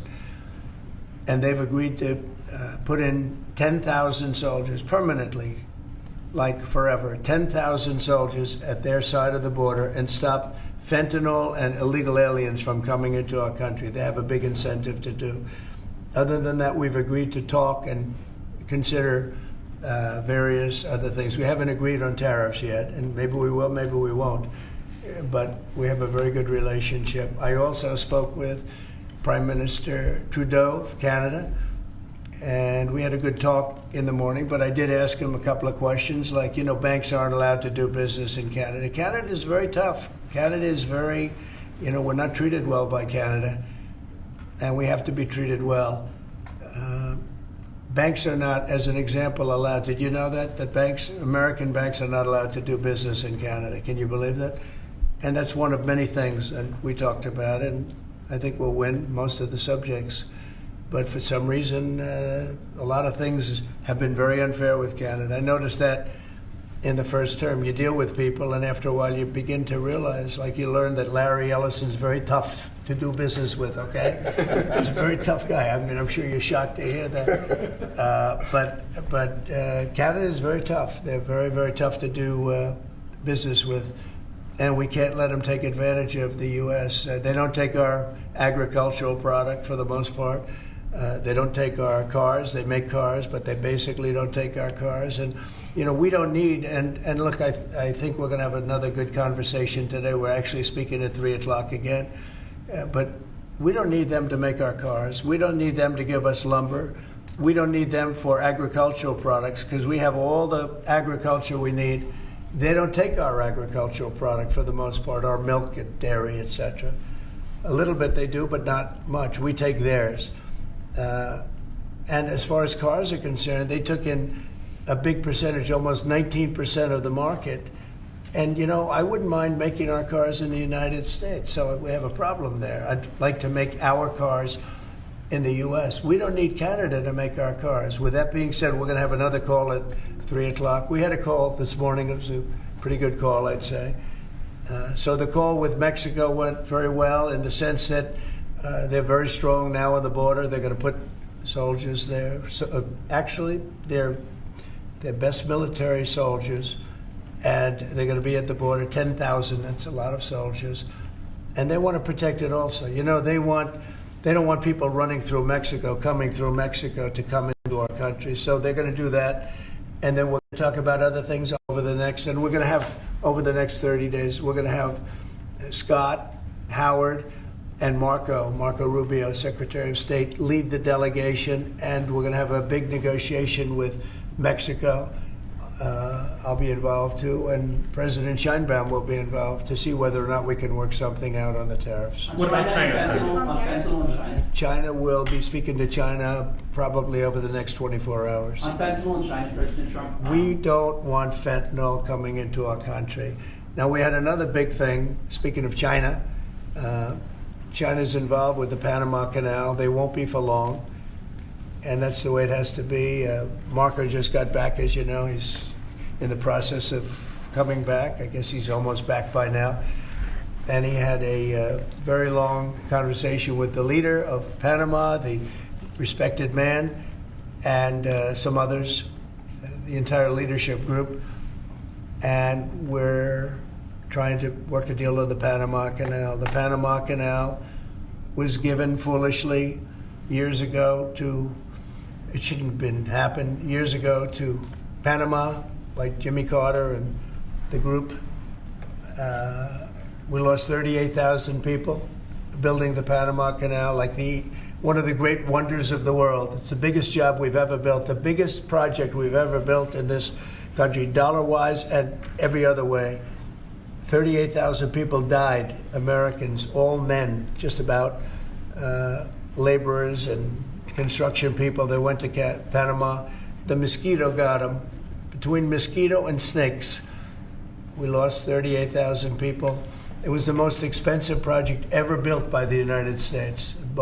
The biggest, most expensive project we ever built 110 years ago. If you bring it up to now, it would have been the equivalent of $2 trillion. The most expensive we ever built, and we gave it away for $1, okay? We gave it away essentially for nothing.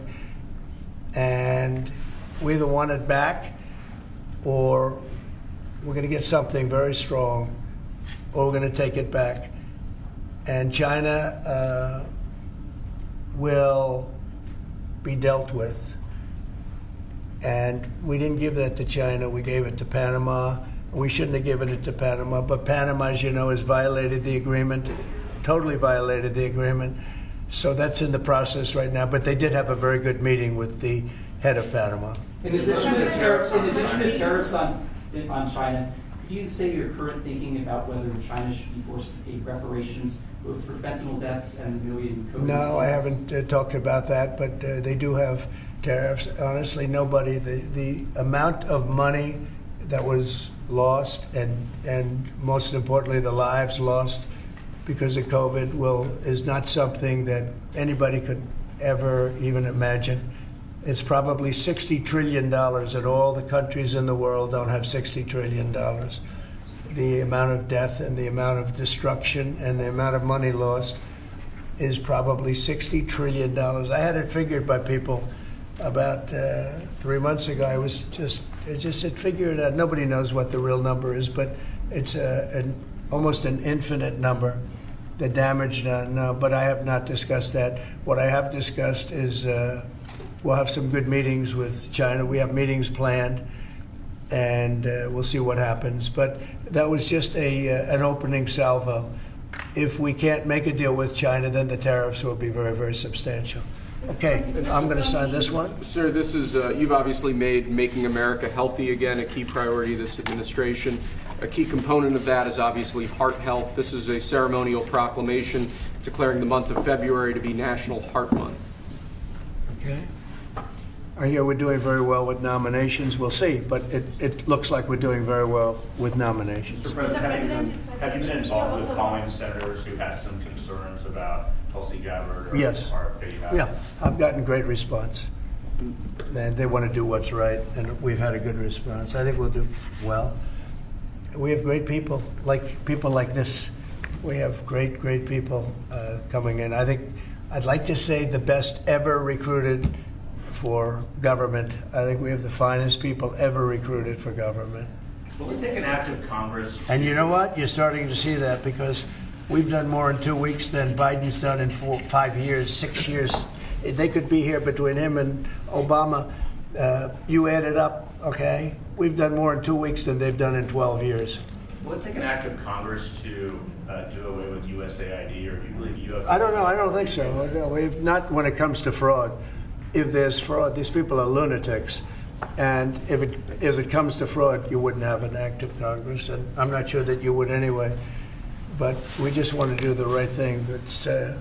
It's something that should have been done a long time ago. It went crazy during the Biden administration. They went totally crazy what they were doing. And the money they were giving to people that shouldn't be getting it and to agencies and others that shouldn't be getting it was a shame. So they're tremendous fraud. But we'll be doing a report. We'll be giving you that report at the appropriate time. You know, in the first term, though, USAID was something that you liked in some respects. I love the concept of it. Had some programs. Sure. I love the concept, but they turn out to be radical left lunatics. And the concept of it is good, but it's all about the people. Mr. President, you said you also want to impose tariffs on the EU. What kind of tariffs are you thinking about? Well, we have massive deficits with the European Union, massive, like $350 billion, if you can believe it. They don't take our farm product. They don't take our cars. They don't take almost anything, but we take their cars. We have millions of cars coming in, BMW and Mercedes-Benz and Volkswagen and just so many different cars, and we don't do anything about that. And we don't charge them tariffs. They make it impossible to sell cars in the European Union. They make it very difficult, agricultural product. They actually don't take it. And they have a lot of excuses. Some of them are the pesticides and the different chemicals used. And Bobby Kennedy actually is looking at that very, very seriously, because maybe it's not necessary to use all of that. You know, we want to be the healthiest country, and we're not. We spend more money on food than anybody else in terms of its creation, but we're not the healthiest country. So maybe there is something to the fact that we shouldn't be using so much chemical, and maybe that'll stop. But Bobby Kennedy is the one, because he is not a believer in all of the things we have done, and neither are the Europeans. So we'll see what happens. But they use it as an excuse not to buy our product. And I asked a couple of the leaders, I don't want to use names, but how many Chevrolets or Fords do you see in the middle of Munich? And the answer is none, because they don't take any cars. They don't take anything. So the European has abused the United States for years, and they can't do that. and they want to make a deal. Let me tell you, in all cases, they all want to make deals. There's nobody that doesn't want to make deals. They've been abusers, and they want to make deals. So we'll see about that. But we'll have, I think, some very fair. All we want is a fair deal. And you know, there's a word, reciprocal. I'd go right now, reciprocal tariffs on everybody, because many of the countries that you feel so horrible about the way they're being treated by Trump, you're saying, oh, President Trump is so terrible to them. Well, they charge us tariffs. European Union has a VAT tax, which is through the roof, okay? It's a similar thing, similar to a tariff. It's a VAT. And they have it, and it's numbers like you wouldn't believe. And Canada, I told you about the banks, and I told you they charge us. And people don't say that. They don't like to say it. Just like they don't like to say that I opened up the water for California. It's a great thing. It's too bad they didn't do it themselves. I had to do it, and it was not easy. We did it a very rough way, and I didn't like to do it a rough way. We shouldn't have to do it a rough way. But a lot of these countries that we're talking about, you know, they're so-called allies, but they don't treat us well. And just like I got $420 billion, and now it's actually over $600 billion, the Secretary General of NATO came in 2 weeks ago, and he said it was a miracle when Trump came in, when President Trump came into NATO. He said it was $636 billion by saying to them, no, you have to pay, and if you don't pay, we're not going to be there for you. You know, somebody has to say it, and they paid. And it was a large amount of money. And one of the problems we have with the Russia-Ukraine situation is that we wanted to see some equalization, because we're in for close to $300 billion, and they're in for $200 billion less. Why are they in for less? Because Biden never asked them for money. He never said, you got to pay. He never did. All he did is hand out money. So we're talking with them right now, and we're actually working some deals right now. So we have some guarantees and some other things to keep that whole situation to go, really going. I mean, going. We're telling Ukraine they have very valuable rare earth. We want what we put up to go in terms of a guarantee. We want a guarantee. We're handing them money hand over fist. We're giving them equipment. European is not keeping up with us. They should equalize. And look, we have an ocean in between. They don't. It's more important for them than it is for us. But they're way below us in terms of money. And they should be paying at least equal. They should really be paying much more than us. But let's say equal to us. And they're billions and billions of dollars below. So we're looking to do a deal with Ukraine where they're going to secure what we're giving them with their rare earth and other things.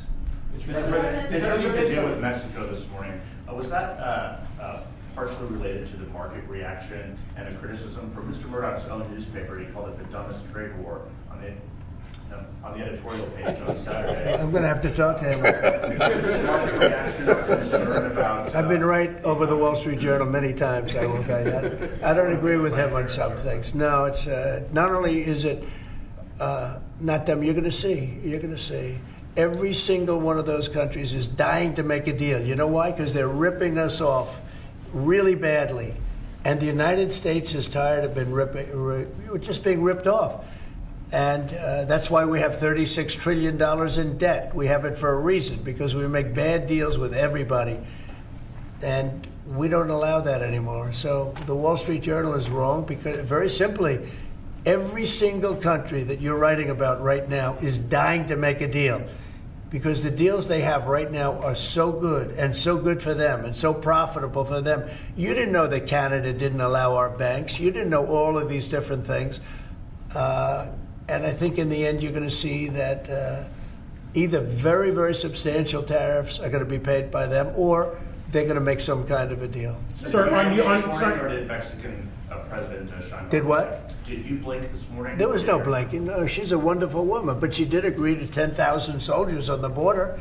I would say that's a lot. Would you say that's pretty good? 10,000 soldiers on the border? Sir, and the 10,000 soldiers are going to keep illegal aliens out, and they're going to keep them out, seriously out, and otherwise they're going to have a big penalty. Mexico's going to be penalized They're not going to come through Mexico anymore, and they're not going to let the fentanyl come in from China. And China hopefully is going to stop sending us fentanyl. And if they're not, the tariffs are going to go substantially higher. Sir, just to clarify, when you said about Ukraine earlier, the rare earths, is that something you want them to give the rare earths to the United States? Yeah. Okay. I want to have security of rare earth. We're putting in hundreds of billions of dollars. They have great rare earth, and I want security of the rare earth. And they're willing to do it.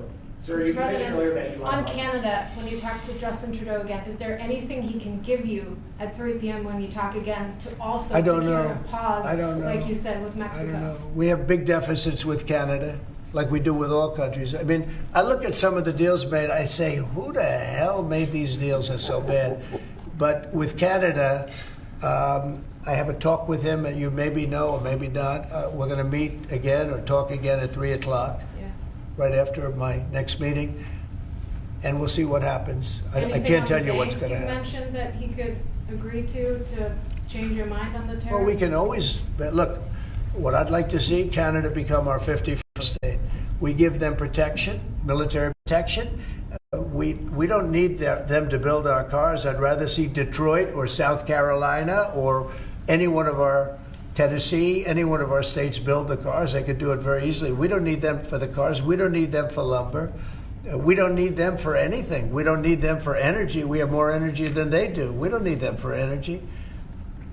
So I say, why are we doing this? Why are we willing to lose between $100 billion and $200 billion a year? We don't need them.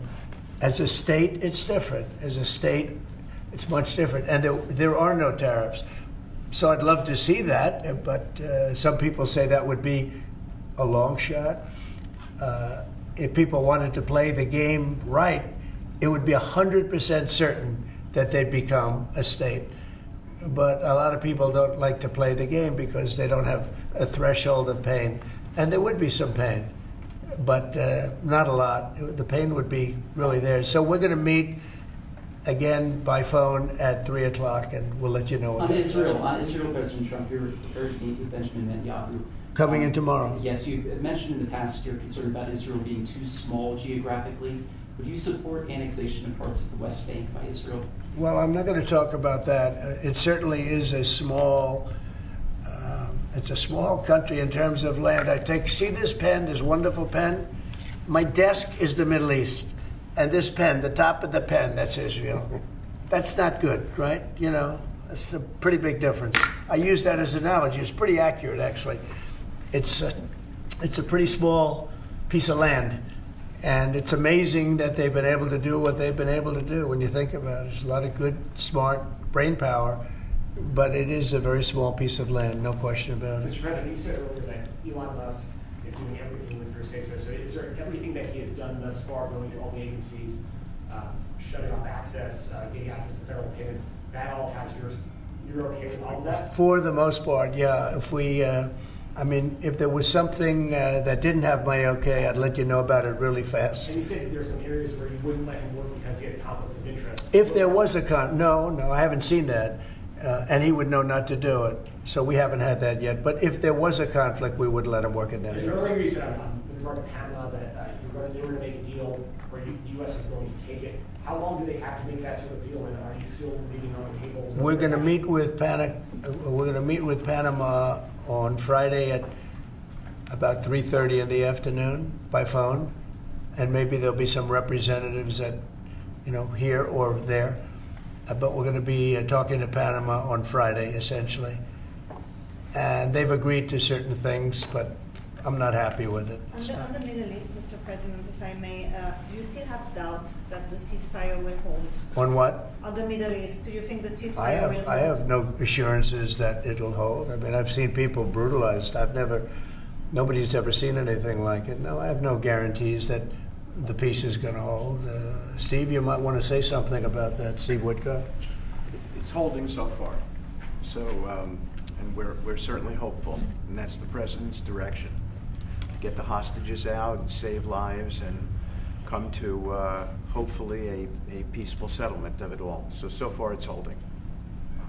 Mr. President, on a different topic, questionnaires have been going out to FBI agents across the country who were involved potentially in the investigation. Do you believe anyone involved at any level should be fired, sir? Well, I think the FBI was a very corrupt institution, and I'm a victim of it in a true sense. I was able to beat it, but other people have been treated horribly. I think the FBI had a great reputation. I think its reputation was really damaged badly, as is DOJ. Look at what they've done in terms of weaponization. Look at what they've done to a political opponent. Probably got me elected by what they did. Or I think I was doing well anyway, but they might have got me elected. But you know what? We have to have pristine, beautiful, perfect law enforcement. And what we want to do, and Cash is the one to do it. He's the one guy that is going to do it. We have to bring the reputation of the FBI. We have to bring the fact of the FBI back to what it could be. Not even to what it was, even better than it ever was. Because who would have thought that the FBI could have been corrupted like they were corrupted? Who would have thought that would have happened? Who would have thought they would have been used to go after, political opponents, essentially, but me being the number one, and so many other things beyond that.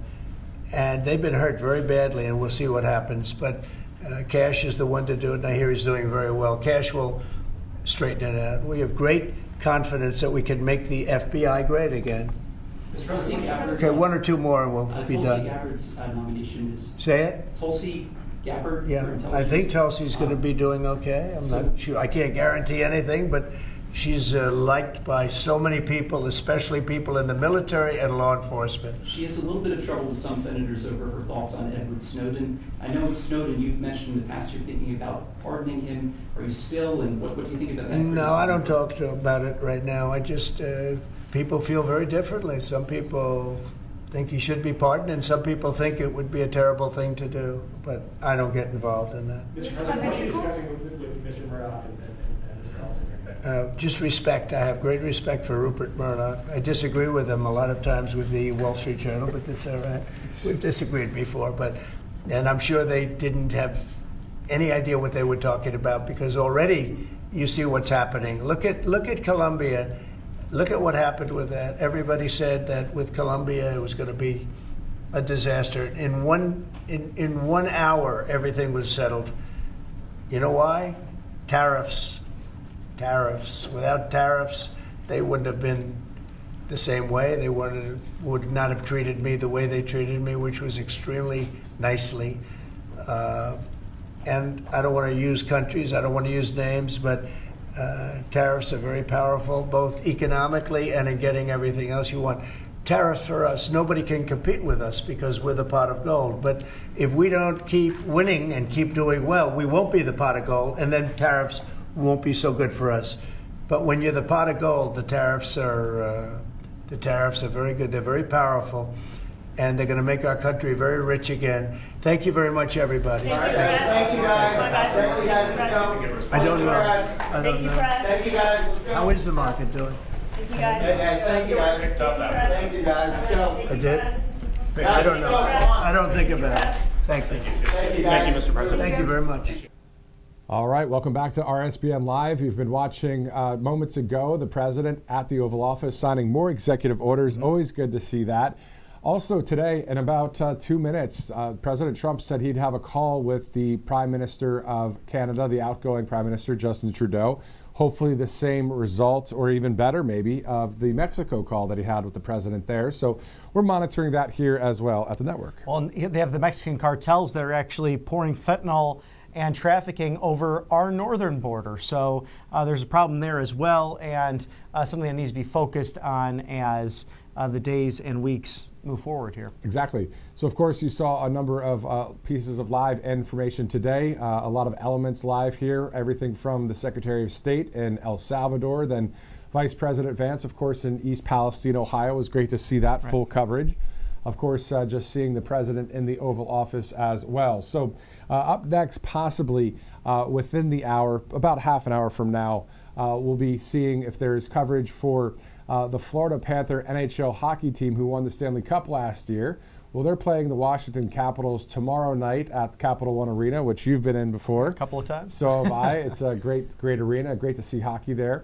Well, that team is going to be at the White House. And of course, that's a tradition with presidents and championship teams, whether it's baseball or football or hockey, basketball, and the like, Olympic teams as well. So if we have that live feed for you, we'll give that to you in a bit. And also, if we're not live here on the network with it, we can also show that, on Truth Social, on X, and on various platforms as well. Usually a pretty cool moment, too, when, President Trump's around the various sports teams as well. So let's thank a number of sponsors as we do wrap up this part of our portion of our live coverage at 3 o'clock right here at the top of the hour. Colonial Metals Group, a great group there. We want to thank them also for sending us one of these. This is the free gold guide. You can get one, freegoldguide.com. We also have some other sponsors we'd like to thank here at Right Side Broadcasting Network. And RepublicanRed.com from Lodi, California, the Central Coast. Delicious blends of red feature right there, 4547, or even the champagne for you, also by the same name. But RepublicanRed.com, code RSBN for whether you like Wine Wednesday or whether you need something special for the big game on Sunday. You have plenty of time to get that at RepublicanRed.com. Great Patriots, family-owned winery in the Central Coast. They're arguably the most beautiful place to raise wine and varietals, and it's right here in our beautiful California. So highly recommend this. And some of your dollars actually go to conservative and Republican things. So it's kind of a 1-2 punch there. Yeah, always good. So let's also go to American Financing. You could save upwards of $800 per month with this great group here. Everything with refinancing and loans and all those kind of questions. And I believe Robert has the specific phone number that you can go to for American Financing. Again, you save an average of $800 per month. And that's at 888-402-0299, 888-402-0299, AmericanFinancing.net/RSBN. And a lot of us are carrying those really high credit card balances that charge us 20% or more. President Trump focused on slashing those as well to help with a hedge against inflation. And speaking of finances, Tax Network USA, 800-357-1415, tnusa.com/RSBN. If you have any questions about any back taxes, you can get those settled. You can call these guys. They're going to help you out, walk you through the process, good financial peace of mind. Also, another great sponsor, angelpaste.com. You can get 10% off these great products as Valentine's Day is getting closer. Use RSBN as the promo code. A great company out of Spring, Texas. Oh, yes. And they have, it's for guys and girls as well. So with the holiday coming up, make sure you get some great stuff for your significant other, non-GMO, no chemicals, all healthy for your hands and dry skin in general. And also a Christian company hires veterans, angelpaste.com out of Spring, Texas. Let's go to mypillow.com as well, the mega sale. But I want to let Bobby say mega sale. Go ahead. Mega sale. It's going to be huge. It's going to be fantastic. With My Cross, save 30% off the replica cross. Mr. Mike Lindell, the My Towels and flannel sheets also going for incredible sales, 800-836-7566, or visit mypillow.com/RSBN. Nearly 80% off for just about everything. There's over 2,000 items at this store. Speaking of RSBN, if you'd like to donate to the network, it's texting RSBN to 801. 801 is how you do it. RSBN to 801-801. Also, a newsletter, rsbnetwork.com/newsletter is where you get America First updates, as you see on your screen there. Exclusive offers, all at rsbnetwork.com/newsletter. For Robert McNeely, I'm Matthew Alvarez. I wore the Maha tie today. I hope you're happy about that. Oh, I love that. It's now officially green, just like the MAGA ties are red. So send us in your thoughts on colors of different themed ties, and we'll go from there. Eagles colors, too. Eagles colors, also St. Patrick's Day. We're getting ahead of ourselves. Thank you guys so much for sticking with us. We'll be live as needed here at the network. Also, follow us on Truth and X. For all of us here at Right Side, we'll see you in a bit. Hey, y'all, it's Silk from the Diamond and Silk Chit Chat Live Show. Look, don't forget to check me out right here on RSBN Network. Be sure to watch the show on Right Side Broadcasting Network, and I want you to support Right Side Broadcasting Network. Yes, it's imperative that you do so, okay? I look to see y'all soon. Bye-bye.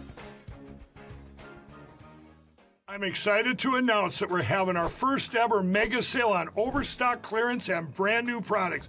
For example, save over 50% on this season's flannel sheets. Queen size only $59.98. Kings only $69.98. They sell out fast every year, so order now. Save 20% on our brand new My Crosses. They're designed in the likeness of the one I've worn every day for over 20 years. They come in men's and women's, and they're made right here in the USA.